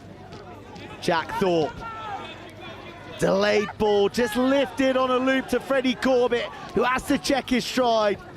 And I thought that the assistant had his flag raised, but Jack Thorpe is clattered as untidy ball is served up for him, but Thorpe ain't hanging around. He ships it to Chapman. Chapman weaving through the red and green hoops. Tackler. Must change, Green, must change. Wellington sensing blood, sensing the opportunity to open the scoring. Millfield go high. The referee goes underneath the uprights, and a penalty try puts Wellington 7 up and a player up within the opening 2 minutes. Absolutely relentless start from Wellington, and in finals like this, where momentum is everything, where adrenaline is everything, where you are hanging by a thread after 2 incredible days of rugby, you need to make every possession count. It was an absolutely superb carry. Referee didn't like it at all. And this is massive for Millfield now. They are on the ball, and they're going to want to spend as many of these 2 minutes on the ball as possible, being down a man. Oh, there's a knock-on, an error, and a big moment in this boys under 16 final, and the knock-on becomes a penalty, and Wellington are in business again. Wellington surging for the left-hand corner. It's a blitzkrieg in black. Within 3 minutes of the final. And it's the number 8, Will Courtney, who gets himself on the score sheet. 15 seconds, kicker.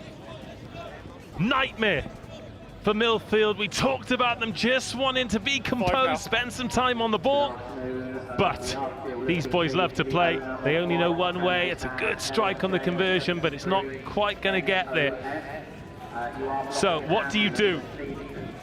Do you remain composed, or do you roll the dice? They rolled the dice there, and it was initially a knock-on, but held on to it. Ref gave the penalty.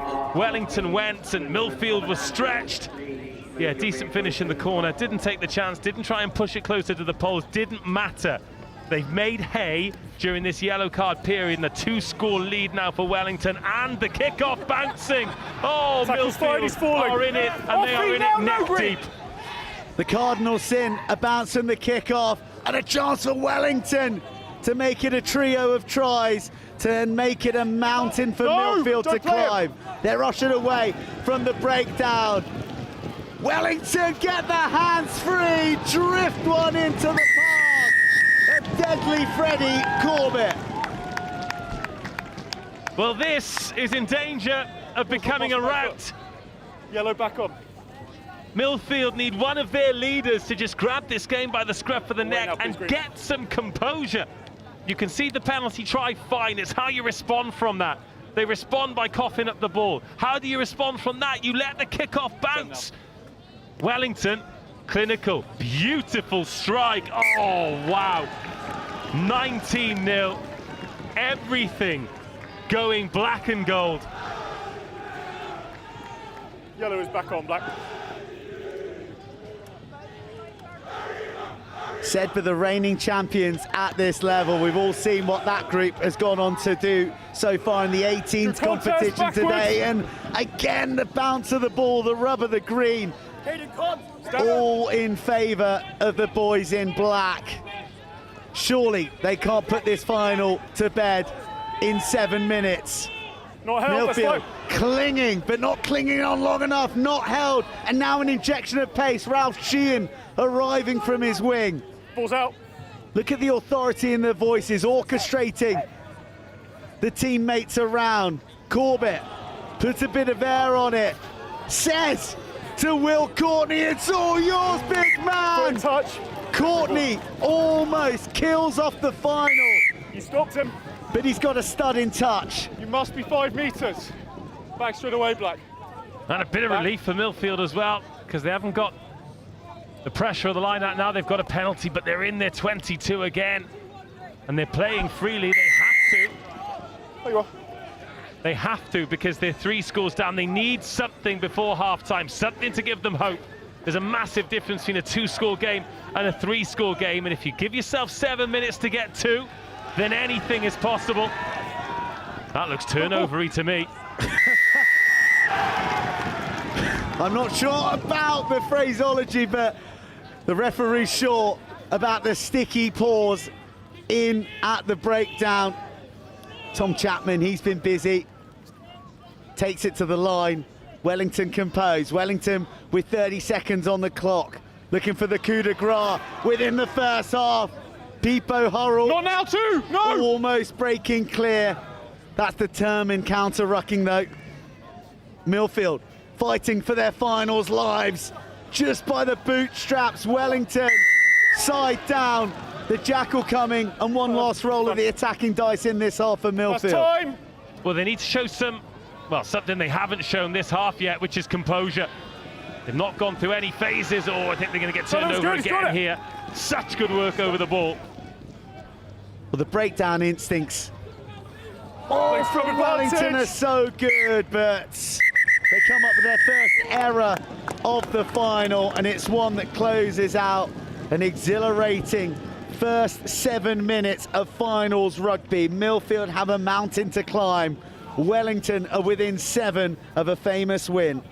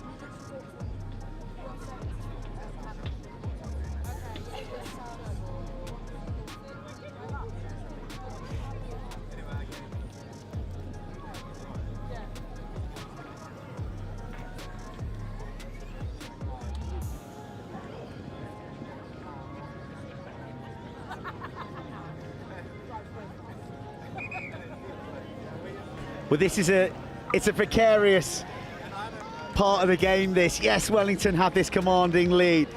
They've got to keep playing. They can't go into their shells. Millfield, in a way, have nothing to lose now, and that makes them such a dangerous beast. Well, they've hardly had any ball. They had that one opportunity there. They were turned over, as you alluded to. Wellington over the ball, incredible, but omens, and almost fate comes in where the first mistake Wellington make, it's a knock-on on their own 22, but the clock is in the red and it ends the half, so no opportunity for Millfield to capitalise. Well, I said the touchlines were bulging, literally 5 deep here on RE1, and Wellington are almost 5 more points deep, but a cherished penalty, mercy for Millfield, and now they get the ball on their own terms. Now they can build. They're so methodical in the manner in which they develop their assaults, but they are swallowed by voracious black jerseyed appetite for human destruction out there. Be interested to see if their game plan changes at all. It doesn't look like it with that first phase of attack. It's not very composed, is it? They're not trying to pull the Wellington defence around. They're just going forward, and unfortunately for them, as they go forward, they're either losing the collision or they're losing the ball. Either way, they're losing, and there's no way of them building momentum. But luckily, it was a Wellington knock-on here, and they've got another opportunity. Millfield with a strike play that lacks the precision to see their 15 fly through a hole that wasn't entirely there anyway. 1-on-1, backing the rangy running of their edge man. Surveying the scene, scouting for glints, chinks in this Wellington armour. Ooh, if that's a knockdown, this could be yellow, and it will be. Will Courtney, is that a tide-turning penalty and yellow card? Millfield will want to score in a hurry. They'll want to maximise the pass put in front. Oh, so elusive, so slippery, so desperately needed for Millfield. The tepid tackling of Wellington punished by the hoops in green and red. Game on. Oh, the conversion has been skewed into the Edwin Doran tent. Not now, Millfield. Well, it had to happen, and it did happen quickly. Just as the yellow card was jogging off, the game carried on. Behind 15. And God nearly fumbled the ball there, but almost used it as some kind of hypnotic device to bamboozle the Wellington defenders. And Millfield are off the mark. And they've had to go and fetch a ball there all the while. The clock has continued to tick, and that'll suit Wellington because they're down to 6, but Millfield need to get this ball back. A little bit of scoreboard pressure. Oh, don't do that. Short and long, and not just a free kick restart for Wellington, but they can take their time getting this to the middle. There's no hurry, but they do still have to play. Freddie Corbett organises the men outside. Oh, no sweeper at home. Freddie Corbett backs his gas to treacherous one to have to drop on, and Millfield had feathered it forward. What a finals performance this has been from Wellington. Goal line, please. Well, they got an 8th man on the sidelines there. I suspect they're under 18s who are cheering on the next generation. Go with him. Time back on. Crouch. Bind. Set. Massive moment. Huge blindside to work with. Off goes Corbett, but it is loose. It's inaccurate. And Millfield pounce. Oh, it's the most mischievous of bounces. It's almost the undoing of Wellington. Backwards. Ball ricocheting off various parts of anatomy. Oh my word. Millfield, foot to the floor. Millfield fighting for final survival. The support strike runner arrives and then tumbles for a few inches closer to the uprights. The final's been blown wide open. How is there life in this game? Well. It was an interesting kick from Wellington. They thought there might have been a knock-on. Referee disagreed. He said shins, not hands. This turn of pace was brilliant. The cover defence was there. But this is just about the first time Millfield have shown any composure. That ball off the floor, threaded through the eye of the needle, and then the wherewithal not to ground it, take it under the poles, give yourself 7 points. And they've got 2 minutes, just over 2 minutes now, Millfield, to find another converted score. Does extra time loom large in the future of the masses collected here on the outskirts of the showcase pitch at the HOWDEN ROSSLYN Park National School Sevens? The pendulum has well and truly swung, and Millfield are fluffing their lines. Another random ricochet off some part of the body has opened up the left edge for Millfield, but a thunderous shot comes in and dislodges the ball, and it's somehow come off forward from a Wellington hand. Pass going backwards. Time's off. Well, the referee has popped the time off here. He doesn't want to leave anything to chance, and he wants as much time out there as the rest of us. Immense character shown here by Millfield. They are somehow still in this game with just over a minute to go. At 19-0 down, and the way they started the second half, they could have been down and out. They could have disappeared. They've had 2 chances, 2 half chances. But it's 12-19. We're still on tenterhooks. We're still on the edge of our seats, and Millfield have an attacking scrum. Tie back on. Well, the party atmosphere outside the Wellington tent has certainly been dampened. Millfield are at the gates. They offload out of the tackle, but they get their pockets picked by Corbett, who's raced back. Right man, right time. Is this the conclusion? Is this the history-clinching moment? Ralph Sheehan races away to win it for Welly. 1 minute 40. Well, there's still 1 minute 40 remaining in this game. So, well, we've been outfoxed by our own clock. The conversion sails over. It's a 14-point lead. Strap yourselves in.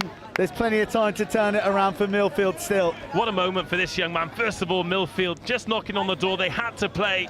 It's a Wellington player in the passing channel.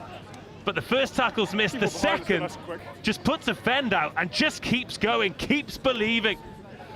Well, it's a high hanger that Sam Gulliford gets after. He gets a crucial pour in to win it back for Welly. Advantage over. Tackle comes in on Millfield. They're going to have to go from range, and they're going to have to do it twice. Squeezed out of the contact. Last chance saloon for the hoops at Millfield, but a sublime tackle. Release in black. Halts their progress. Oh, how about that for commitment? Corbett doing the dirty, unglamorous work of the counter ruck and making life uncomfortable for Millfield. They got to risk everything now. But that is going to be the penalty. And the chit-chat. Back 10, please.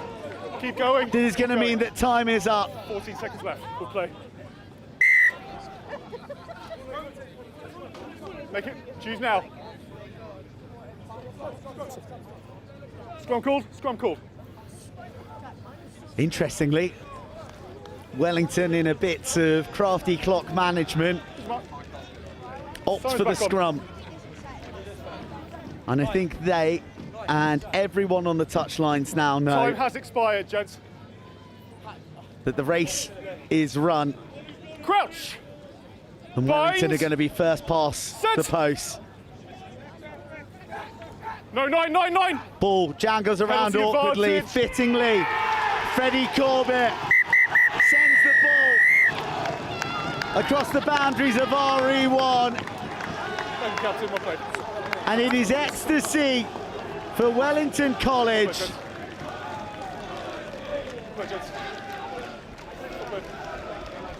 Who have triumphed here on RE1 against one of their arch rivals, Millfield School. Well played, Black.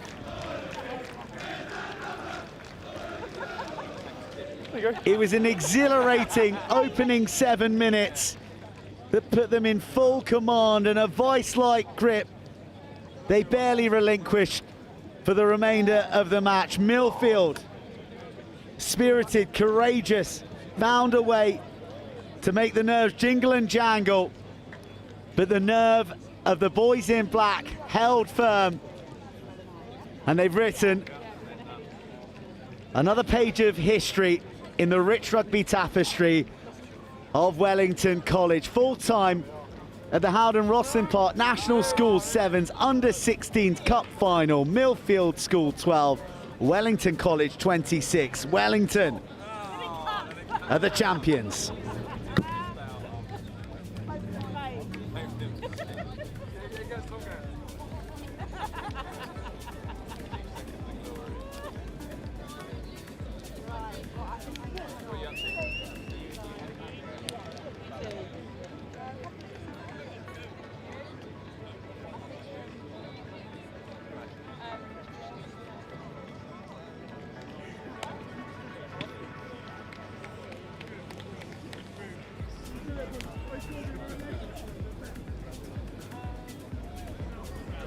No.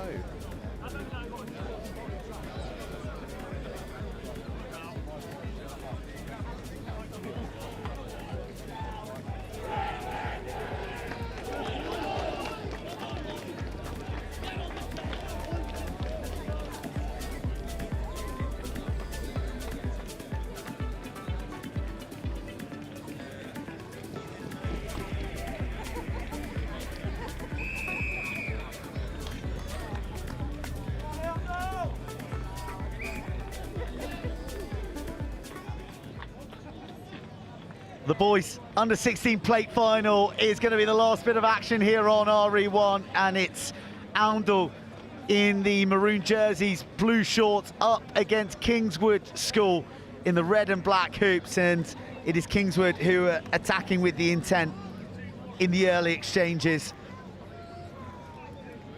Barely a moment to catch one's breath after that fine final between two great sides. And these two aren't half bad either. Their 10th match of the campaign. They're the lengths you have to go to emerge from this historic and prestigious tournament with a piece of silverware. Big run and physicality offered.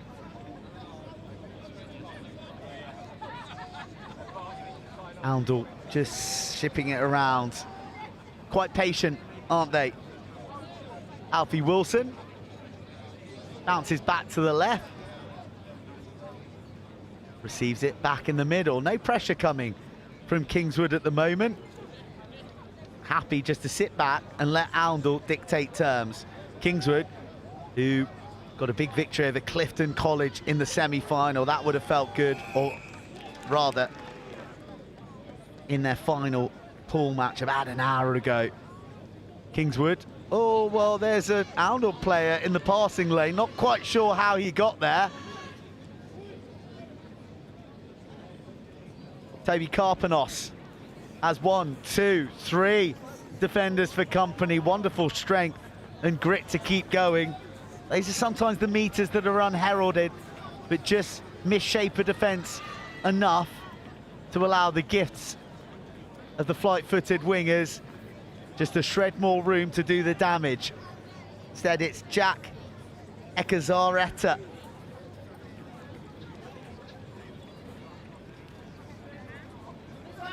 It's a bit of a chess match at the moment. Release. And Oundle take it to the line through their 8. Harry Nath, the captain. He's going to receive it back here. Looks like a handy ball player. He's got the size to draw in the attentions of defenders. That's a beautiful dummy inside. Then a hop and a skip and a cross, and Tommy Karpanos cruises across the line. And it is first plate final blood drawn by Oundle, who really deserve it. They've had the ball the entire time. Kingswood sitting back. And Oundle telling them, if you give us time, we'll make you pay.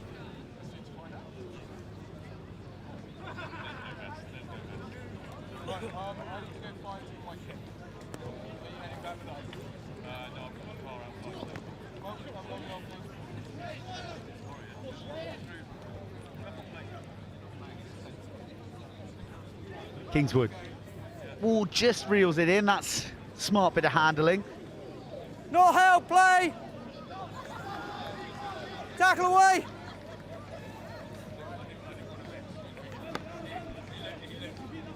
Right to left. Tough going for both these sides. Just lacking the zip to unlock one another at the moment. That is a brutal blast from the right shoulder. Arriving from Josh Miller. Scrum here on 5. Out into touch.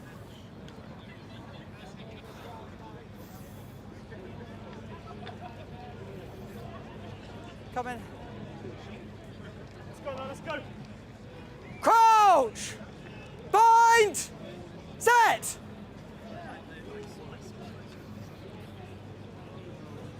Travelling to the line, no sweeper at home. I love that from Oundle, who set free Kieran Macbeth. But he is outgassed. And their gas man can't get ahead of things, just clinging to the bootstraps, Macbeth. Kingswood struggling to break Oundle down. Feels a bit flat from both, but one missed tackle can break the game, especially if you're playing 7 up. And Kingswood race away for a score with the added VAT of a sweetly struck drop kick is going to level up the match.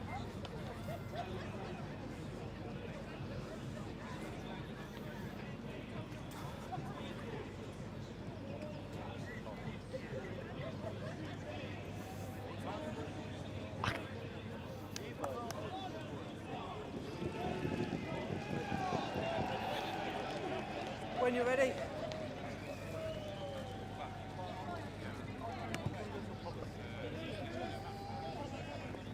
Beautiful take.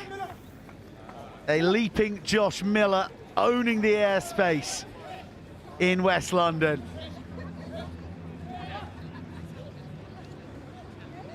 There's no pressure being applied to Oundle.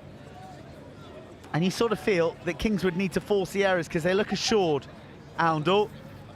And then they get to pick their moment. Play on, they disrupt momentarily, but back in the grasp of Macbeth. Oh, that's a line. But that was just a shade forward. Great spot by the official. One of those where You're sort of tempted to let it go because it looks real nice. But quite rightly called back. And Kingswood, with what in all likelihood will be the final play of the half. Set! Have a scrum on the halfway. Switch in the middle. Battered through. Release.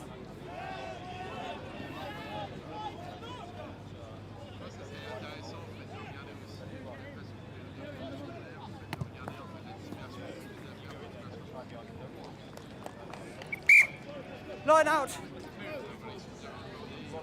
Throws on the 5. Line out called. Throws on the 5. Give a yard. Kingswood having really been living off scraps are now going to get the opportunity to head into the half-time in the lead if they can make this field position count. Intricate play, ooh, just a little bit of a juggle, and it wrong-foots the covering defence and works out for Kingswood. It's a fine finish. Half-time after the kick. Half-time after the kick. And Kingswood take the lead in at the break. Houndu played all the rugby, been sucker punched at the end of the first half, and they trail 14 points to 7 at the break in the plate final.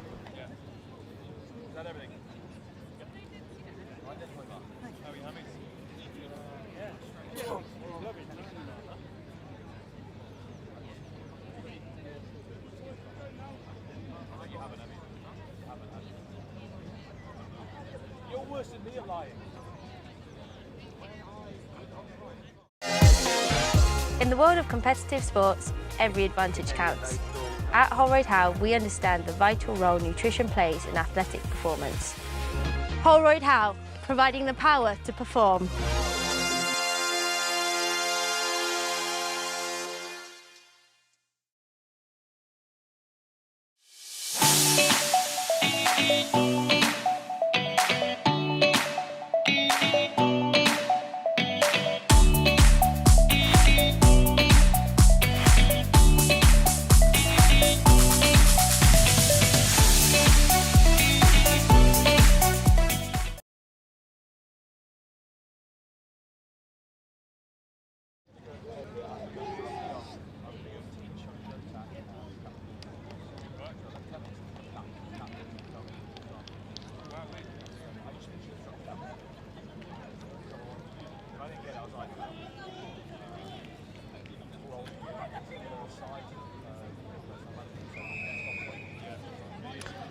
Well, Kingswood, send a kick up that comes down with cloud wisps on it. That is brilliantly watched. Safe as Fort Knox under the high ball. Oundle, gives him the eye, says, mate, go there and I'll go here. Squeezes out the offload, finds the support. The defence, as ever, as we've seen all week, is just to the very last gasp. Intercept, game breaking up, bit of looseness, and Kingswood also applying more pressure defensively. Well, until they're not. They reconfigure their flat line, smuggled out of the two-man tackle, and now the short side is on. Picking his way through the Kingswood tackles, flung to the ground. Back inside. Well, it's committed. Leave it! You have to say that. It's a bit clunky from both, but you can forgive them on game 10 of a grueling programme.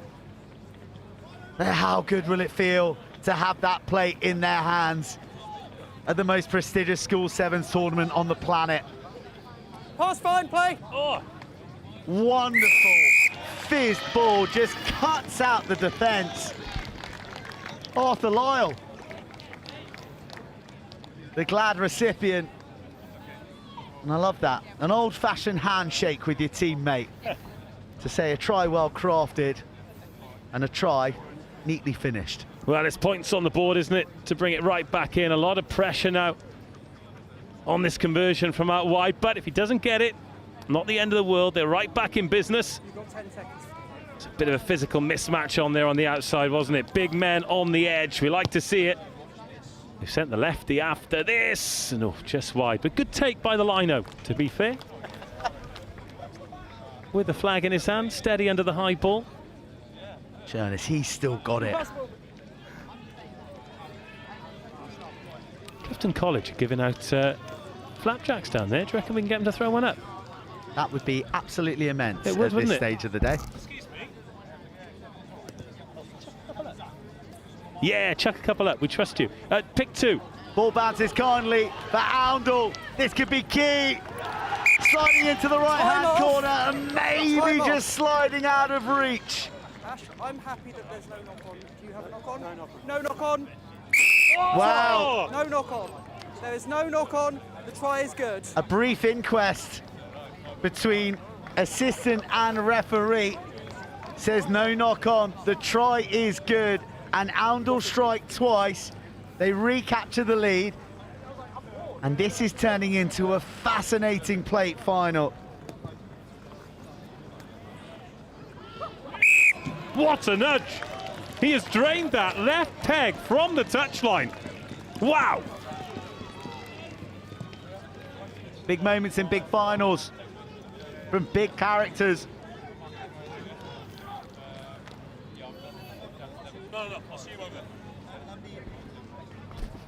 Pair of points can be so precious. How will that kick rank in the final reckoning? Kingswood, oh, they almost offer up an intercept. Oundle thought about it, they nibbled and then they retreated. Kingswood, oh, that's good footwork, that's good strength. And just about hits the emergency break glass before he heads across the touchline and emptying in the midfield. Oh, the drift has opened things up. He's got options left and right. He goes it alone. Oh, he's so relieved that he had a friend on his shoulder who had the extension in the hamstrings to collect a dying pass and bail him out of selfish jail. How good was the pass to allow the drift outside, though? And Kingswood are back ahead. Oh, show it to me. That one there, oh, lovely. Just getting around the outside of the defender. Desperate defence, did everything, but 2 options, great support play. Let's go. And Kingswood, what did you say? A couple of points can be many, many things. Let's go for important here, because that is the difference between the 2 teams. Oh, what a take. But the arrival was like a furnace blast, but it came a shade too late. So the penalty to Kingswood. Around about 90 seconds left on the clock now. And we're really sort of seeing the game faces, the ring craft in effect now. Right out here. Going for the line, draining down the clock, backing the set piece to maybe chew up the time. And there's some anxious Oundle players down on the touchline. 1 minute 10. Off the top, Kingswood go. Oundle need to battle this ball back. Oh, just skates free. He wants some help, doesn't arrive. Instead, more maroon jerseys do. That ball was zipped away just the nick of time as Oundle were pouring through. Kingswood sucking a couple of defenders with an interesting angle. Out the back door they go. Oh, empty. But still it's there for Kingswood. Kingswood need to keep the whip. Kingswood can finish the job. Kingswood. The Princes with the plate sewn up. We have 45 seconds left. There will be a restart. Here in the final act of a gripping. 45 seconds. There will be a restart. A grueling and an exhausting day's relentless rugby sevens at the greatest School Sevens competition on the planet. Seconds left, we will restart. There will be a restart, but there will be no revival of Oundle's dreams of taking home silverware.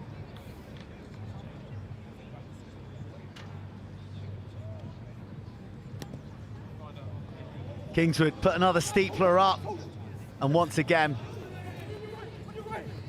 claim is laid emphatically. Loose offload, Oundle have to risk it. The clock is evaporating on them. Kingswood will be happy for the next blast of the referee's whistle. Because if it's not a penalty, it will signal the end, and then it's party time. Macbeth draws in the defence, gives it to Lyle, whose effort in the left-hand corner kick-started the Oundle response. Wonderful purpose, Lyle there.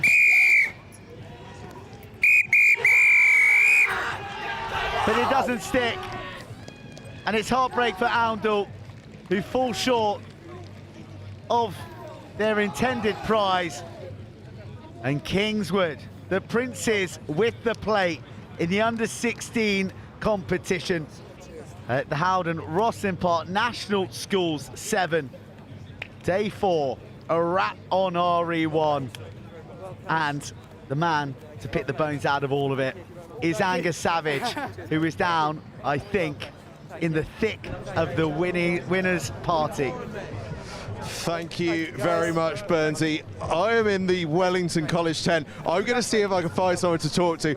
And I can see Adrian Jarvis knows I'm coming, and he's going to so kindly give me a little word. He doesn't have a choice because I've just absolutely stormed his celebratory session. What an achievement for those 16s boys. I mean, just absolutely unbelievable. The way they've come together as a group over the last 2 or 3 years, and since just missing out as under-14s against Eton, the determination, the work that goes in behind the scenes that they do without ever really being asked or challenged to do, it just shows what you can put on a field time and time again. For the last 2 days, they've outworked people. They've shown how skillful they are, and ultimately what they've done is they've come together, and all of it comes from the way they've defended. The work effort, everything they put into it is just fantastic, and just super proud of the boys, and feel like they've got their sort of just rewards for that. They've been desperate to kind of put the under-14s tournament right, and now they've managed to do that, and I'm just super proud for them, and for all the parents and all the support who've been here. So it's been good. And they were looking comfortable at one stage in that final, but Millfield, as Millfield do, dug in. How proud of you, the boys, that they withstood that and then came and stamped their mark on it at the end? Yeah, absolutely. I mean, Millfield are always coming back. Like they came back in their semi-final, won with the last play of the game, and they're always a team that will never give up. I said at half-time to the other coaches, it's like, we've got to be ready. They are coming back, and they did. And it doesn't help when we go down to 6 players again. I think that's the 3rd game in a row that we sort of managed to get yellow carded. So, and that just, it galvanises the boys even more. But that's a super Millfield side, and it was actually an unbelievable final. The skill on show from both teams was. I always say this sort of thing, but it's testament to schoolboy rugby, and it's why it's the best version of the game. Sevens here at Rosslyn Park on the RE1 is, there's nothing quite like it. And no rest for the wicked. We go again tomorrow with the 18s. We do, yeah. Somehow we got through the group of death, and we're haven't actually seen what tomorrow looks like in terms of the group yet. But the boys will be spurred on by that, I'd imagine, and we'll get them in the pool, get them some food, and hopefully they recover a little bit, and then try and go again tomorrow morning. Yeah. Top work, mate. Thanks for joining us. Cheers, mate. Thanks very much. Adrian Jarvis there, Director of Rugby at Wellington College, who are enjoying things. It always pays off, doesn't it, when you get yourselves a nice tent here at the HOWDEN ROSSLYN Park National School Sevens. and then you get yourself a nice victory to go with it. Oh, my cameraman's an absolute legend. He's managed to dodge bins. He's about to dodge some burritos and dogs, and we are very shortly going to be chucking over to the live presentations as Kingswood claimed the under-16s plate. A shout out to Exeter College as well, back-to-back in the girls' ACE competition. We're going to see if we can grab one of the girls at some point. If we can't, we will certainly be chatting plenty about them. Fantastic athletic work from our cameraman once again as we send over to, I believe, Dave Rogers, who's on presentations. Howden National School Sevens here at Rosslyn Park, and it ends with one of the great finals. Two incredible teams, however. We must crown a boys under-16 Colts Plate champion. First of all, congratulations everybody around here. Please give a huge round of applause for the two teams. A 10-game tournament over 2 days, a remarkable effort from these young athletes who pushed each other all the way over 14 minutes at the end on RE1. So first of all, we welcome the runners-up to the stage to get their flowers. There aren't actually flowers, sorry lads. But a brilliant final. They gave themselves hope. We had one of the great left-foot conversions from the touchline this tournament has ever seen to get them into the lead, but it wasn't enough on the day. But hopefully they will look back on this sun-kissed day at Rosslyn Park with fond memories. They've been absolutely brilliant. They are the Colts Plate runners-up. Please give it up for Oundle.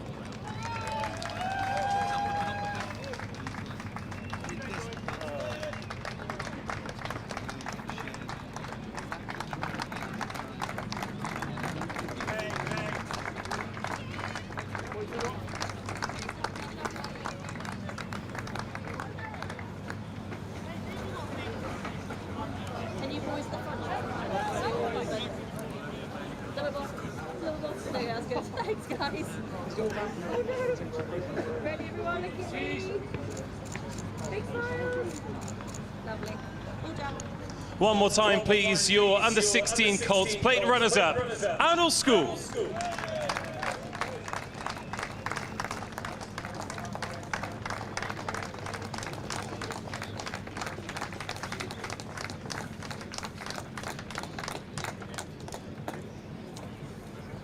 And what of our winners? They too have played 10 games over 2 days. It shows a huge amount of quality and character to get to a final. It shows even more character to take the lead, relinquish that lead, and then take it again to claim the ultimate prize.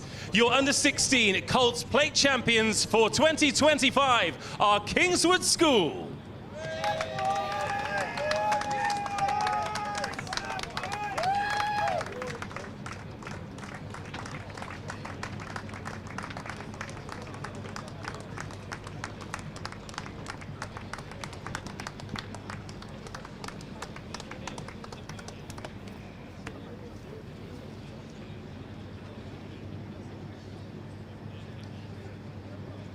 Your Howden National School Sevens under-16 Colts Plate winners are Kingswood School.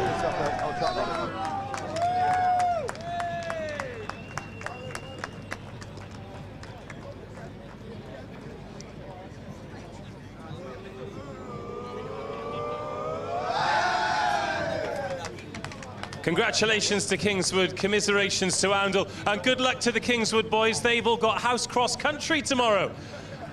And I'm led to believe it's only 3.5K, so you need to get on with it. Well done, boys. Have a safe journey home, and that draws the curtain down on day 4 of the Howden National School Sevens here at Rosslyn Park. For those of you watching on the live stream, make sure you stick with us because Angus will be hosting the debrief. For those of you who are still here on site, get some rest because we are back tomorrow for the conclusion of this great tournament, the Howden National School Sevens here at Rosslyn Park.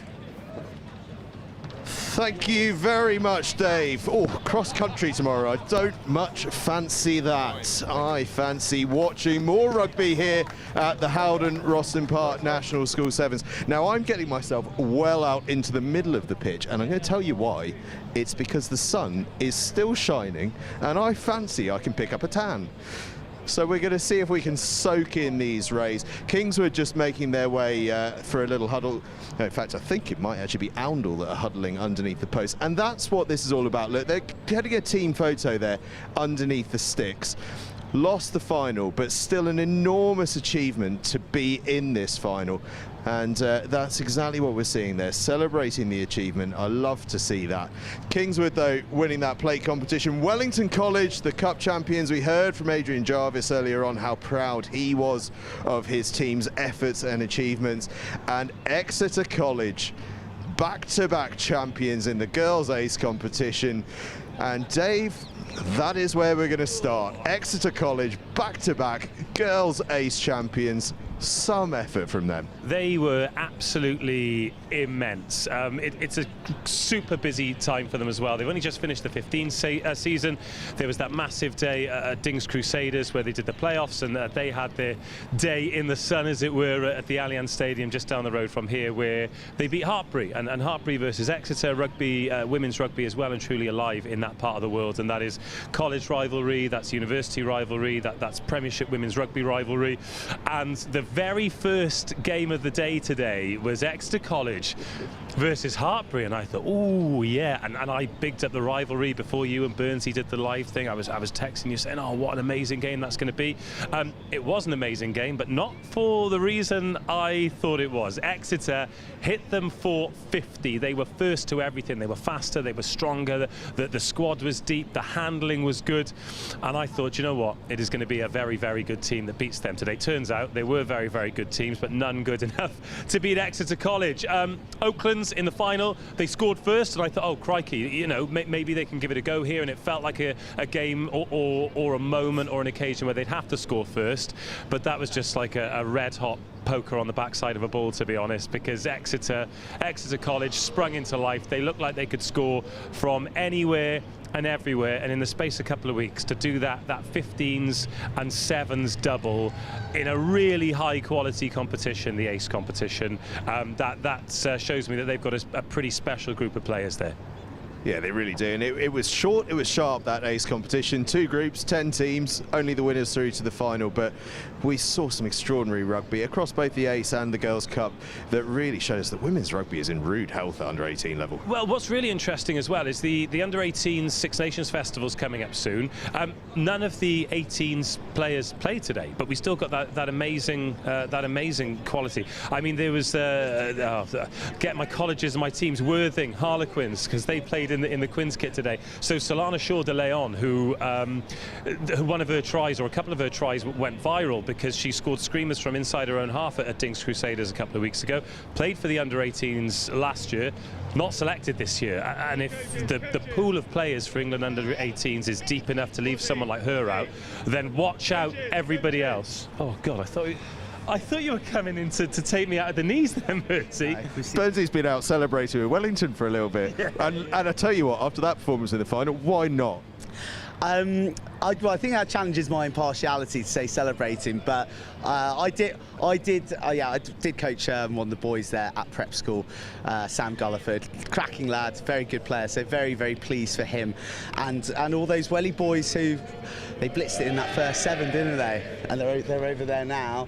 I think they said it's the first time since 2017 the under-16s have won it, so yeah, big score like that's real history. When they'd have all been 8 years old. Oh, that doesn't bear thinking about, does it? It really doesn't bear thinking about. We've been doing this gig far too long, haven't we?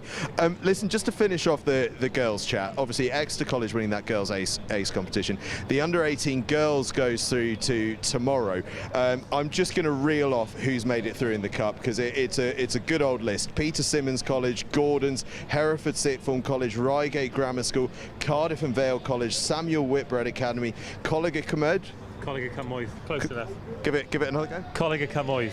There we go. It makes a noise. It always helps to have a Welshman on the books. Hartpury are also through in that. They've got a second team in. Christ College, Brecon, one of the Welsh sides that I'm very comfortable pronouncing. Hayes and Millfield, and I know we shouldn't have favourites, but Canada's For the Love of the Game have made it through in the girls' competition. A massive day coming up there. Looking forward to it. Yeah, very, very much so. We really enjoyed the women's competition today. Also, an international competition. We've really struggled at times, haven't we, to try and remember every country that we've had represented.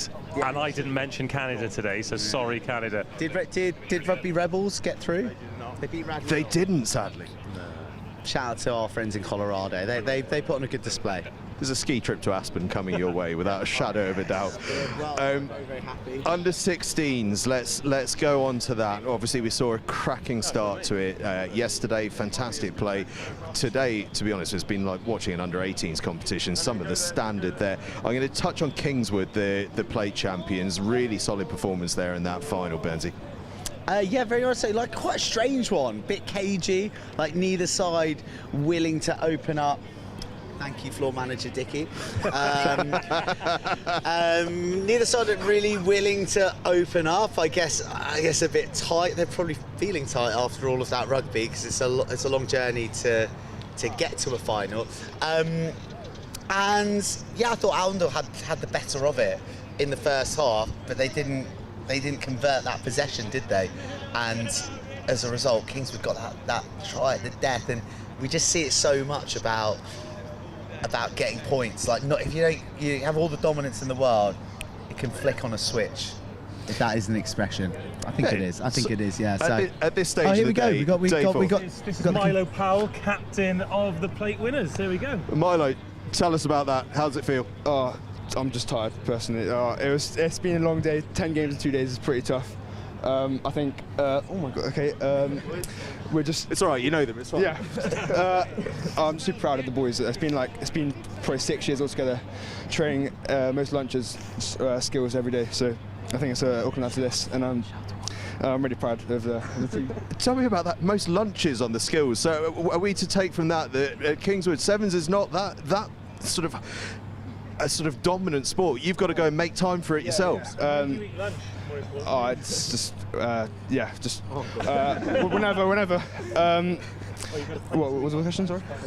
You've had to go outside of hours to put the training in to be here, and look where it's paid off. Yeah, exactly. I think just that shows how the boys just want to do better and improve every day. So I think that's a testament to the lads and their attitude to the sport. So I'll tell you what, there's a little something coming your way you're going to have to grab a hold of. Come on, grab that. Right, I want to see that raised above the heads, and I want a massive cheer because that is fantastic from you boys. Let's get that on camera. Ladies and gentlemen, Kingswood! There we go. One trophy presentation is not enough for Kingswood. Well done. Go and enjoy yourselves in the celebrations, and we'll see you soon. Thank you. Congratulations, chaps. Boys, one last picture. That's nice. Well done, Dave. That was nice to go and grab them. Yeah, they were good. Well, it was a really interesting final, wasn't it? A massive credit to Allendale as well. They were, because they were one score behind at half-time, weren't they? And then they went in again. And when that conversion was drained off the left peg from the paint, I thought, oh, crikey, we could be on. But I said during the trophy presentation, massive character to get to a final, but even bigger character then to relinquish a lead and take it back and do enough to win. And you can just tell, just a good bunch of mates who are all out there playing together, and hopefully they'll celebrate well tonight and just look back on this in years to come with very, very fond memories. They certainly will. Only one day to go until the Easter holidays as well, so I'm sure they'll have some fun during the break. They've got house cross country tomorrow. I heard about that. That's sounds like a long line outside first aid tomorrow morning with some questionable illnesses and letters written with left hands. Under 16 boys. Bernsey, we've heard from you, but Dave, when the music stops, so often here at Rosslyn Park, it's one of Wellington College or Millfield that come out on top. In this case, it was both of them in the final. Wellington soaring out, fantastic performance, but Millfield, as Millfield do, finding a way to get back in it somehow, some way. But tell you what, the strength of Wellington to hang on and then step on the gas towards the end, fantastic. Millfield somehow gave them a fright, and I've got no idea how, because Wellington played beautiful cup final rugby. Well, they 19-0 up, then Millfield, suddenly it's 19-12. They're in the Wellington 22, and Burnsy and I have started talking about extra time permutations again, because we had it the other day. For what it's worth, 5 minutes each way, but golden point, score and it's done. Wellington worthy winners, absolutely brilliant performance over the couple of days. Again, we talk about character a lot. Millfield showed a huge amount of character because they were up against it. Nothing was going their way at all. They didn't get any breaks, any bounces, no passes stuck, but they gave it a really good go. It'll hurt like hell tonight, and as it should, because it's devastating to lose, particularly when you're from a place like Millfield, where, you know, a lot of the expectation is expectation they put on themselves because they want to succeed. But yeah, Wellington worthy winners, but massive credit, and I'm sure we'll see a lot of those boys in green and red with a little blue band stuck in between it, back for the 18s next year or the year after. I think we certainly will. And Burnsy, I mean, we've heard a little bit from you on it, but Wellington College, they've been sensational. We haven't seen a huge amount of them today, but yesterday we saw plenty. They were brilliant, and then today in that final, just sensational team. Yeah, do you know what? That's actually the first time I've seen Welly play this this competition, because just kind of like the structure of the tournament meant they weren't on my pitch at that time and stuff.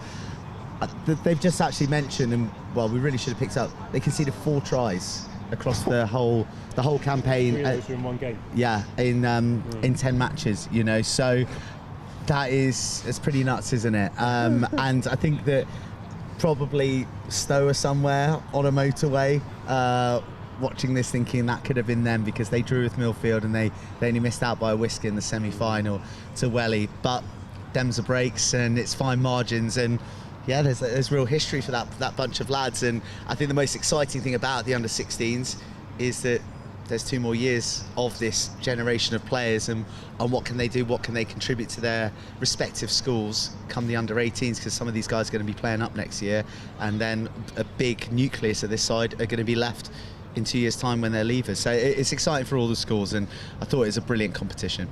And we've seen that sort of thing before, haven't we? We saw Harrow's under-16s, that Kepu Tuipulotu team winning that competition, coming back the following year, lower six. Are you a Tuipulotu man? Tuipulotu. I'm a Tuipulotu. I'm a Tuipulotu, yeah. Yeah, okay. You're Welsh, and Tuipulotus are, so it's one of them.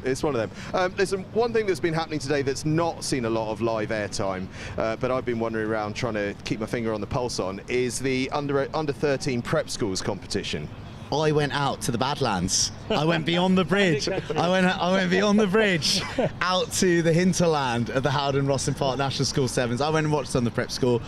I watched the Dollar Academy record a nice victory over Rugby, which is the school that I used to teach at. So I went over to go and see a few lads that I used to coach, and yeah, thriving scene over there. And yeah, it's kind of easy to. It's so mad how many pitches are in action. It's just rugby going everywhere. Great spirit, a lot of big smiles on faces out there.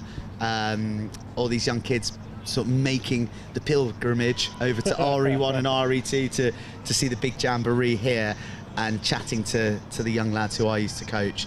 You know, they were just buzzed to see, you know, the under-16s, the under-18s, and saying, "Oh, sir, did you see this? Sir, did you see that?" And I thought, well, I've not been called sir in a long time.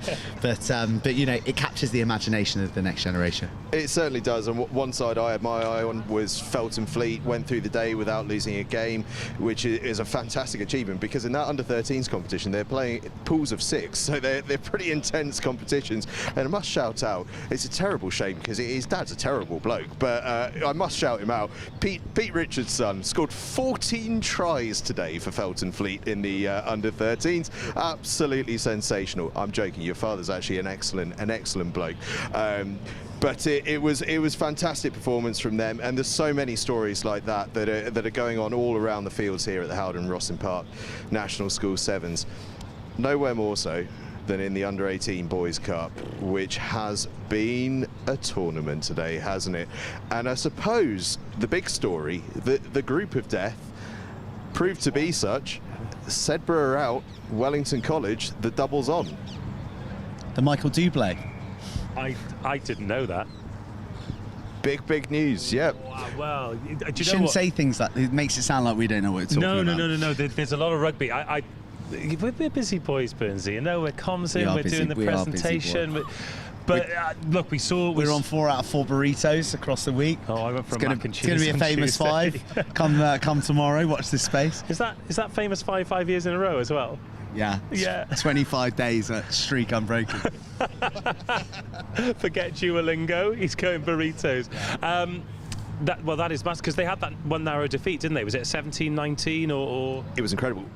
Sedbergh was 17 points to 0 up against Wellington College. A couple of yellow cards. Wellington College clawed their way back in. 19-17 victory. Those are the margins in that competition. I mean, those are the margins in every competition, but that under-18 boys competition is so tight. Incredibly close competition. The first game we had here on RE1 was Bedford School against Cardiff and Vale College. Question for you boys. You know, we were talking about the coaches 7. Yeah. Die young, you're going to say. Die young. Can you put a specialist scrummage in tight head? Can you find a place for him in the Sevens team? I want Die Young on the sweep. I mean, he'd be difficult to shift in the scrum. He would be difficult to shift in the scrum. I'd have him defending in the middle. And I will let you tell him he's not selected. But he's the big dog at Cardiff and Vale College now. And they had a right humdinger with Bedford. And they trailed and trailed and trailed and went the length. Footballing try. It started about here, actually. Kick forward, another kick forward. Bounced off the post protector, dotted down, converted it for a 22-21. And that was just a reminder of the kind of things that can happen in the under-18 boys cup.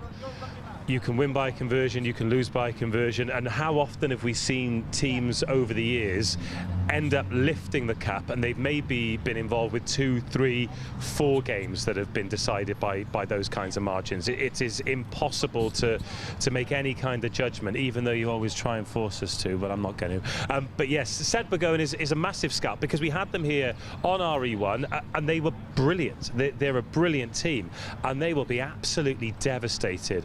But God help the teams who've got to play him in the Sedbergh 10s come Sunday and Monday with all that residual anger and extra energy from not having played the second day in the Cup. Well, certainly, and you know, it's an emotional blow in a way for them as well, because this was a big part of the Simon Mulholland, the Noxie send-off, who's departing off to Sedbergh, their long-standing director of rugby, an absolute legend of this tournament, of any tournament really, of schools rugby in general. They actually announced today that Sam Moore and John Fletcher are taking over that job as a duo, which is going to be fantastic. You can read all about it on the website, nextgen15.com. But it's a bit of a shame on that front for them, but they've got the Sedbergh 10s coming up, and as you say, God help anyone that faces them there. Burnsy, I'm just going to run you through the list in the under-18 boys actually of who's gone through. Let me know who's stood out for you from this. Millfield are through, RGS Guildford are through, which is a fantastic effort. They were good value. They were here on RE1. I liked the cut of their jib. Yeah, they're a nice side, aren't they? Hartpury College through, and Ace College. Rare, actually, for Ace Colleges to get through in this competition of late. Tonbridge are through, formerly a perennial Vars team. Yeah, we had Tonbridge against Dulwich. The Sam Howard joined us for, of course, the Dulwich dynasty and all that, but he knew more of the Tonbridge lads because he spent a little bit of time with them as younger pupils during COVID. They play fast, and if the weather's good tomorrow and they can get it to the edge, then they could really make a dent. Being on RE1 or RE2 tomorrow is going to make a big difference, the big pitches. Berkhamsted through as well, Ipswich through. We all want to hear about this one because we know what comes with this. Cranleigh are through. I was going to say, so I haven't seen Berkhamsted, but I've seen the teams that they've beaten. They were in a really tough group. I think they might have been in the Rebels group. In the Rebels group, and Ipswich as well. Yep. Yeah. So they're going to be a team to watch. And then Cranleigh, yeah, we had. Oh my God, what are they feeding those boys? Oh. Wow, there's some big frames there. Big frames. I had a look at Cranleigh. I was pitch side. Usually we're up top, but I was having a breather and a chat to someone, and I was like, I'm glad I'm not playing schoolboy rugby. Yeah. They are big. And they bring big noise on the touchline as well. They bring big noise on a Friday. You're absolutely right though about Berkhamsted. Surprised a few when they got to the Surrey Sevens final last week, but I tell you what, surprising no one now. They're playing lovely rugby. Also through Kirkham Grammar School, Bishop Wand as well, another Ace College who've been really good of late. Seen a lot of those lads working hard in the gym at London Irish. They still use the old training. What are you doing there? Training facility. I am actually doing some bits and bobs. You wouldn't believe to look at me. I'm certainly not matching those boys, but they work very, very hard in the gym, hard out on the training paddock, and they've got a few returning injured players to maybe feature tomorrow as well, I think. They're a side to watch, I think, Bishop One. They really are. Brighton College through, always play lovely sevens. Denston College were the last side through. And then, as we mentioned at the top, Wellington College. Dave, anyone there that's impressed you today? Do you know what? Tonbridge, but weirdly, I don't know why I'm surprised, because they're in the Under-18s Cup. But I think when you look at a team sheet and you see Tonbridge versus Dulwich, you expect it to be a good game. But Tonbridge absolutely blew them away, both sides of the ball as well. And I think if you're going to make a dent in the competition, if you're going to lift the trophy, then you have to be defensively sound, because there's going to be a part where you're going to be hanging on by your fingernails, and the difference in those championship teams are the ones that can and the ones that can't. So Tonbridge have got enough pace to cover and enough pace to score, so maybe. I'll tell you what, there's a lot of storylines, isn't there? Could Millfield go back to back? Could it be that Wellington College do the double 16s and 18s? Could we get an RGS Guildford out of nowhere coming and making a charge? I'd love that. Get an Ace College? I'd love that. Up the RGS Guildford. Up the RGS Guildford. We are impartial, but why not? Well, yeah, why not? Just a quick question, mate. Where's Wilf Kemsley? I don't know. Like he's been hosting his own show on RE2. Probably on the RE2 deck chairs, drinking pina coladas on a 3-commentator rotation, living it up, not like us slugging it out. With a team sheet runner. As two men and double the number of games to do as well. Yeah. Hey, here's a question. What about RGS High Wycombe? Where are they? Where have they been? RGS High Wycombe have not made it through. We need to have a look and see if they've made it through to the plate. There's brownies on RGS High Wycombe, their backline was seriously impressive in the school semi-final. They lost to Harrow, and do you know what? I'm surprised that they haven't got through to the cup, because they were impressive. So watch out for them in the plate. Right, this show is slowly disintegrating at a rate of knots. I do want to quickly touch before we go, though. There's 2 competitions starting tomorrow that are very special. Again, a bit like the Prep Schools tournament. We may not see huge amounts of them on field, but it's important that we mention them because it's massive. The Under-13s juniors competition and the Under-11s competition, the only mixed competition here, boys and girls together on the field. That should be fantastic. Yeah, absolutely. I've said this to so many people in the build-up to this week, on the live stream this week, when I've caught up with people, when I've been introduced to people. Anybody who feels down about rugby in any kind of way, I urge you, if you're watching on the live stream, just come down. There's a massive car park. You can dump it in there, bring a scooter, bring a mountain bike, bring some comfy shoes, and just get around and watch some rugby. You know what I mean? I never knew you were so passionate about car parks. It's difficult to get here by public transport, you know? It is difficult to get here. What I'm saying is, just come on down, because we've got under-11s all the way up to under-18s. You said to mention it with the prep school stuff as well. Even the prep school kids are absolutely buzzing to watch the age groups up and thinking maybe one day that could be me. These guys at the top, they play like professionals. Sometimes you've got to remind yourself that they are school kids and it is amateur rugby. But ultimately, it is groups of 7 on the pitch playing with their mates, and that starts for a lot of them in an under-11 mixed tournament. How awesome is that? Certainly is awesome. And actually, if you want to see some live action in terms of that under-13 level, the Caldecott Prep School 10s is live on Saturday, 29th of March. Here Where is it, Angus? It's on Next Gen 15. Next Gen 15. Right, that's about that. Tomorrow, it's the under-11s, it's the under-13s juniors, and it's the finals of the under-18 Girls Cup and the under-18 Boys Cup. A massive, massive final day of action ahead at the HOWDEN ROSSLYN National School Sevens. You two boys are going to thank me because I've not asked you to put your necks on the line for any sort of predictions, and I'm not going to now. We're going to save that until the morning. They're very happy. Join us tomorrow morning. It's a 9:40 start here on RE1 for the preview show. 10 a.m. kickoff on both RE1 and RE2. We will see you tomorrow. Thanks very much for watching.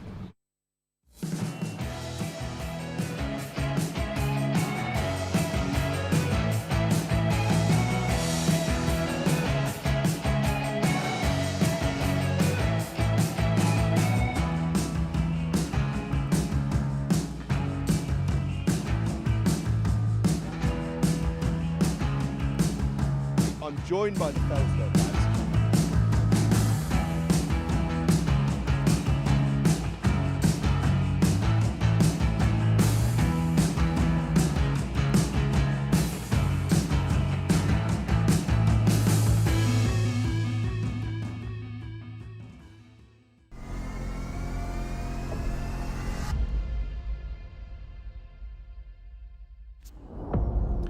Get ready for the ultimate international showdown. This December, the Global Schools Challenge 2025 is heading to the Mediterranean Sports Hub in Salou, Spain, located just an hour outside of Barcelona. From December 14th to 19th, the world's top student athletes will compete in rugby and a range of new sports. Hosted at one of Europe's premier facilities, you'll experience world-class pitches, state-of-the-art equipment, and a vibrant atmosphere designed for excellence. Off the field, explore the beautiful coastal town of Salou, enjoy golden beaches, and take a trip to Barcelona for iconic landmarks like the Sagrada Familia and the Nou Camp. Every game will be streamed live by Next Gen 15, bringing the action to a global audience. Don't miss your chance to be part of this incredible event. Register now at Global Schools Challenge.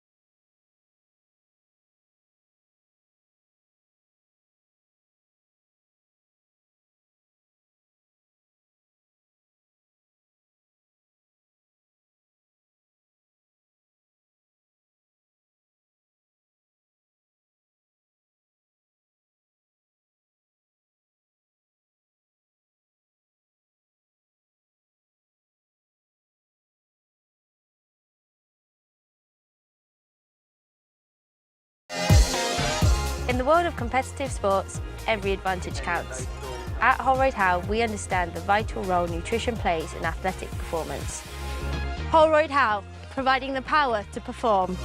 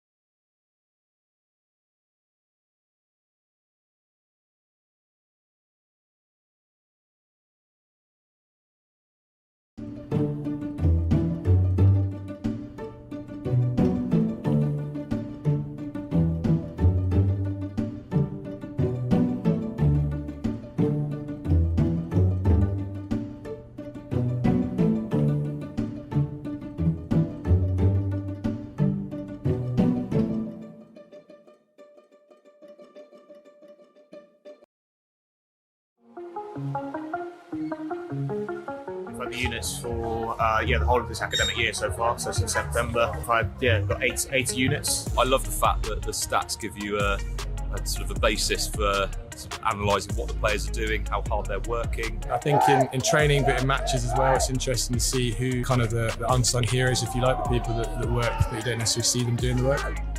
So students have they have real kind of responsibility to do all the uploading of data themselves. All I have to do, look on the cloud sort of platform, and then I can do my analysis from there. Yeah, it's been really interesting. I've enjoyed seeing how far I was running as well as my max speed. It's been great. I mean, it's been really fun having competition within the squad. see who's run the most, who's the fastest. This is one really good thing about the app. So each player will have an app. We've created the rugby school community, so they can compare themselves against each other and get leaderboards for each metric. And yeah, it certainly breeds that area of competitiveness. Everyone's like putting their best teams out, working hard, and never giving up until the final whistle. When you come out here and seeing, everyone, all the big schools and the big names, and putting ourselves up against it, it's really good. It's been brilliant. We love coming down. We're lucky enough this year. It's our 200th year of rugby, so we're celebrating massively this year. I think the standard's been really high. We were here last year. 12 months on, the girls' game has exploded, and we've had 3 really tough games today. It's been a great tournament, great standards, and nice to see how we mix with some of the bigger schools and the bigger names in rugby. Yeah!